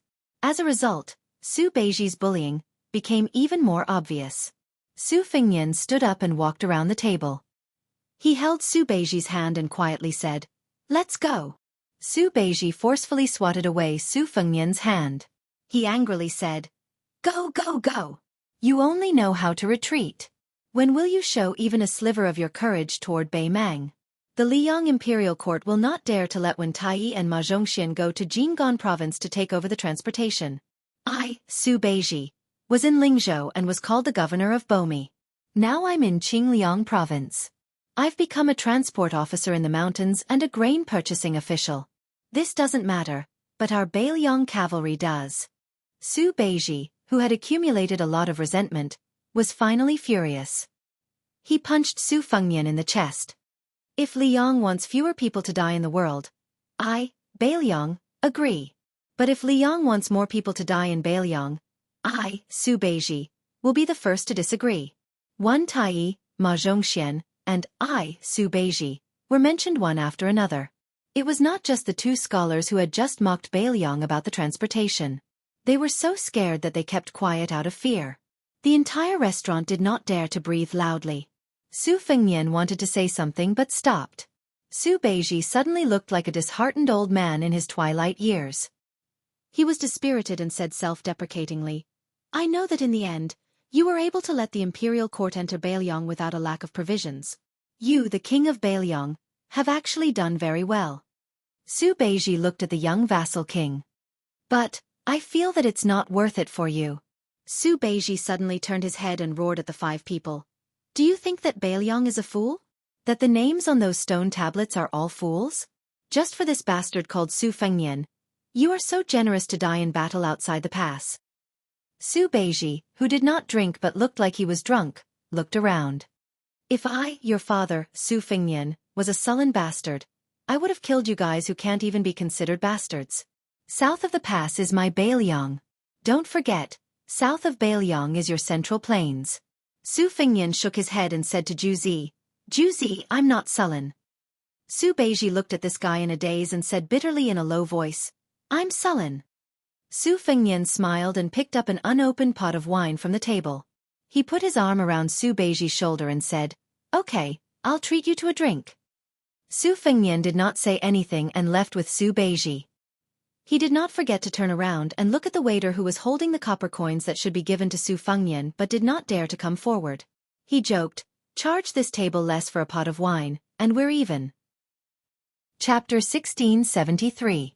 The officer with real power following behind Su Beiji as a retainer was precisely the son of Beiliang's old general Wang Shiziu, Wang Ji. After the Battle of Sword Gate, he was in charge of the border between Lingzhou and Western Shu at Malang Ridge and Laziku. Now, he was one of the 14 officers with real power in Beiliang. Hong Shuwen, who stood out in the Phoenix Battalion, was now serving under Wang Ji. It was enough to see Wang Ji's position in the young king's heart. Some of the voices could be heard in Fu Shui room, so could Su Fengnian. If one wanted to become a leader in Beiliang, then one had to be pushed to the position of the head of the army. At the very least, one had to be connected to the border army and military power. Otherwise, even if one reached a high position like Li Gongda, one still wouldn't have enough power to speak in Beiliang. Before Su Fengnian took over as king, did Li Gongda dare to stare at Zhong Hongwu? He didn't dare. Even Zhong Hongwu's subordinates didn't dare.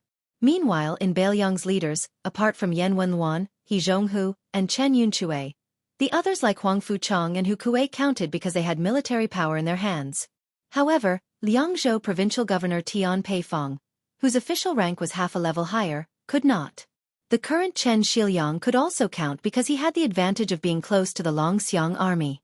During the Battle of Qingcang City, he also had a life-and-death relationship with Liuzhou General Ko Jianghuai. However, Su Beiji could not.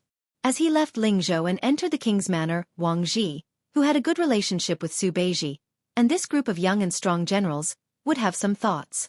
That was why when Beiliang's big shots met at Beifong City and Wang Ji left Lazica North, apart from Wang Ji wanting to advocate for Su Beiji, wasn't Lingzhou General Han Laozhan secretly inciting him? Wasn't this the first time the entire Lingzhou military system, which had high hopes for Su Beiji, spoke up? Su Beiji was like this. In reality, almost all of the border army generals were like this. Why was left cavalry commander Zhou Kong so adamantly against splitting his troops? Was Jean Partridge really greedy for power?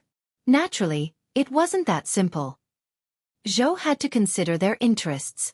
As long as he, as the deputy cavalry commander, wanted to advance in the border army, he had to give the people behind him some assurance. However, Su was too strong.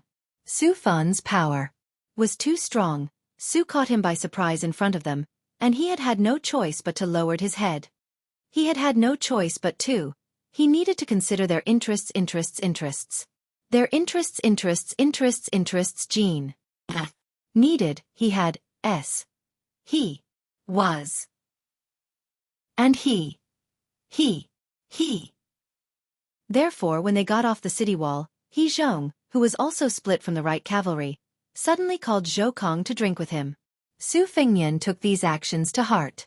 As long as Jean Partridge didn't do anything too extreme, it was fine. There was no reason to strip him of his military power and not allow him to complain. The number one person in the Beiliang border army, Chu Lushan, stayed in the Huaiyang Pass Governor-General manner. He didn't show his face from start to finish. Wasn't it because even he, Chu Lushan, wanted to do something but couldn't? Rather than making a futile effort and making people hate him, he might as well just shut himself in. Li Yang's previous emperor, Zhao Dun, killed Zhang Julu. Then one day if he really defeated Bei Mang, would Su Fengnian have to make a choice between Su Beiji, Chen Shiliang, and some other general situation? Similarly, would Su Beiji and Chen Shiliang also have to make a choice between the king of Beiliang and some ideals and dreams? Maybe not, maybe he would. This, perhaps, was already enough to make people feel uneasy and uncomfortable. The commoners who ate steamed buns and the nobles who ate cauldrons had different degrees of pain and contentment. However, the weight of pain and contentment was never different. The celestial couple who lived freely in Jianghu, the gifted scholar and beautiful woman in a small place, and the poor and remote people who grew old together. Perhaps their love had different degrees of grandeur and gentleness, but their feelings for each other were actually not that different. Su Fengnian and Su Beiji walked up the outer wall of the market that wasn't very high. Wang Ji tactfully didn't follow them. Su Fengnian squatted on the short wall and ate the roasted naan that he had just bought from the stall. He bought 2 naans, but Su Beiji didn't appreciate it. He stacked the 2 naans together and ate them. Su Beiji sat cross-legged and clenched his fists on his thighs. He was in a daze. Su Fengnian asked in a muffled voice, "Ju Zi, why are you so angry all of a sudden? Other than me, who else has offended you?" Su Beiji said slowly, "This world has offended me, and you're such a coward. Of course I'm unhappy." Su Fengnian ate the naan until his cheeks were bulging. He turned his head and smiled. "Actually, I'm not happy either. Perhaps I'm too thick-skinned. You can't tell." Su Beiji didn't turn his head. "If one day Beiliang defeats Bei Mang and takes over the world, I won't go to the Central Plains. I'll go back to Bei Mang." Su Fengnian gasped in surprise. "That's a pity. Let me tell you, in the past, in order to trick me into going to Jiangnan, Big Sister always said that the land there was good, and that the streets were filled with delicious girls. I didn't believe her at the time. Later on, I went to take a look myself. It was true. If it weren't for the fact that Beiliang has a girl from Yanji County to support us, I really wouldn't want to leave the Central Plains. Even if you don't want to be an official, you should still go and take a look." Su Beiji raised his head to look at the sun. He squinted his eyes and said, "I'm not going. In this lifetime, I'll walk from the north to the south. Lingzhou in Beiliang is already south enough." Su Fengnian leaned his shoulder against Su Beiji. "Ju Zi, you don't like any girls in Lingzhou? If you do, but the girls don't agree, I'll help you snatch them." Su Beiji turned his head to look at this unruly young prince. He said seriously, "If you become the emperor, don't let Chen Shiliang be the grand secretary. It'll be good for both of you." Su Fengnian was stunned. He smiled and said, "Don't worry, I won't be the emperor." Su Beiji said again, "Then don't let Chen Shiliang be the second Zhang Julu in Liang." Su Fengnian patted his chest and said, "If I really beat Bei Mang, I won't have any worries. It won't be as difficult as you think to decide who dies and who doesn't." Su Beiji shook his head and said, "Zhang Julu wants to die." Su Fengnian fell into deep thought. Su Beiji sighed and said, "Chen Shiliang isn't suitable for the central government of the imperial court. He can only be a provincial governor. At most, he can be an administrator far away from the capital.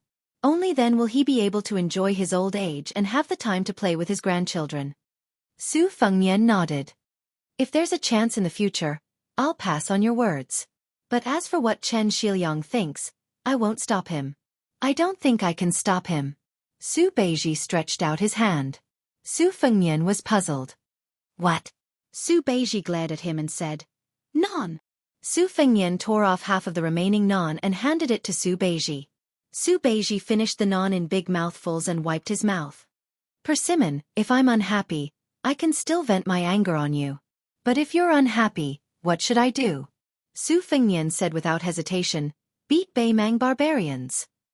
Su Beiji, who was sitting on the ground, closed his eyes and patted his knees with his hands. Su Fengnian followed the beat and whistled. 1 persimmon, 1 tangerine.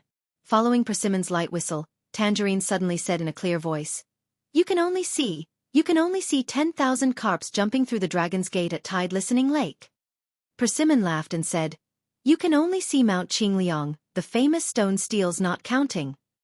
You can only see a bottle gourd's mouth building a view of the capital. You can only see the skeletons of the dead under the high walls. You can only see the north of Liangzhou riding horses in the west wind. You can only see the south of the border, the sound of Long Long's books breaking out of the hut. You can only see 300,000 cavalrymen dominating the world. You can only see the Beiliang people wearing mourning clothes. Many years later, the Beiliang Palace on Mount Qingliang had long become the residence of the Beiliang Taoist administrator. In the middle of the night, a white-haired old man stood alone in the snowy night with a walking stick and looked at the end of the street. The old man with the surname Chen, who was known as the #1 border official of the new Liang dynasty, had been guarding the house behind him that used to be surnamed Su for 40 years. A full 40 years. Because of this, he had rejected the invitation of the new emperor of Liang at the end of last autumn and refused to become the new grand secretary of the new dynasty. Therefore, he had rejected the posthumous title of Wan Zheng. Everyone in the Liang court knew that this poor scholar from Jiangnan, who had risen in the northern Liang officialdom and never left the northern Liang, had the lofty ambition of dying as a civil official before entering the northern Liang. He had just resigned from his position yesterday. Now, the old man's hair was the same color as the wind and snow. Just when the old man, whose vision was blurry, thought that no one would come, a carriage arrived leisurely. The old man walked down the stairs shakily. Another white-haired old man walked down from the carriage. The old man who had come from afar was clearly not as strong as the old man surnamed Chen in the large house. The old man surnamed Su wore a thick fur coat and needed the help of the coachman, who also had the surname Su, to walk up to Sir Chen. The three of them walked up the stairs together and turned to look at the snowy street. Separated by the most inexperienced person in the middle, Chen Shiliang, the Beiliang Taoist administrator who had held the post for more than 30 years and was unwilling to move, leaned forward slightly and turned to look at the other old man. He laughed softly and hoarsely. I helped the prince guard Beiliang Road and this Mount Qingliang for 40 years, so you're not as good as me. Isn't that right, Su Beiji? The doddering old man in the thick fur coat snorted coldly with all his strength. You win, okay? The old man in the middle, although of similar age, looked to be in his early 40s. He held the hands of Chen Shiliang and Su Beiji on both sides and laughed softly. Don't fight. The emperor of Liang had changed and the title of the dynasty had changed. But the three old men, Su Fengnian, Su Beiji, and Chen Shiliang, only tonight, they had seen the heavy snow of Beiliang. Chapter 1674. Originally, in the early autumn of the second year of the Li Yang auspicious talisman, the civil and military officials of the Chu imperial court wished they could divide the world. But in a short 3 months, there was an atmosphere of mourning. If it was not for Grand Preceptor Sun Shiji being neither sad nor happy, and Chao Zhongqing showing no signs of taking over military power from Xie Shibian, the court would have been in chaos. But to Empress Jiangxi, who sat on the dragon chair and wore dragon robes, there was no difference whether she was looking at a group of glowing officials or a group of frowning officials. She even had some mockery that no one knew about. Earlier, De Chu had defeated the strong on the Guangling River and wiped out vassal King Zhao Yi's Guangling navy. Later on, they had successfully ambushed the Nanjiang army's important supply base. At the time, the most clamorous discussion was something like, a country cannot do without a ruler cannot do without an empress. The current empress of Dechu, although a woman, still needed an empress to conform to etiquette, right? Therefore, Song Maolin, who was known as Dechu's twin jade annulus along with Xie Shibian, and the eldest grandson of the Song household who was known as the Northern Su and Southern Song, along with the Prince of New Liang, had the most support. Perhaps it was because Song Maolin was so outstanding that even Grand Tutor Sun Shiji hinted to Chao Chongqing, who was far away from the court, that he might as well agree to this marriage. Not only was it beneficial to the stability of the Jiang family of Dechu, but the young empress could also not be considered lowly. But as the #1 general of Nanjiang Wu Zhongshuan, parted ways with vassal King Zhao Yi and returned to Guangling with the dual identities of Liang Minister of War and Great General of the Southern Expedition, Lu Shengxiang finally revealed the fangs that a famous general should have.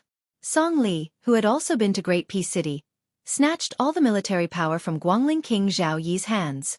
Especially with Chen Zhibao and the elites of the Shu lands entering the battlefield, Dechu's front lines shrank. From frequent reports of victory, they went into a passive defense. The enthusiasm in the court that seemed to be close to attacking Great Peace City was like a bucket of cold water poured over their heads. Most of the officials and nobles were like frosted eggplants.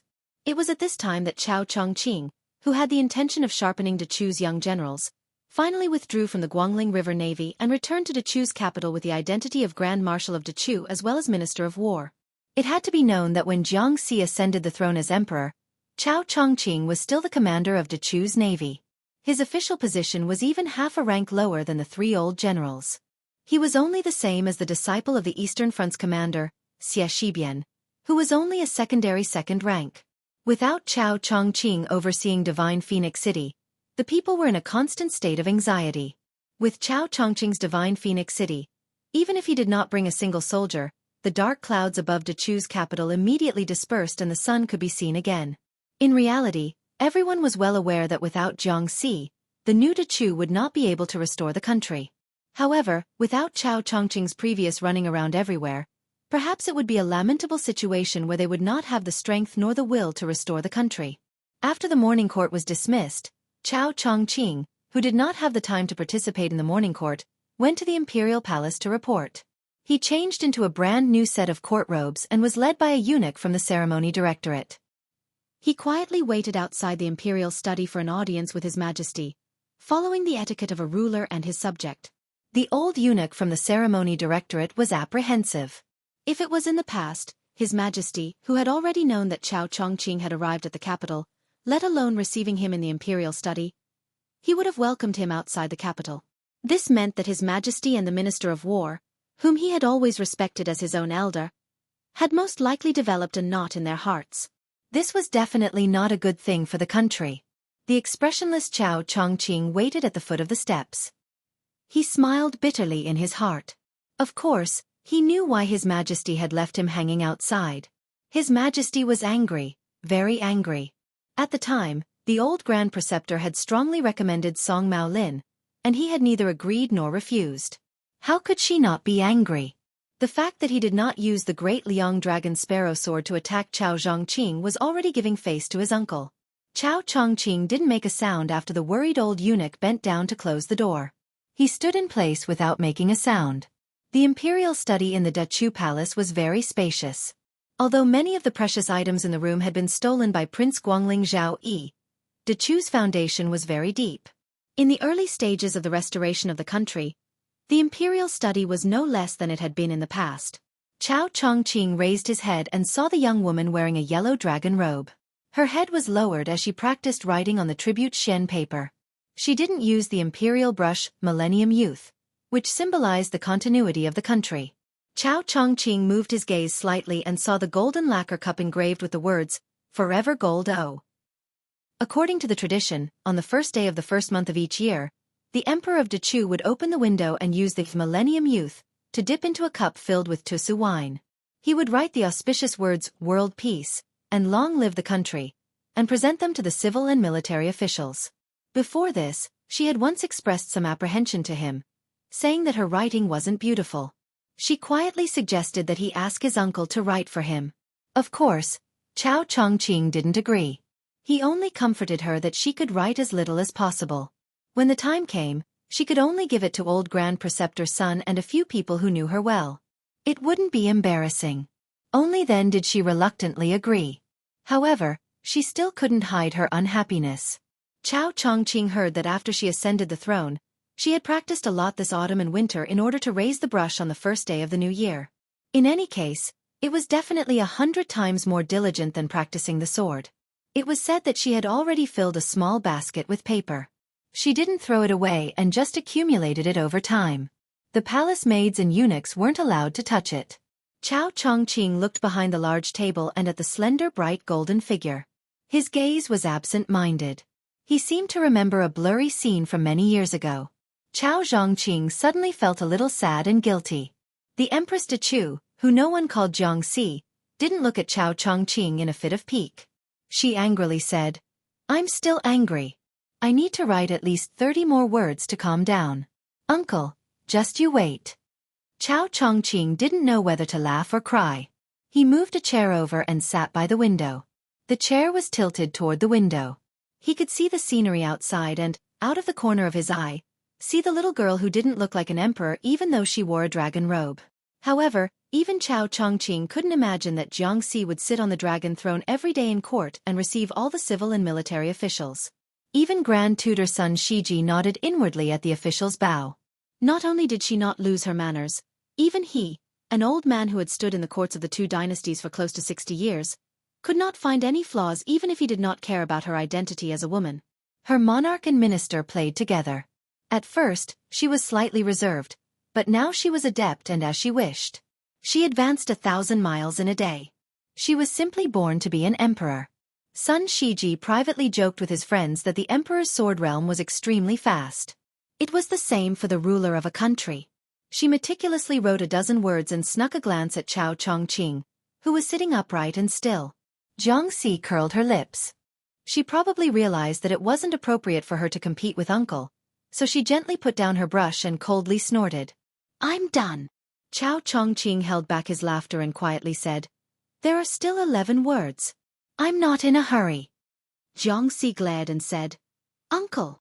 Chao Chongqing smiled slightly and said, "All right, I know that Song Maolin's matter has angered the emperor. I came to the capital this time to be the emperor's punching bag. After all, the old grand preceptor is old. The emperor can't lower himself to the same level as him." Jianghu put on a show of force and picked up the brush again. "If I didn't want to be the emperor, I would have secretly beaten that Song guy into a pig's head." Chao Chongqing couldn't help but laugh. Of all people to learn from, that king of Bailiang pulled out Jean Lanting's beard in Great Peace City. It caused the assistant minister of the Ministry of Rights to wait half a month before he dared to go to the yamen for roll call. Jianghu placed the brush heavily on the brush holder. Chao Chongqing hesitated for a moment and then sighed. Qingliang Mountain must have a consort for the king of Bailiang after the great victory. In this matter you can't blame him. Jianghu lightly slammed a fist on the table and glared angrily.